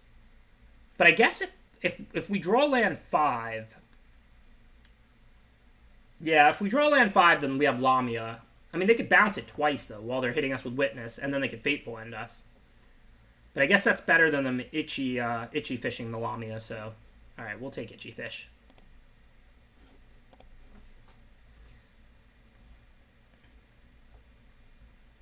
Yeah, the only thing is they can't really Fateful End right now because I don't even want to play anything this turn.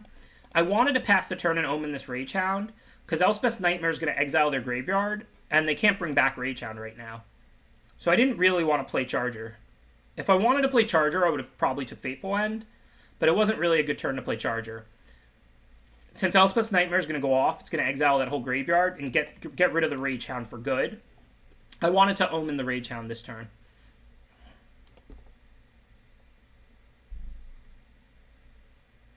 So I think we just slam Lamia now. They can Stern Dismissal it, but who cares? We can't really do too meaningful things anyway. We don't. The only escape cards we have are Chargers. Let's just go get one.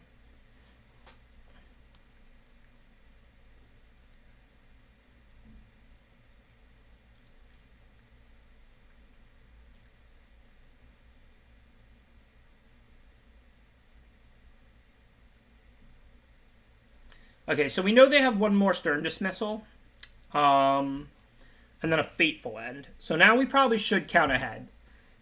If I play Lamia, they bounce it and hit me to 11. I play Lamia, they hit me to 8, and Fateful End me to 5.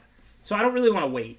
I could get in a little more damage by playing Charger and Oracle, but I'm going to end up losing to this Witness if I don't start hitting for 4 points a turn. So I want to play the Lamia now, because if I force them to Stern Dismissal now, then I replay it, and then I don't get outraced by the Fateful End and the Witness. I make them top deck things to beat me. We should bin something we don't want to draw. A land is an okay draw right now, but, I mean, we could bin, like, Soar Small Creatures. And ultimately, if this game does go long, we're not going to want to draw lands. So I'm just going to bin a Swamp, because we have a ton of those.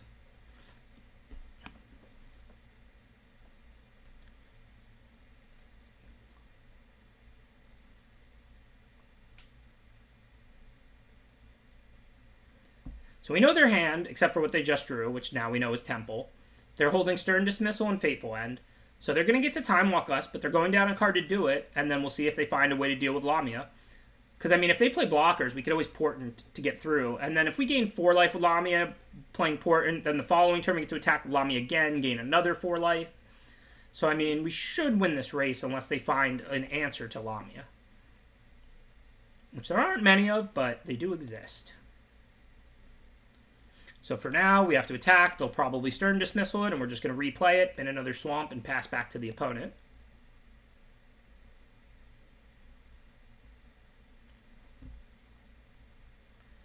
I don't even remember Spiffy. I'll have to check my email.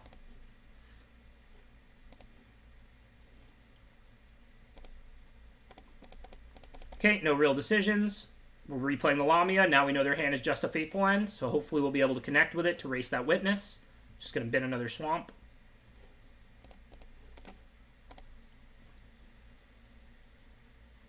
I mean, I'm excited for Ikoria because I'm excited for a new set. It's just every 3 months when a new set comes out, it's like Christmas to me, you know? It's just like a new puzzle to solve, a new limited format to dive into. But, I mean, I'm not, like, excited for Ikoria compared to TBD. Like, I like this format. I think the games are fun. I am Finnear. I have my laptop to my, like, right, so sometimes I use the hotkeys on it, but I have my, like, other keyboard, my wireless one, like, pushed back so that I can keep my phone with the Twitch chat right in front of my face. But when I play alone, I don't touch, like, I never ever right-click like that. I just AS and D. I set the hotkeys to A is okay, S is pass the turn, and D is turn on, like, disable bluffing. Wow, so they did top deck and answer intervention, so now we're dead pretty soon. We need to draw our Lampad. So we go to 5, and we know the card in their hand is a Fateful End. So we can only take one more hit from Witness. So we're not going to deal 20 in that amount of time. So I think what we want to do here is Thrill and see what we get. Guess I'll just discard the Charger, not the land, because we can always bring a 5/5 Charger back.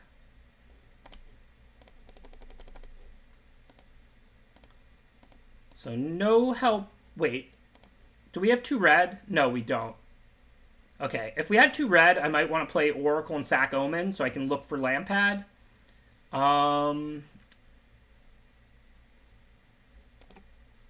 Still might want to do that because I'm not winning this race. They're at 20.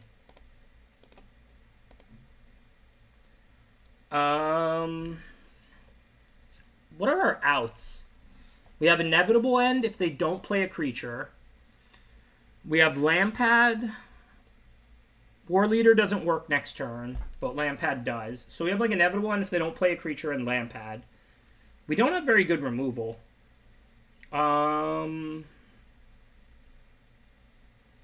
Yeah, well, it's not, I already named one other card besides Lampad. Inevitable End if they don't top deck a creature.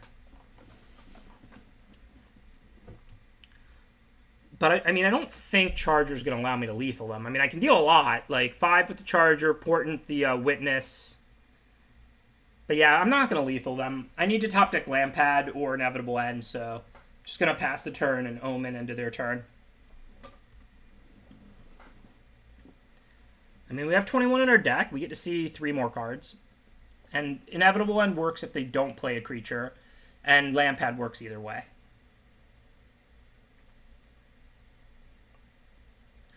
No, it still works. I can Portent before I cast the Lampad, take the Witness, then play Lampad, and then even if they Fateful on the Lampad, I still sack the Witness. And Inevitable works even if they play a 2 toughness guy. That's true, because I can kill it with Omen. So yeah, we have like possibly 2 outs. We have an Inevitable End if they don't play a creature, or they play a 2 toughness or less creature, and we have Lampad either way. So we'll see what they do during their main phase. I guess either way we have to Omen now. Because Inevitable End only costs 3, but Lampad basically costs 7, because it's Lampad plus Portent. So either way we'll Omen into their turn and see hopefully which of those 2 cards we find. Hopefully one of the 2 at least. So Bad Breath is only for 2 and we're 1 mana short. Yuck. We could Bad Breath plus Omen. War Leader would work, but we're a turn short. So we got to bottom those. Neither of those work.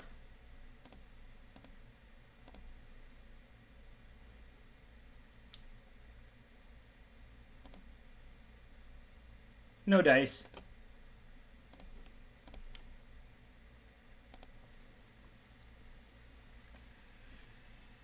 Okay, not much has changed.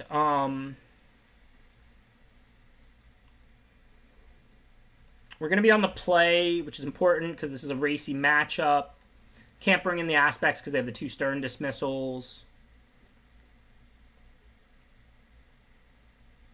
I don't want Funeral Rites in this matchup. They don't have 1 toughness stuff, really. Looks fine. I think we got pretty unlucky. I think it's a good matchup for us. Yeah, my deck's not great. Maybe I want to get rid of Dream Shaper Shaman. Expensive cards are pretty bad against their deck. Could see bringing in like a Libation. They don't have that many creatures in play, that many permanents. They're going to trade stuff off with us left and right. They don't really recur stuff, and I've got these Omens to kill small things. Like, I could see Libation over Dream Shaper in this matchup. Plus, like, if they have the 3/4 flyer out, and that's their only enchantment, even if they have some smaller, weaker creatures out, we can always name enchantment and get it that way.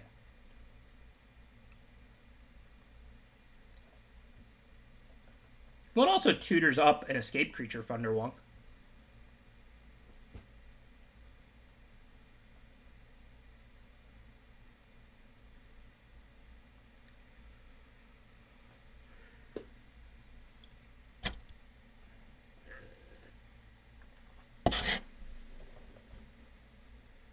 So definitely play.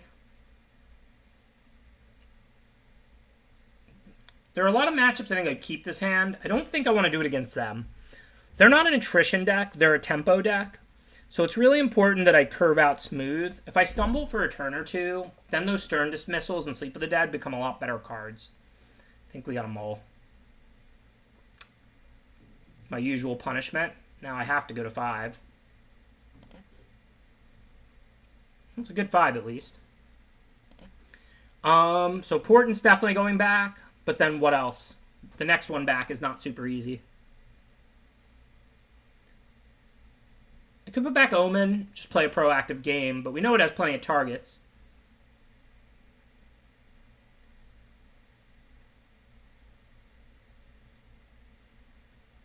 Champions, Time Spiral, and Modern Masters 1. Top 3 sets to draft. And I am feeling better. Thank you, Roar Smash. If I wasn't mulliganing to 5 here on game 3, I'd be feeling much better because this would have been a great 7. Heck, it would be a great 6. I don't need that Portent. But which of these 3 cards, which card do I want to put back here? I mean, I could put back Labyrinth. I have 2 2-mana cards, and if I hit a land, I can play the rest of my hand. Really, I can't put back Mountain or Swamp. Any of the other cards are doable. Like, putting back Mountain or Swamp would be, like, kind of madness. But, like, Labyrinth or any of the 3 spells make sense, potentially. Alright, Greed is good. Not in real life, but in Magic it is.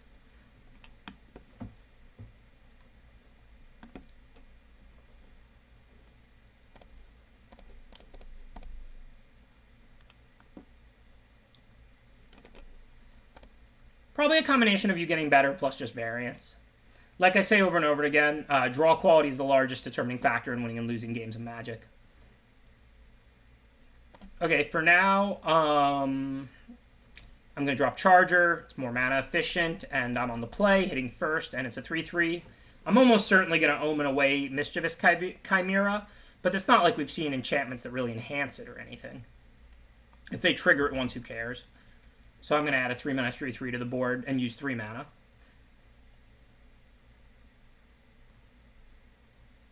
Okay, now with nothing better to do, though, I'll kill it while they're tapped. Certainly a good enough creature to kill.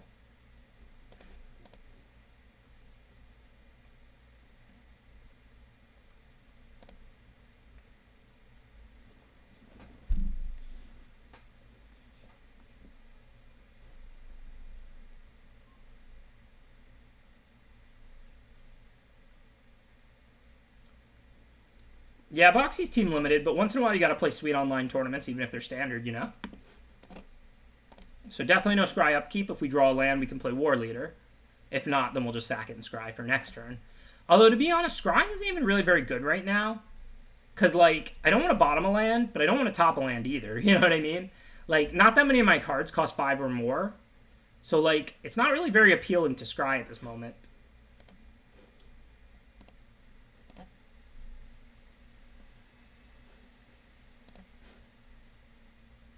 Thanks, BW. Yeah, it was a lot of fun casting last weekend.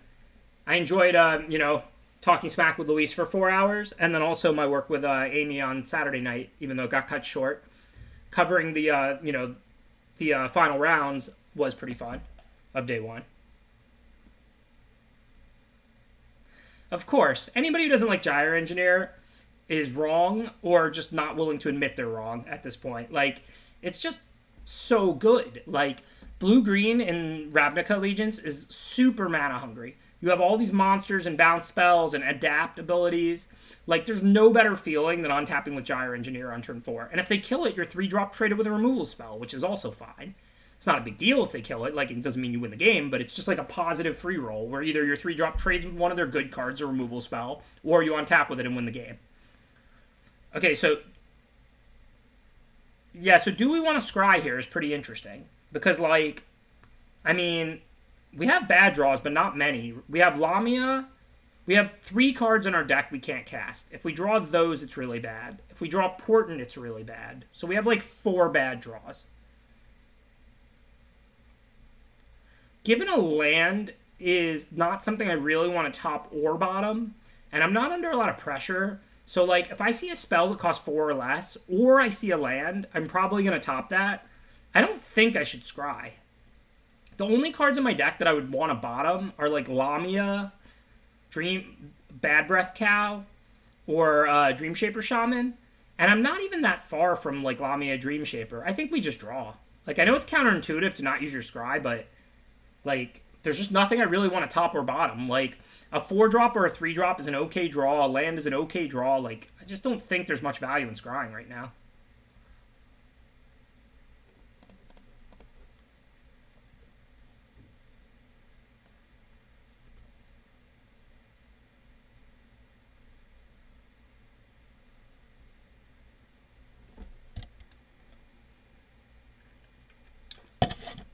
So if they attack, can I double block? I won't really care if they have Stern Dismissal. I'll lose a Temple Thief. If they have like Red Omen or Fateful End, that's pretty bad for me, I guess. I'll lose both. Should probably chump first, and then I can always evaluate that next turn.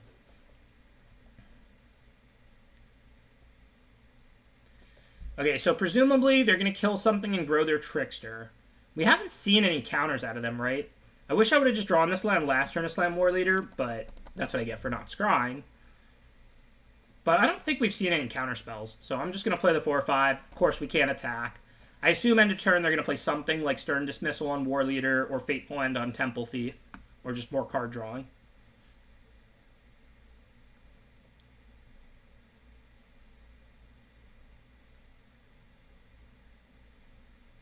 Yes, Thunderwonk. You want to draft stuff like Scry and Blue Omen and stuff much more aggressively if you have Kiora Saga, Ashiok, or Dream Trawler or something like that. Not necessarily if you have like Setesian Champion, because like you're not going to dig that up and then play it as the last card you play and have it be that good, and it's just going to die to removal a lot of the time. But if you have an incredible bomb that's really hard to beat in the late game and doesn't die to removal, like the 3 cards I just named, draft Blue Omens really aggressively, draft Scry stuff more aggressively.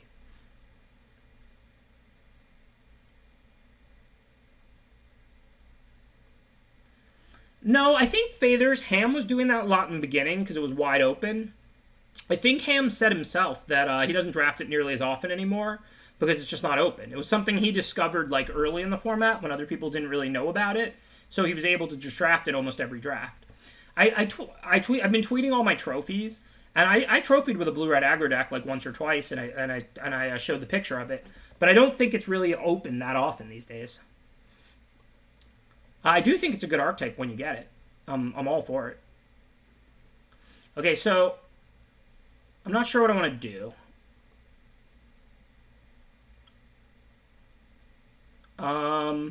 My Temple Thieves are going to have to attack next turn. That doesn't really work out that well for me, so I think I just want to double block here, right? I have to play for the long game now. So, I mean, they're probably going to Stern Dismissal, but I think that's okay. My creature here, I mean, will I get it back? No, they can stack the ability and sack this. No, then I'll get it back, and it will be untapped. Yeah, so I think I should be able to get War Leader back.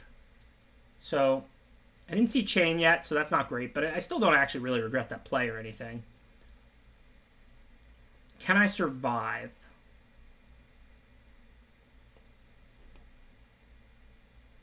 If I play Stampede Rider... I have like block, and the following turn I get back War Leader. This turn I have block, and then I can play Stampede Rider next turn and just scry this turn. Yeah, I mean, they are probably going to beat me, but I'm definitely nowhere near dead on board or anything.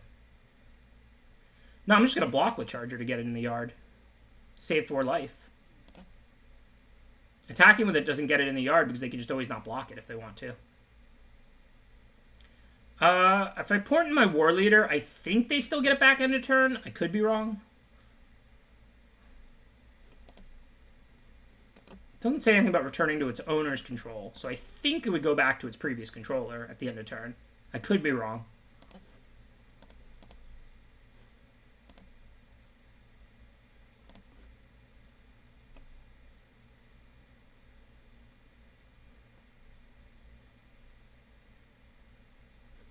Okay, so now we'll definitely scry. Let's see what we can find.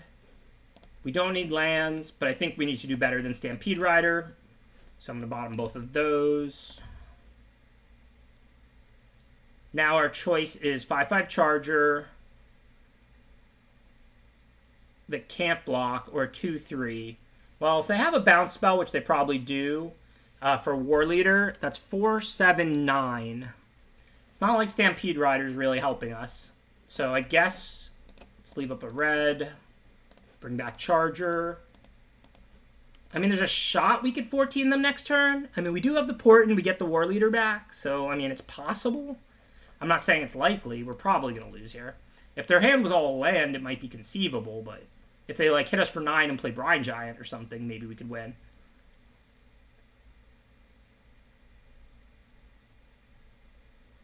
I'm really not sure, BW. I don't think so, but I could definitely be wrong. If anybody knows how that works. It's super fancy.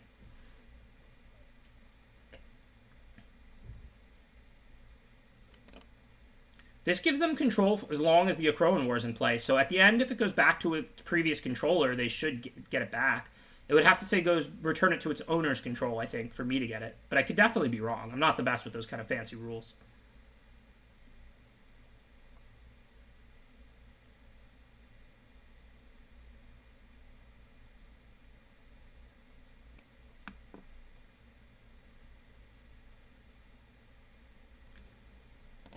Not good.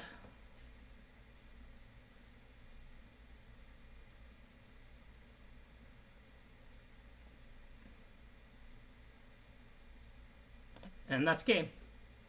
Pretty unfortunate multi-5. I think I probably win that game with 7 cards.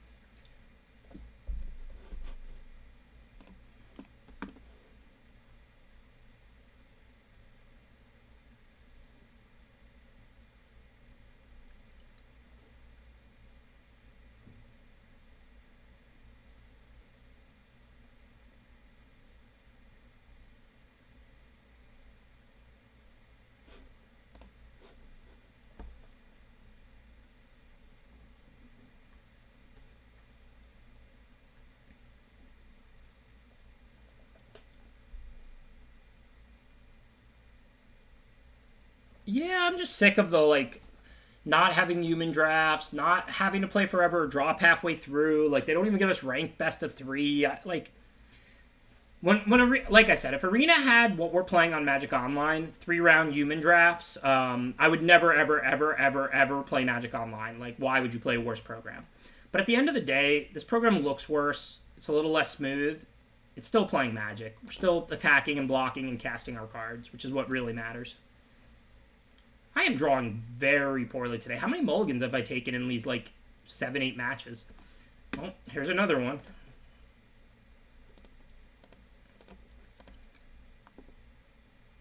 Yeah, it's just been a rough day draw-wise. I mean, I did punt, like, 2 different matches, probably.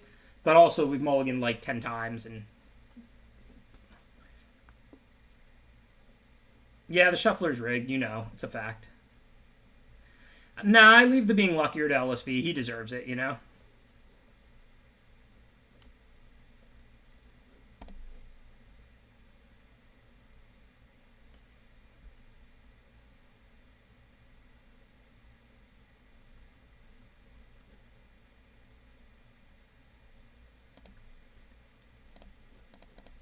Actually, I'm not going to want to pump Oracle next turn. Temple Thief is the one that's harder to block in the early game, and Oracle's the one that's better in the late game. So we should drop Temple Thief here over Oracle, because if they play like an enchantment creature, they can't block it. And it's not like I'm going to want to sink mana into Oracle knowing I already have another 2-drop to play. Hey, thanks for that subscription, Voxel. Really appreciate the support. Oh yeah, I punt plenty.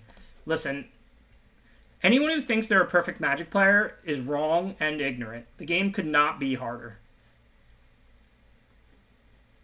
Everybody punts.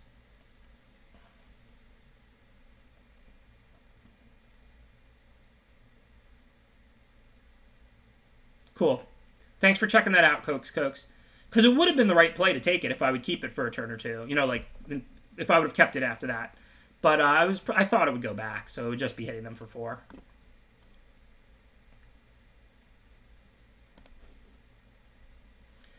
So this trade's not really great or horrible for us with the Lionfish and the Oracle. I don't think I'm going to attack. It also opens the door for Threnody Singer and stuff. So I'll just send the Temple Thief because there's like nothing that could really own me there. If they want to flash in a Vexing Golden block, cool. PV is absolutely amazing, but he still makes plenty of mistakes. Everyone does, y'all.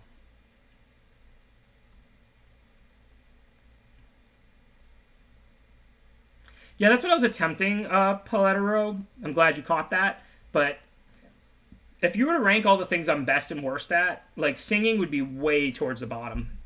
I think I've cited dancing as like the thing I'm worst at, like singing too. I just have no rhythm of any kind. Can't keep a beat, can't hold a note, just got nothing for you. Maybe Rachel will come sing on our stream one day. She's a good singer.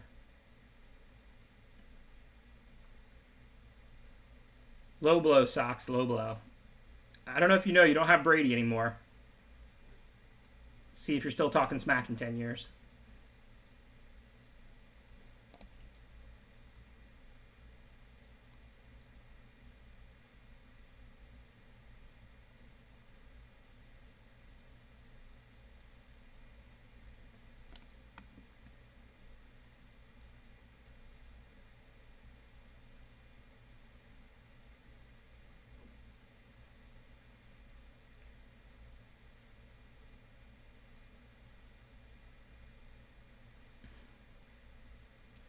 If only that were true, Thunderwunk.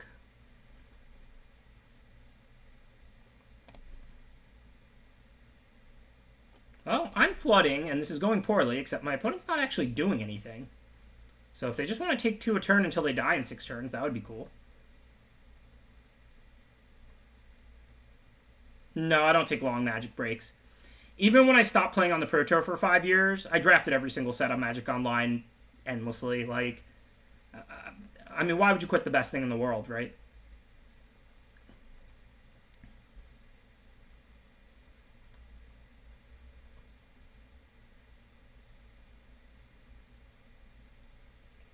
So they certainly might be holding a Memory Drain, but it could also be a Divine, whatever.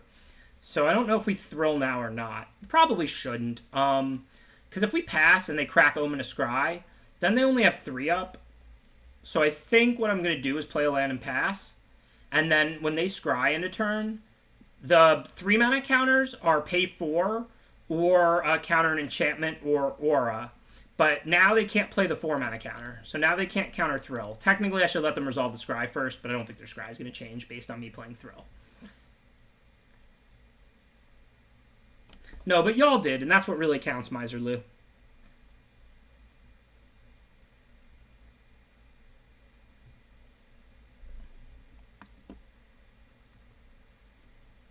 I expect a lot more from my stream, from my chat, than I do for Magic Online.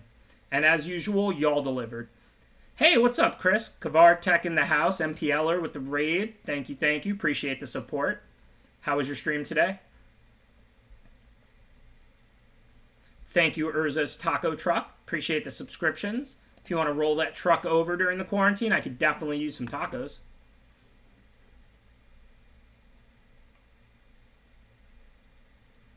Alright, what are we doing here? Portent's still not looking good.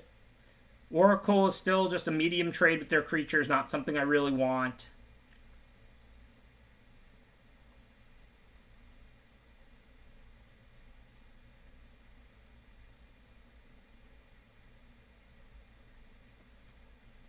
Guess I'm just going to fire off an Oracle.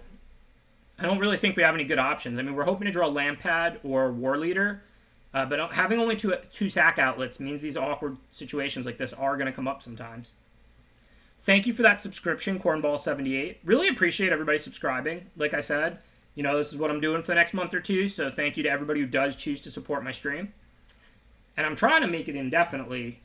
You know, hopefully the stream will keep growing, Magic will keep growing, Arena will keep getting better, bigger, Twitch will keep getting bigger and better, and, you know, eventually we can become just a full-time Magic streamer. That's been my dream since I was a little boy, and they asked, what do you want to be in elementary school? No, I'm just kidding. Magic didn't even exist when I was in elementary school. And I never really thought being a pro Magic player would actually be a job, even when I first played on the Pro Tour. It is kind of awesome, though.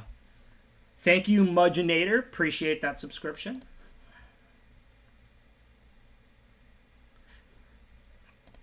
Alright, so I'm going to make this trade. Even though it's not great, it shuts off 1 point of life and a scry. Can't really attack past the other zombie, so I'm not going to take damage and just have them stare at each other.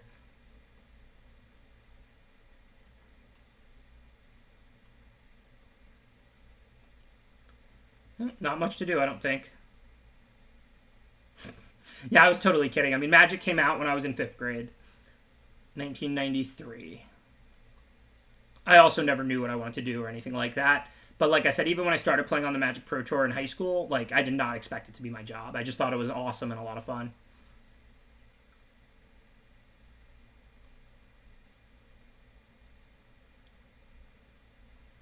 We did get PB&Js if you, like, forgot your lunch money or your packed lunch when I was in elementary school. But I wouldn't call that nasty. I love PB&Js. They're still one of my favorite things.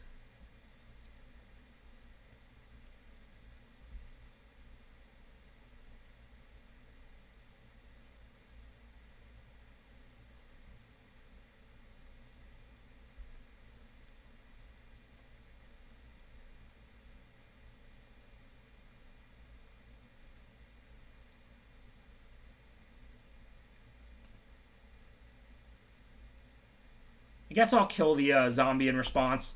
I don't think that 2/2 is particularly valuable, but it does stop Oracle potentially. But really, I'm taking off a Scry 1 and a life. But also, the Scry 2 is incredibly valuable right now, so that's why I was trying to kill it. I wonder if decking them is possible. Timur mills so many cards. Maybe they'll play like a Hierophant. Yeah, I know. I don't really even remember the grilled cheese, probably because I tried to avoid them and didn't really think much about them. But PB&J is just an amazing combination. I question anybody who doesn't like PB&J. Okay, so I'm attacking. If they block, I'll triple pump. If they don't, I'll pump a couple of times, and then I will play Stampede Rider. This isn't great, but we don't care if we take another 4 damage here at 16. So if we get a free kill on the Riptide Turtle, cool.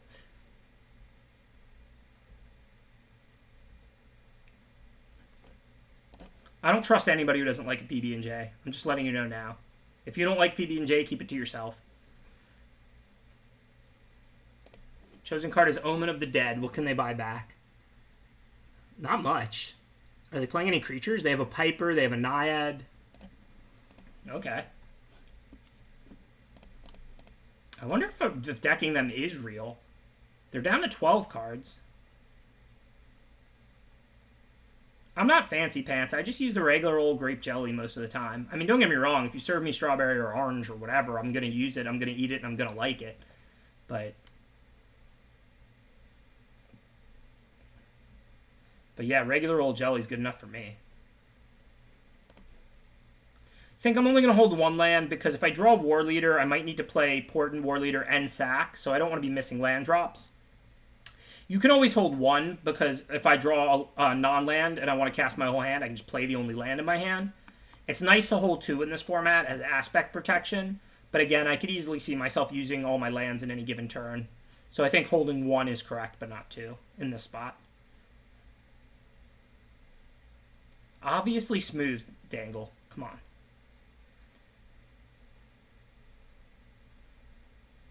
I have not, but it sounds amazing. I will try that Runer, I promise.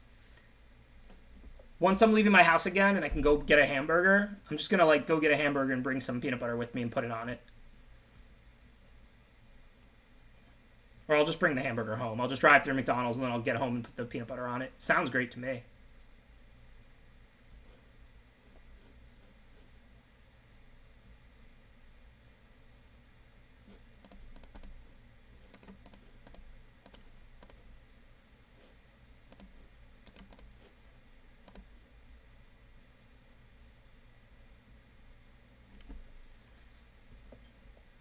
So let's see how many spells they've played. 1, 2, 3, 4, 5, 6, 7, 8, 9, 10, 11, 12, 13. Eek. They still have another 9 or 10 cards we have to beat. Oh, no, there's Exile. Okay, 16. Not bad. So we got to beat another 7 cards if we want to deck them. Thanks, Killenstein. Appreciate the support. Thanks for subscribing, Corey. Appreciate the 15 months of support. Thanks again for, being there day one and helping kick the stream off with all those exciting subs gifted out and just hanging out in the beginning, especially when, you know, we were a little smaller. Really appreciate your support. So, do we have anything that punishes 1 toughness creatures? If so, I'd rather block Zombie because I don't want to turn off a 1 toughness punisher. But if not, I'd rather block Lionfish because it just has more of an ability. I don't think we do. We don't have Mogi's Favor. We don't have a Wrap in the deck. A 1/3 can block a 2/2 or a 2/1.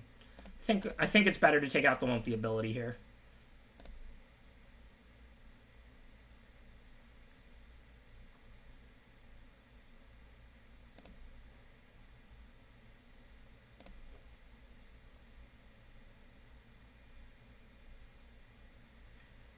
So I didn't want to get aggressive, but I'm still holding double Portent. I've been trying to save them until I found a sack outlet.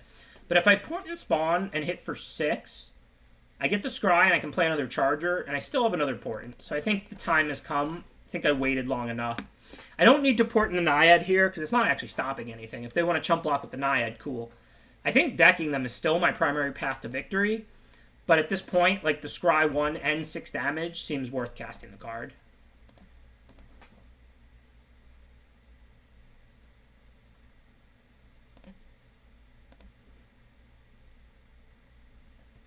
Spawn also makes it a lot harder to deck them, since it's a recursive threat.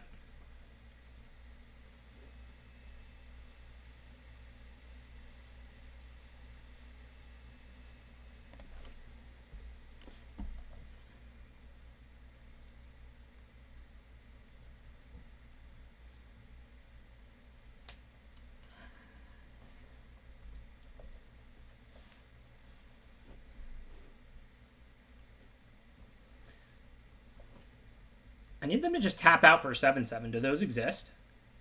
I don't think so.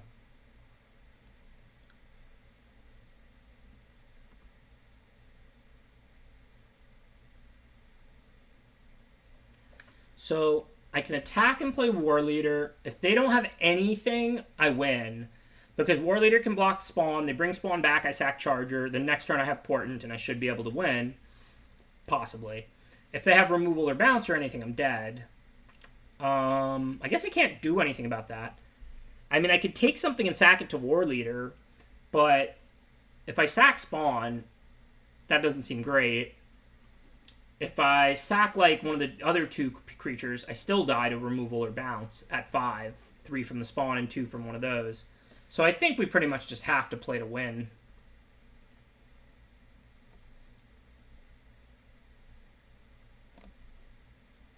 Oh, yeah, I'm a mana short of taking sack anyway. You're right.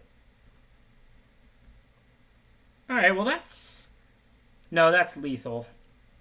If they attack with everything. So that wins them the game. I was going to say, I didn't care that much that they soaked up the 3 damage this turn. I could still easily 10 them next turn with, like, Portent, War Leader, and, like, a 5/6 Spawn or something. But, of course, now if they turn all their creatures, I'm just dead.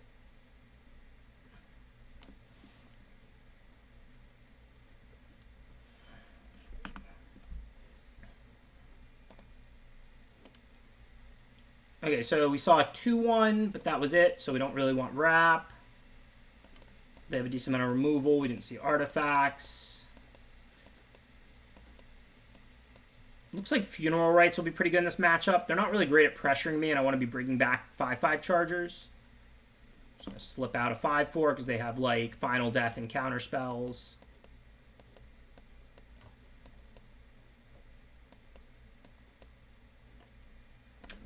I think that's right. For game 3 on the draw, I may have to take out a land because their deck is pretty grindy, but we'll make that decision then.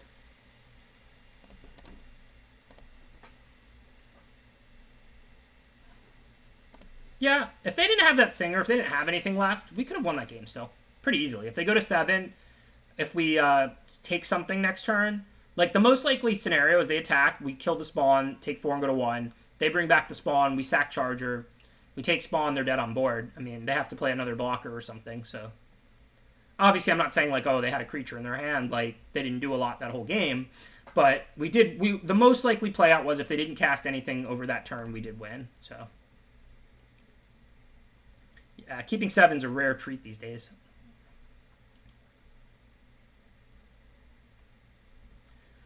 Speaking of rare treats, gotta love when your opponent plays a 2-power creature. Like I said, let's slam this Elspeth's Nightmare now. See their hand, get rid of the best spell, hopefully get a 2.5 for 1.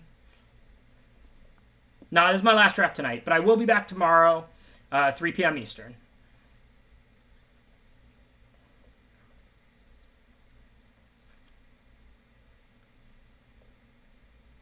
I board in Triumph against removal light big creature decks when I'm on the play. Like if I play against a green deck and I'm on the play, I'll board in Triumph. But against a blue-black deck with counters, removal, and stuff, it's not very good. All right, so they have Turtle and Hippocamp. Should have Funeral Rites before playing a land, but whatever.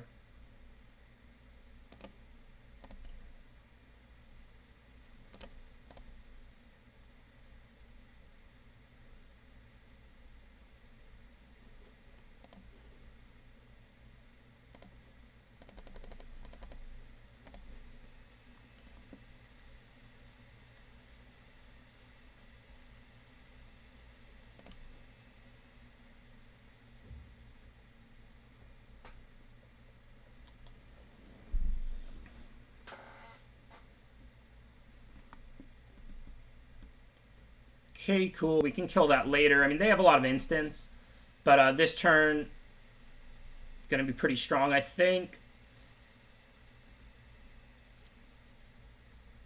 Well, I guess we just want to slam Bad Breath.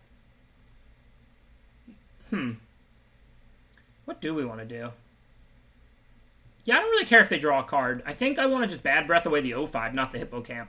Even though this play is kind of counterintuitive, we knew they don't have anything else to do, and so they may not even be able to draw another card. But even if they do get one more card out of this, next turn I can use 7 mana and play Omen along with Charger or War Leader. So I think that's better.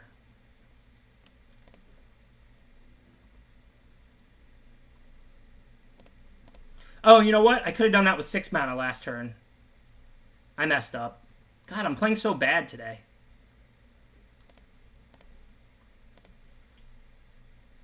So I forgot Charger costs 1 less because of Lamia. So I think my play would have been right in theory, you know, to use all my mana over 2 turns, except I could have just, instead of Bad Breath last turn, I could have omened the 2/2 Hippocamp or the 05 Turtle and brought back Charger as a 5/5. And then I would still have Bad Breath in hand, I would still have used all my mana, and I'd have a bigger creature out. So I kind of punted there. Now I'll play the War Leader, because it uses 5 mana and not 4. But Lamia lessens the cost of 1 to flash cards back from your graveyard, so I could have brought the Charger back for 4 mana last turn. So I could have used all 6 and got a 5/5 and played Omen last turn. So that would have been better. Not that this game is particularly close, but still.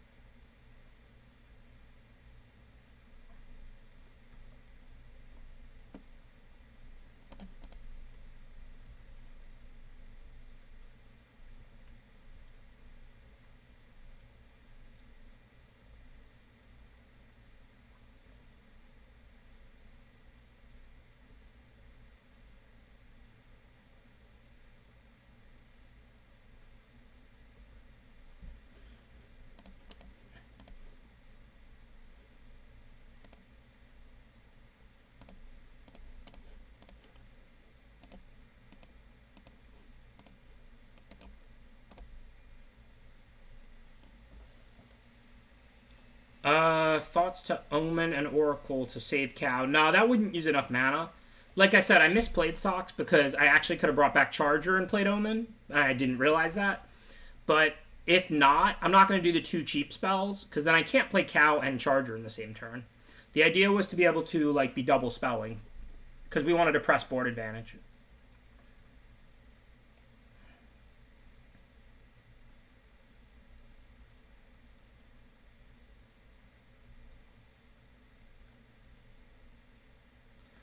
So they have to block Charger, I think. I mean, I guess they can let Charger and Bad Breath through. I think I can attack with everything. If they put Spawn on Bad Breath, Riptide goes where? If it goes on Oracle, I can hit them for 9 and omen them for lethal. If it goes on Lamia, I can pump it once and lethal them. So yeah. This gets them in omen range. And we've already taken their deny earlier in the game. That was the only... I don't even think it's possible to play a counter with 2 mana, right? So I think they're dead. I mean, unless they block like the 2 biggest ones, they're not necessarily dead right now, but then their blocks are bad for them. So this is good for me either way.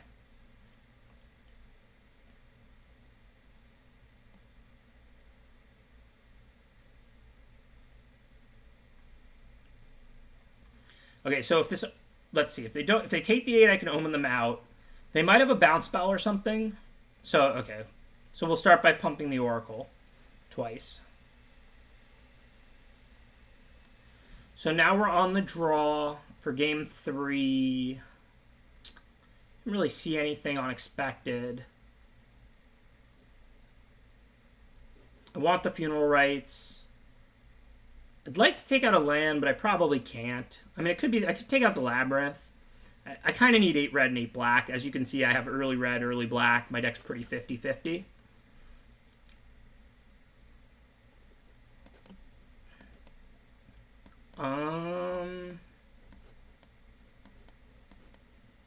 Does Piper line up well against them? They had a Naiad that blanks it. It's bad against Threnody Singer, so I'm not going to bring that in. Yeah, this is probably just right. I'm kind of worried about flooding against a grindy blue-black deck, but I mean, it's still just 17 lands with a Thrill, and we have Funeral Rites in. Okay, the perfect hand to keep and lose. I mean, I would never mold this hand. We're on the draw. We have 2 red cards we can cast. If we draw a Mount, we can still cast this 3-drop too. So hopefully we'll just get that swamp.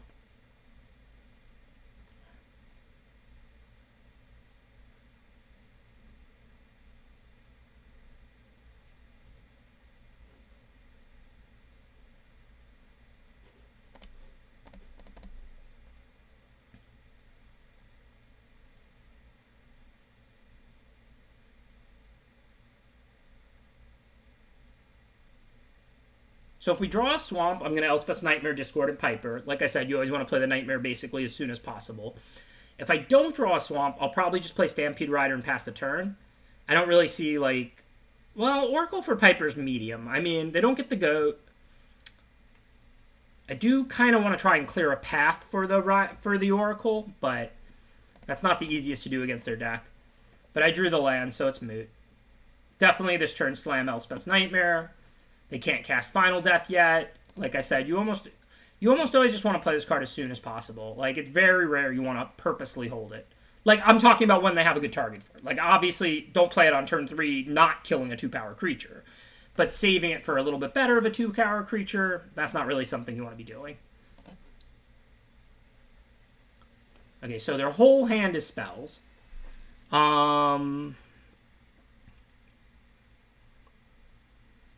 I mean, I don't care if they omen back Piper. I think we just take Thirst here. They have enchantments to discard, so it's going to put them up a card. Yeah, it seems like a pretty easy Thirst.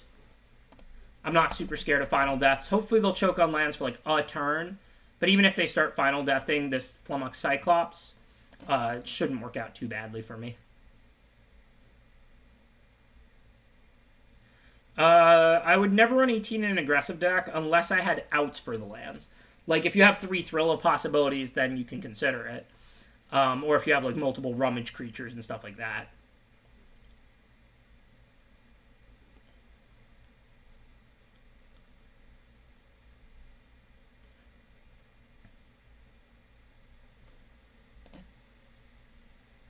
Okay, now I'd be pretty happy to trade Oracle for Naiad. So if they block, I'll pump. If they take it, I'll just hit them for 2 and drop 2 more creatures.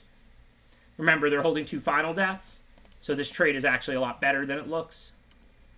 Since they're stuck on 3 mana and their hand is 2 Final Deaths, Black Omen, and whatever they just drew, which we don't know. Oh yeah, or Landfall and Zendikar, yeah. I assume that we're being asked in most formats under normal circumstances, but certainly a mechanic like Landfall can get you there. Whoa, well there's a card I hadn't seen yet, and now I wish I had Elspeth's Nightmare. Well, we're probably going to lose now. Not much we can do.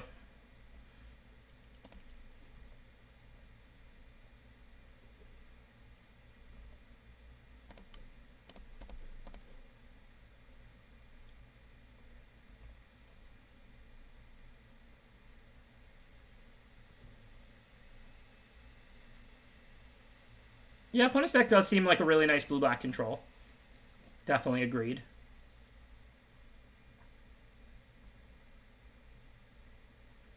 So they have Omen. So if I do attack with both, and they block with Kraken and I Omen it, and I kill it, they can Omen it back. But then they have to recast it. They're not getting a 1/1. It's resetting it. So I think it's right.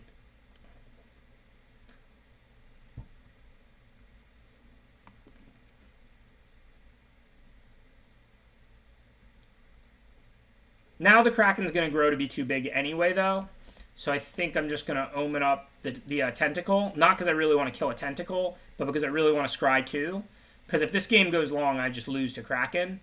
I know I don't really have much in the way of outs. I mean, I can inevitable end it, and then they can throw it each turn, but sack the 1/1 it makes, and then they just have the one big creature. I have those portents and stuff. I mean, there's obviously a very rough situation against a Kraken that's going to live. But, I mean, what are you going to do? All right, you draw the cards first, right? So let's top both.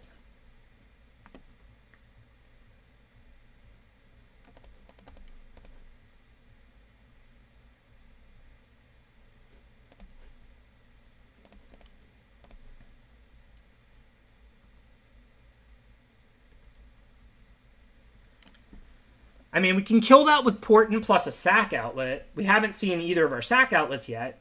We didn't mill them, so there is that. We milled an Omen and a Thrill, two good cards. I'm not like ecstatic about that, but what are you going to do?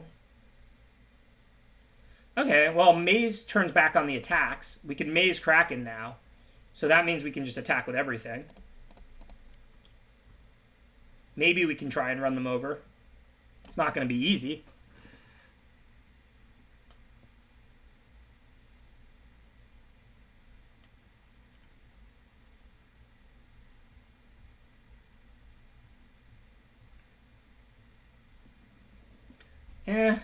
That didn't work out well. Perhaps this attack was bad.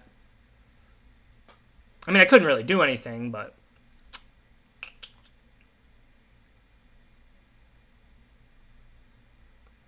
Oh, I can maze... I'll get in trample damage every turn if I maze something that blocks it. I mean, granted, they'll be able to block it with more things in the future.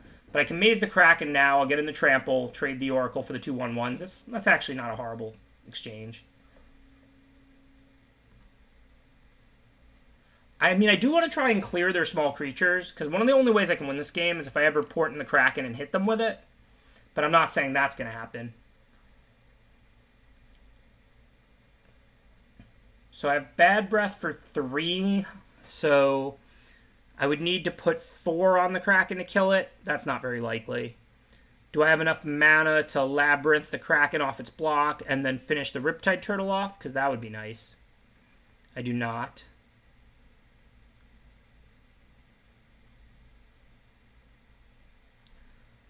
Well, I'm going to attack and see how they block.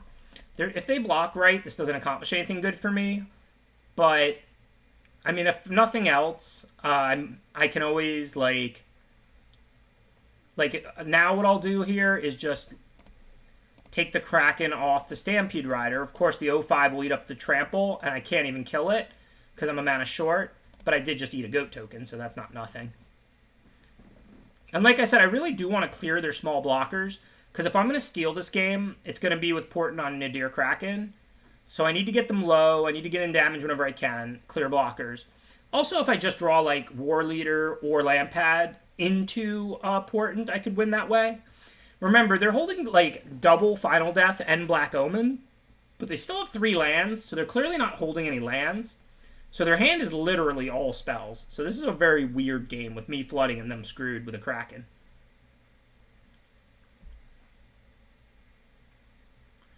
So for this turn, I think I just want to dump more creatures. I think we're never bad breathing away Kraken at this point. But I do have enough mana to play both my cards.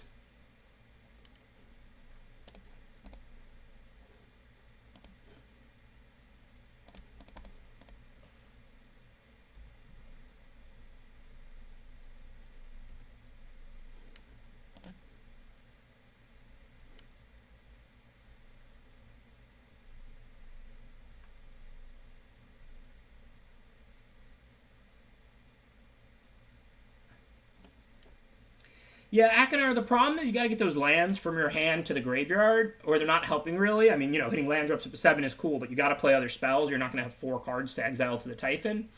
And if you have Relentless Pursuits and Fateful End or whatever, it's not called Fateful End, but the black thing, you're not going to need an 18 land deck because you have Relentless Pursuit, which finds a land for 3 mana, and you have the black Fateful card, Funeral Rites, that finds lands.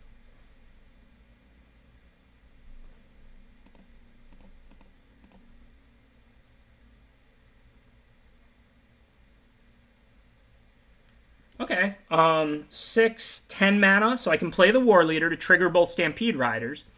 Then I can just attack with everything. Whatever the Kraken blocks, I can always Labyrinth the Kraken. None of their other blocks scare me. I mean, they can, you know, bounce something, trade something, take a few points of damage. Like, this attack isn't, like, amazing or anything, but the Labyrinth is doing a lot of work here. I mean, if we get them low and we have this War Leader out, now this becomes a winnable game. I mean, if we draw a Lampad, we could Lampad them out. We also have the double Portent to take the Kraken. So, not the best, not the worst.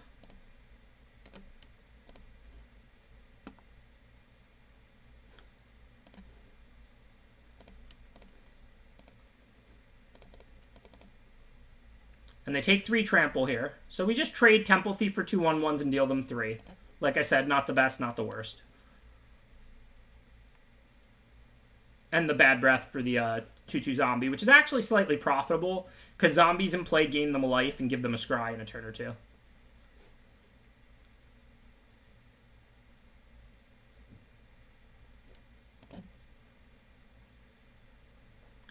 Keep your mouth shut, Fathers. I don't need them drawing any lands. They have a 10-10 Kraken out. I'm working really hard to try and inch out a victory here.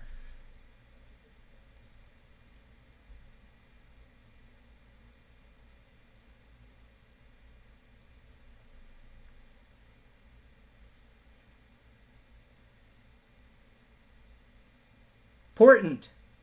Well, you could do worse. Okay, so they can double block a Stampede Rider. Think it might be time to sack Flummox Cyclops to War Leader. Because with 10 mana, I want to use Labyrinth, play Charger, and then I have 1 mana exactly left over. So I think that's the right play. I mean, I know I could play the Charger, sack it, and then bring it back. But then I can't also use Labyrinth, and I need to use Labyrinth to attack. So I think if we War Leader away the Cyclops here, if they want to double block this War Leader, it can at least take something else out. And we still have enough mana with 9 now to play Charger and use Labyrinth. So we're definitely going to attack. We'll see what they block. Again, if I kill zombies, that denies them a scry and a life, so that has some value.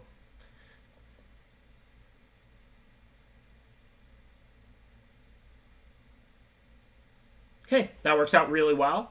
Now we can just Labyrinth off the Kraken. And then we get to eat the zombie token. We eat the Vexing Goal. They take like a point of damage. This is a really good turn for us.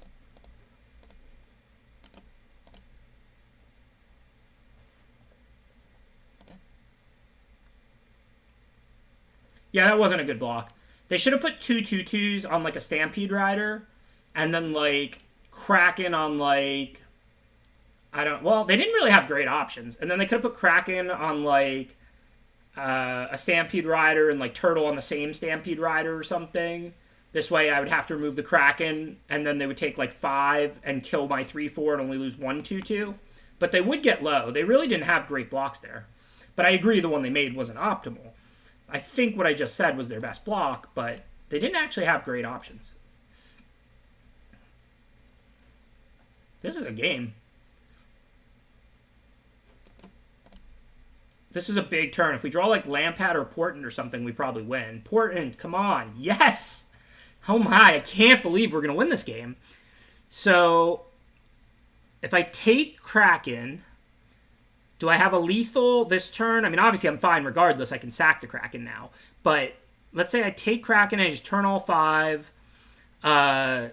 They block 3, which means 2 get through. So, I mean, they could just let the 2 Stampede Riders through, so they're clearly not lethal. But if I sack a 3-power creature to make the War Leader Menace, that doesn't really help me. So I can't lethal, but they're going to lose, like, everything but the 05 and go to, like, 2. This game is pretty much over now. They could Omen back the Oracle and play it, but they still have too many cards left in their deck for that to win the game, right? Yeah, they have 13. Yeah, I think we did it.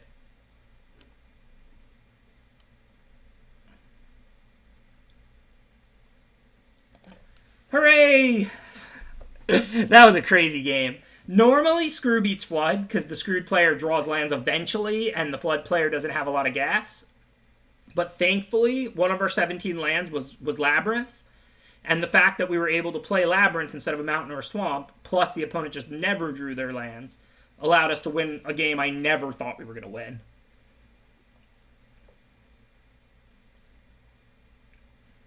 All right, last match. We might not get any trophies, but let's get them packs, huh? 2-1 for 2 packs. Oh, yeah. They drew a lot of cards. It was very unfortunate for them. Remember, though, Magic is weird, right? Like, my draws were terrible. Like, I had 10 land and, like, 5 spells at one point, right? Like, if I just had 6 lands and 6 spells or whatever, then I don't need them to Super Flood, necessarily. Like, but yes, they did draw an almost impossible number of non-lands.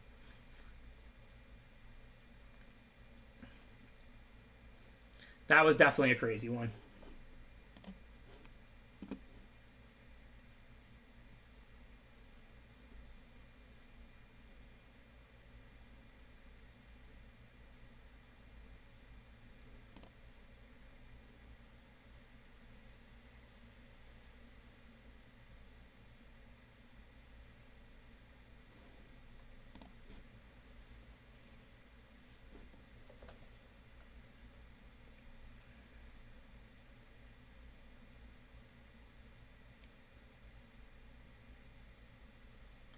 The thing is, you have to sell cards and stuff, right? Like, if you're viewing the entry and prizes in a draft on Magic Online as you know, like the cards just disintegrate, then no, you could never go infinite. But remember, like, the cards have value. So, like, you know, every time you spend, you know, $14 on entry, you get, like, whatever, $5 or $6 worth of cards or something on average. So your entry is really $8, not $14.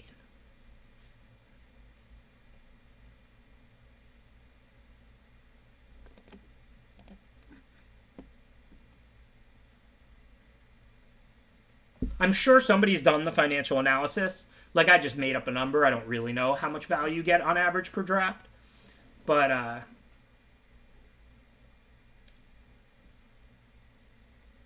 if somebody, like, has that information, by all means, I just made up a number. But I assume out of 3 packs, you do get an average of something like that.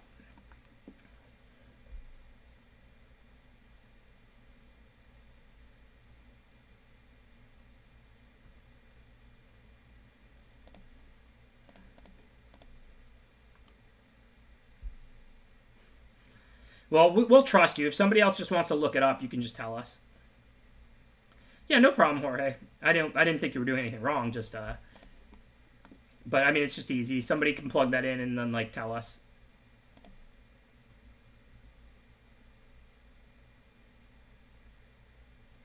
Wow, that's incredible. You average 0.7 ticks per pack. I guess cards aren't worth what they used to be on here.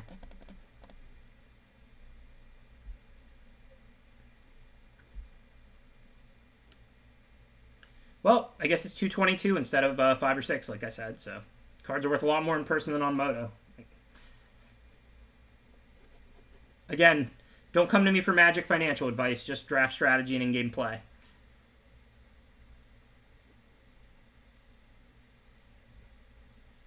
All right, let's see. What can we do? We don't know if the sack outlet yet. We could put one out. Can't really attack into the 3-5 this turn. It's a pretty bad turn to take the turn off to play Lampad. But if we draw a land, we probably want to kill that Warden. So I guess it's worth it. I mean, it's a bad turn, but if we draw 1 land, then we can have a really good turn.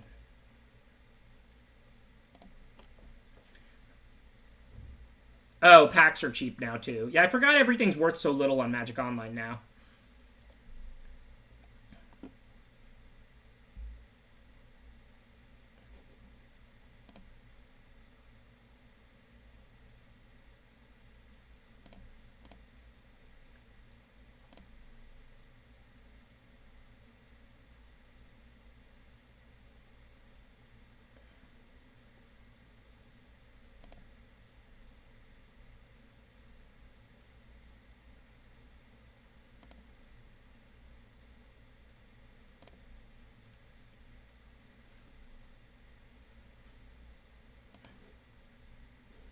Okay, well, no real decisions here. That creature's definitely good enough to port in and kill. I don't think there's really anything for a Plains in a Swamp that can kill Lampad.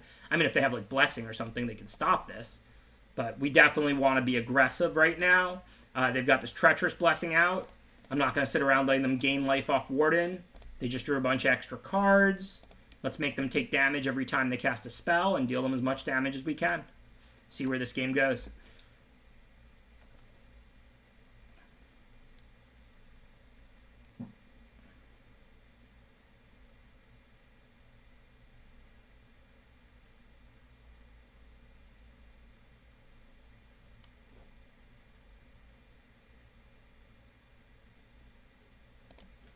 So they hit an Indomitable Will, so we've got to remember they have that at all times.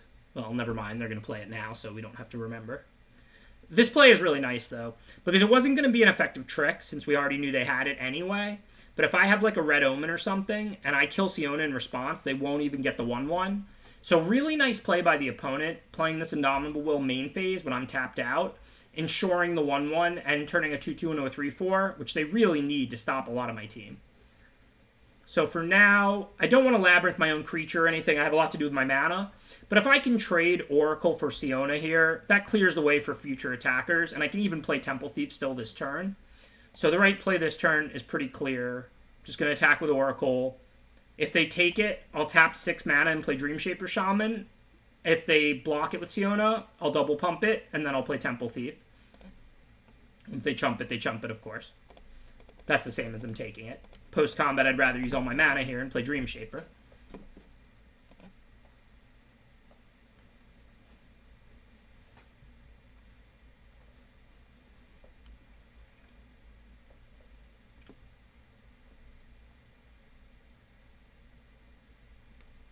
On the one hand, they Mystic Repealed my 5/4. On the other hand, they didn't Mystic Repeal their own Treacherous Blessing, and we've got them down to 12. So if we just keep dealing them damage, they can only cast so many more spells.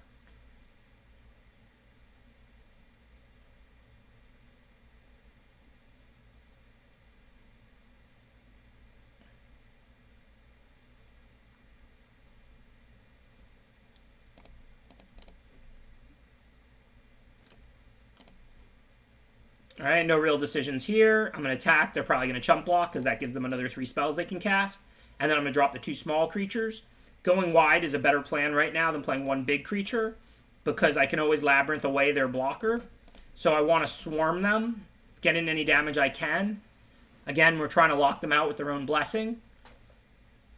Black has Lampad, but you need to be black-red to be able to sack your enchantment. The red cards are really will let you sack enchantments. You have Slaughter Priest of Mogi, Blood Aspirant, and Final Flare can all sack it. I don't really think a black-green-white deck can necessarily sack it. I mean, they could kill their own enchantment. Like, for example, they have a Mystic Repeal. But that does require them at least spending a card out of their hand, too. So it's pretty good for us. Thank you, Iconic. Appreciate that subscription. So now they're going to put the Sentinel's Eyes on their Siona, probably. Get another 1/1. Actually, maybe they'll put it on the Bad Breath. I'm not really sure which one they're going to put it on. The thing is, if they put it on the Siona, then they have that back to block. If they put it on the Bad Breath, then if they trade that for Charger, they'll lose it, and it can't block Thief. So they pretty much have to put it on Siona here.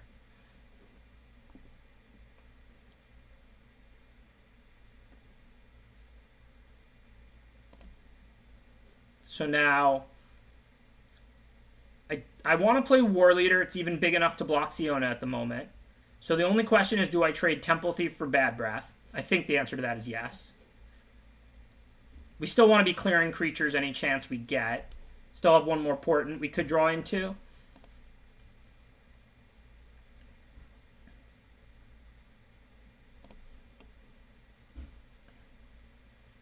Hopefully they're not holding a removal. It's starting to get pretty dicey if they are.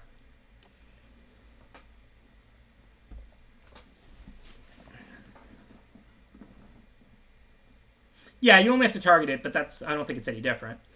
But they did have the removal, so this is going pretty rough now. I mean, I can play Oracle. I can use Maze. Oh, come on. They have something else to pump too? No, okay, but another blocker. So now I have to draw a land or I'm dead. Or like a portent or something. Because I need one land away from Oracle and use Maze, right? Yeah, Labyrinth.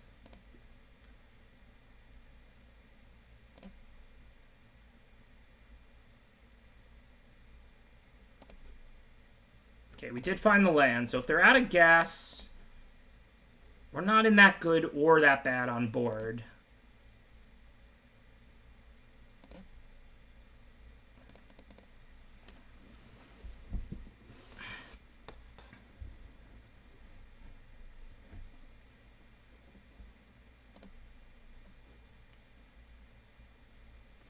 So I'm going to lose one extra creature, exile the one that's dying.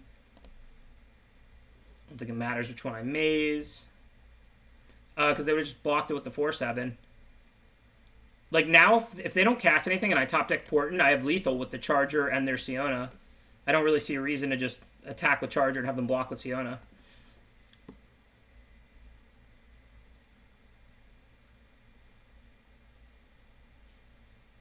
I don't know what's going to happen here. It can't be good for me, but...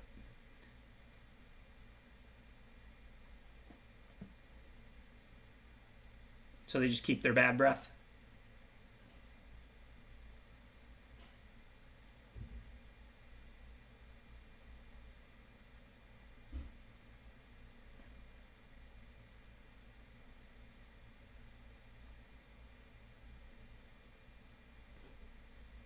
Yeah, we did.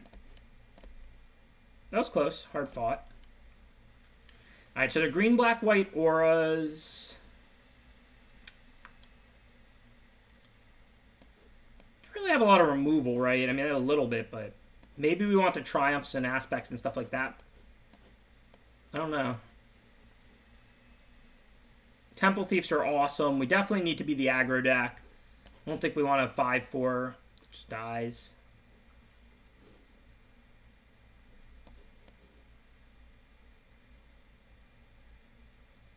Hey, Jeff. Yeah, I've been playing mostly Moto lately. Thank you for resubscribing, Raz, and for supporting my stream for all 15 months. Really, really appreciate it. I think I'm just going to try one Triumph because they're a defensive deck. They have a powerful late game. The trample damage could be really good for us.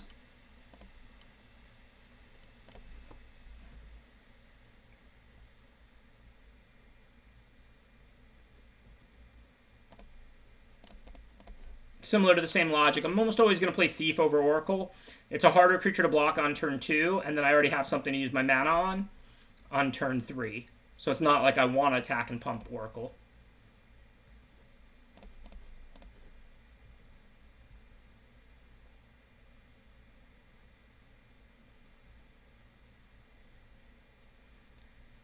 Okay, I wouldn't mind Inevitable ending that, but it's better to drop a 4/4. They can't block Temple Thief, but if I attack with Oracle and they block and I have to pump, then I'm doing nothing this turn instead of getting a 4/4 in play. So this turn, don't try and bluff in damage with this Incendiary Oracle. That's way too aggressive. We get in 2 damage anyway, and then we just put out a 4/4 and see if they can block that.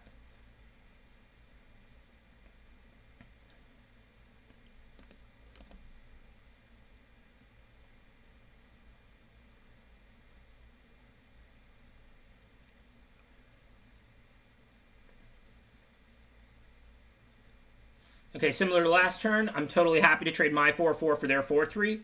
Their 4/3 is stopping Temple Thief, which can attack past Soul Reaper. And then I have 2 good 5-drops to play. I think I'll play Lamia first. War Leader's the one that works better later in the game with Portent. So for now, I'll just attack with the Cyclops. It's an even trade for the Huntmaster, but it's worth making an even trade because it puts a card in our yard towards escaping the Charger we're about to search out, and it takes away a 4/3 that was stopping Temple Thief from attacking. So if you're ever wondering, like, when do I make even trades, think if it benefits you or the opponent. If having creatures in play benefits you, then you probably don't want to make even trades. If putting a card in your yard because you have an escape creature that you just searched out, then you want to make an even trade. And if making an even trade clears the way for a 2/2 to start dealing to a turn, then you definitely want to make an even trade.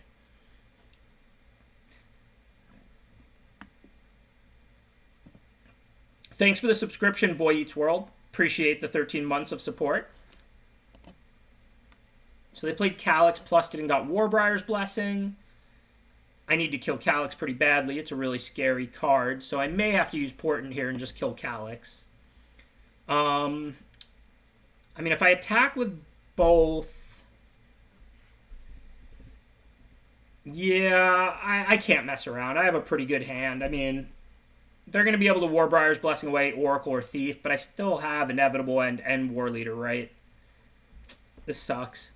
Because, I mean, like, I could hit the Calyx for 2 and then play Inevitable End. And then they have no board. They get to plus the Calyx again, though. They're almost definitely going to find an enchantment because their whole deck is enchantments. And then the Calyx will be at 4.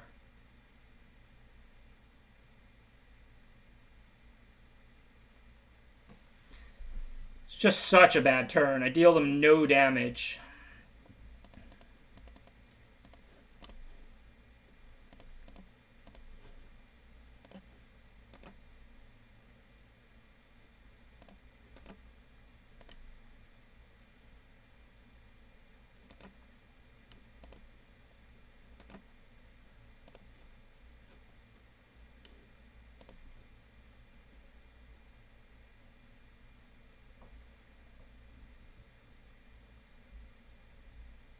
Thanks, Boy Eats World. Yeah, thank you for, subscribing night 1 back. I appreciate the compliment and the support, and hopefully we'll stay healthy, and we'll be streaming a lot since we're just stuck indoors.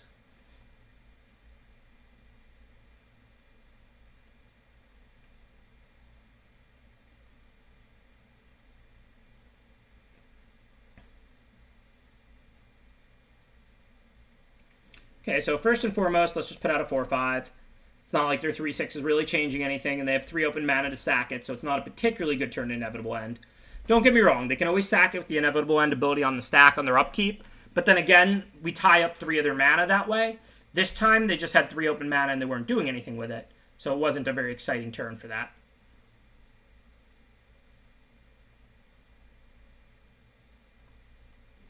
Similarly, I think here, we'll bring back Underworld Charger. And then next turn, we should be able to attack with the 4/5 to 5/5, and then play Inevitable End post-combat, assuming they don't do anything that changes things. But they could easily be holding Indomitable Will or a removal spell. I don't really want to be making risky attacks into their open mana until I at least have nothing better to do.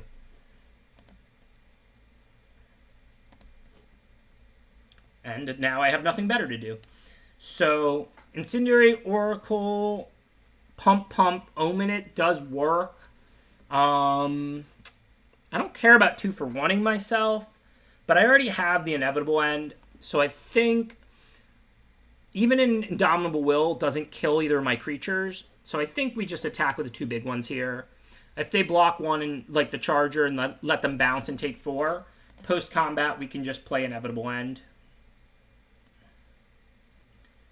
Even though there's a Thrill in my deck, I don't really want to miss land drops. Let's see what's going on. Oh, I can just Omen It now. If they Indomitable Will, it'll live. But that's okay. Like, I want to get the Omen out so I can scry with it anyway. And I still have the Inevitable End backup. So I'm going to Omen It. They'll probably Indomitable Will. And then I'm going to play Inevitable End. Let's set it up, keep stop, since we have plenty of mana.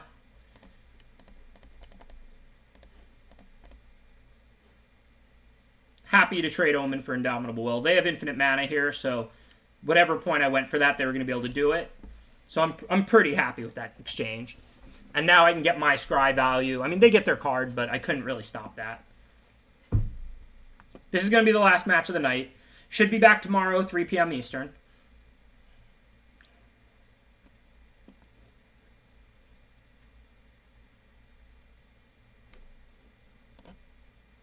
Yeah, so if I had Omen for this, they would just will it in response. Like, we were never really going to get value out of Omen while they had will. On the other hand, a 3/2 doesn't stop either of our creatures, so what else do they have? That's still not big enough to stop either of our creatures. So now this is looking pretty good.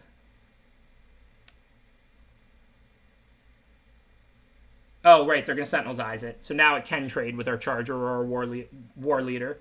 So first let's scry during our upkeep. If we find port in number 2, then we win. Back to the regular schedule. Plus, I'm going to do some weekend streaming, but it's either going to be CFB coverage or just like on my channel. I will post in the Discord and update people. For today, tomorrow, and Thursday, I'll just be on my normal schedule. And then I will post and tweet whatever I plan to do this weekend. That we can discuss. Modern Horizons is awesome, and Theros has been out for a long time. If people would prefer Modern Horizons to Theros, yeah, we could definitely do that. I am currently scheduled for CFB coverage Friday night, I believe from 7 p.m. Eastern to 11 p.m. Eastern this week. And then if I'm not doing any coverage for them over the weekend, I'll probably play the weekend championship and stream it, probably on a small delay, maybe not on a delayed day one or something. We'll see. No, I don't think I'm with LSV this time. Okay, so what did we do? We scried, we draw Triumph. If they trade Charger for Bad Breath here, that's really good for me. But War Leader for Bad Breath isn't really good for me. The only upside is that it's clearing it, but that's not really worth it. The Triumph plus the War Leader could threaten lethal pretty easily. So I think here we just attack for 5.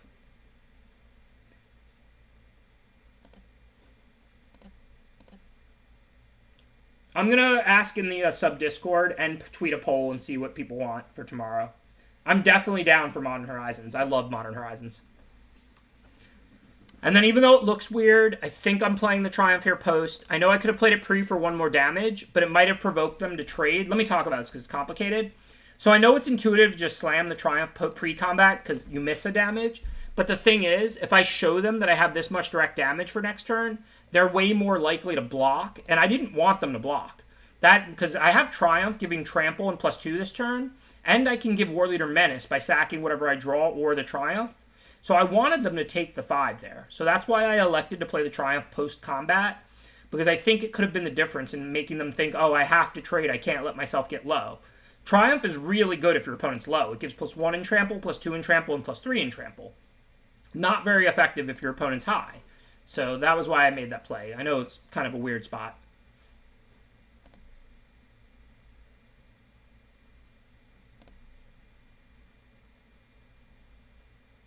Okay, so we're definitely not blocking. Obviously, that turn went pretty bad, as they had Spawn and something else off of Funeral Rites. We don't need an upkeep stop anymore. Let's see what we draw. So I can go to a 7-power Menace, which is not enough to kill this turn. So I'm pretty sure this turn we just bring back our creatures, and then hopefully next turn with the +3 in Trample and 2 more creatures we have in. Hopefully we have a lethal with them at 5.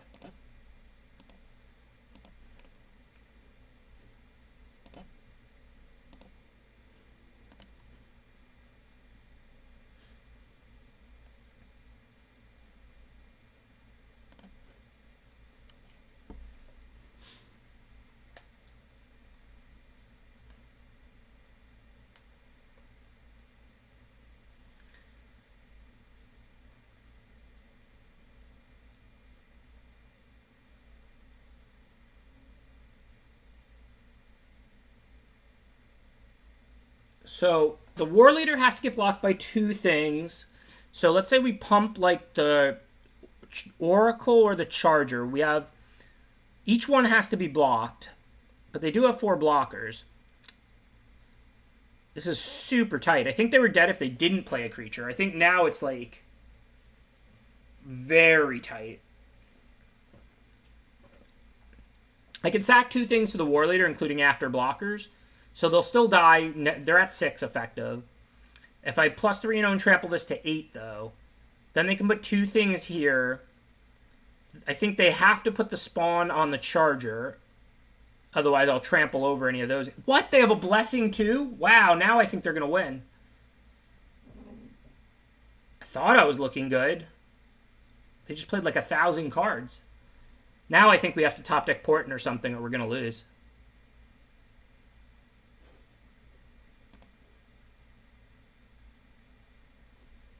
Alright, so let's see what we draw, and then we'll figure out the Triumph. Well, that's a card.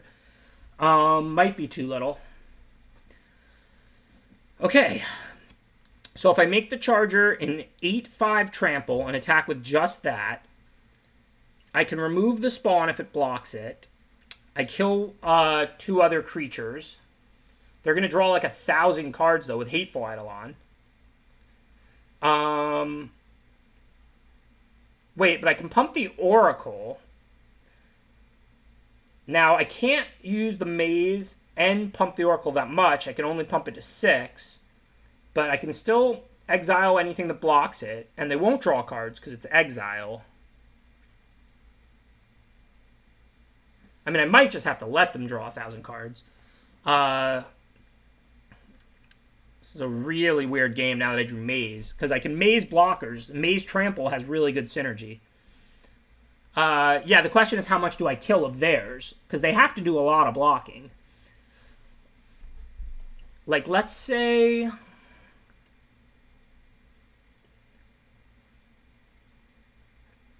think I just have to Maze Charger and attack. I mean, Triumph Charger and attack with just that. I don't think I have a lethal. If I attack with both, they can just... If Oracle's not Triumph, they just stick anything on it, like Dawn of Angel.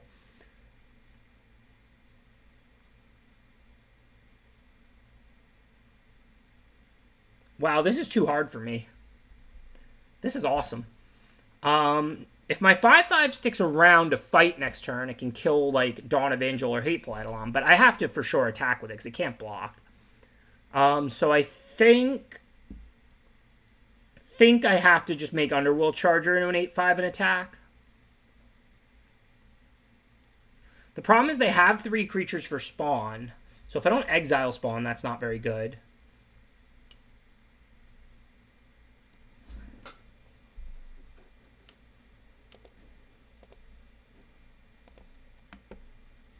I mean, this isn't great for me, but the Charger can't block. So, I mean, I think that given my back is kind of to the wall now, thanks to that Warbriar's Blasting, I don't think I have a choice. I can remove the spawn from combat. I mean, they're going to draw a million cards, but, I mean, what are you going to do? I mean, maybe they'll draw lands, right? So, like, I don't even have to remove the spawn, right? I just trade with the Blight Breath. Oh, if I remove the spawn, they take 3. But then I don't have the Maze to use on defense. So now the question is, do I Maze the spawn to have them take 3 damage and go down to 2? I have 1 Omen left in my deck. I have 2 of them. I have a Portent left.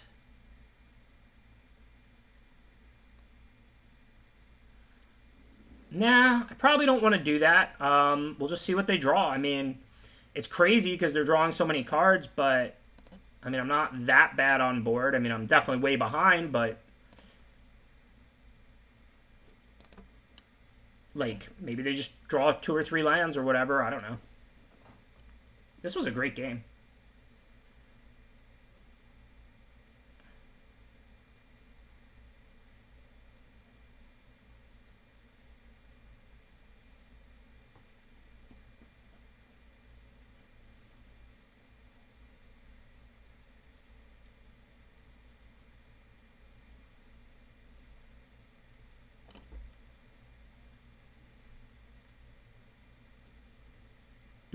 More yuck, but nothing we can do about that.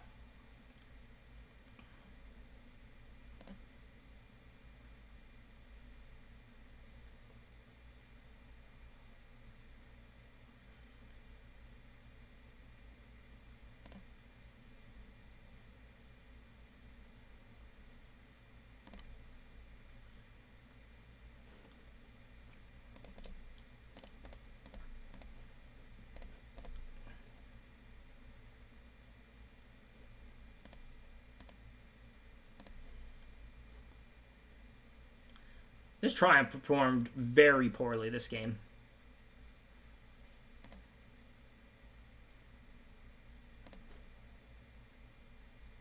Oh, well, looks like game. Good games. That was fun.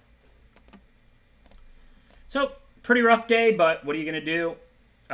Thank you to everybody for the warm welcome back, even if Magic Online didn't also share it with me.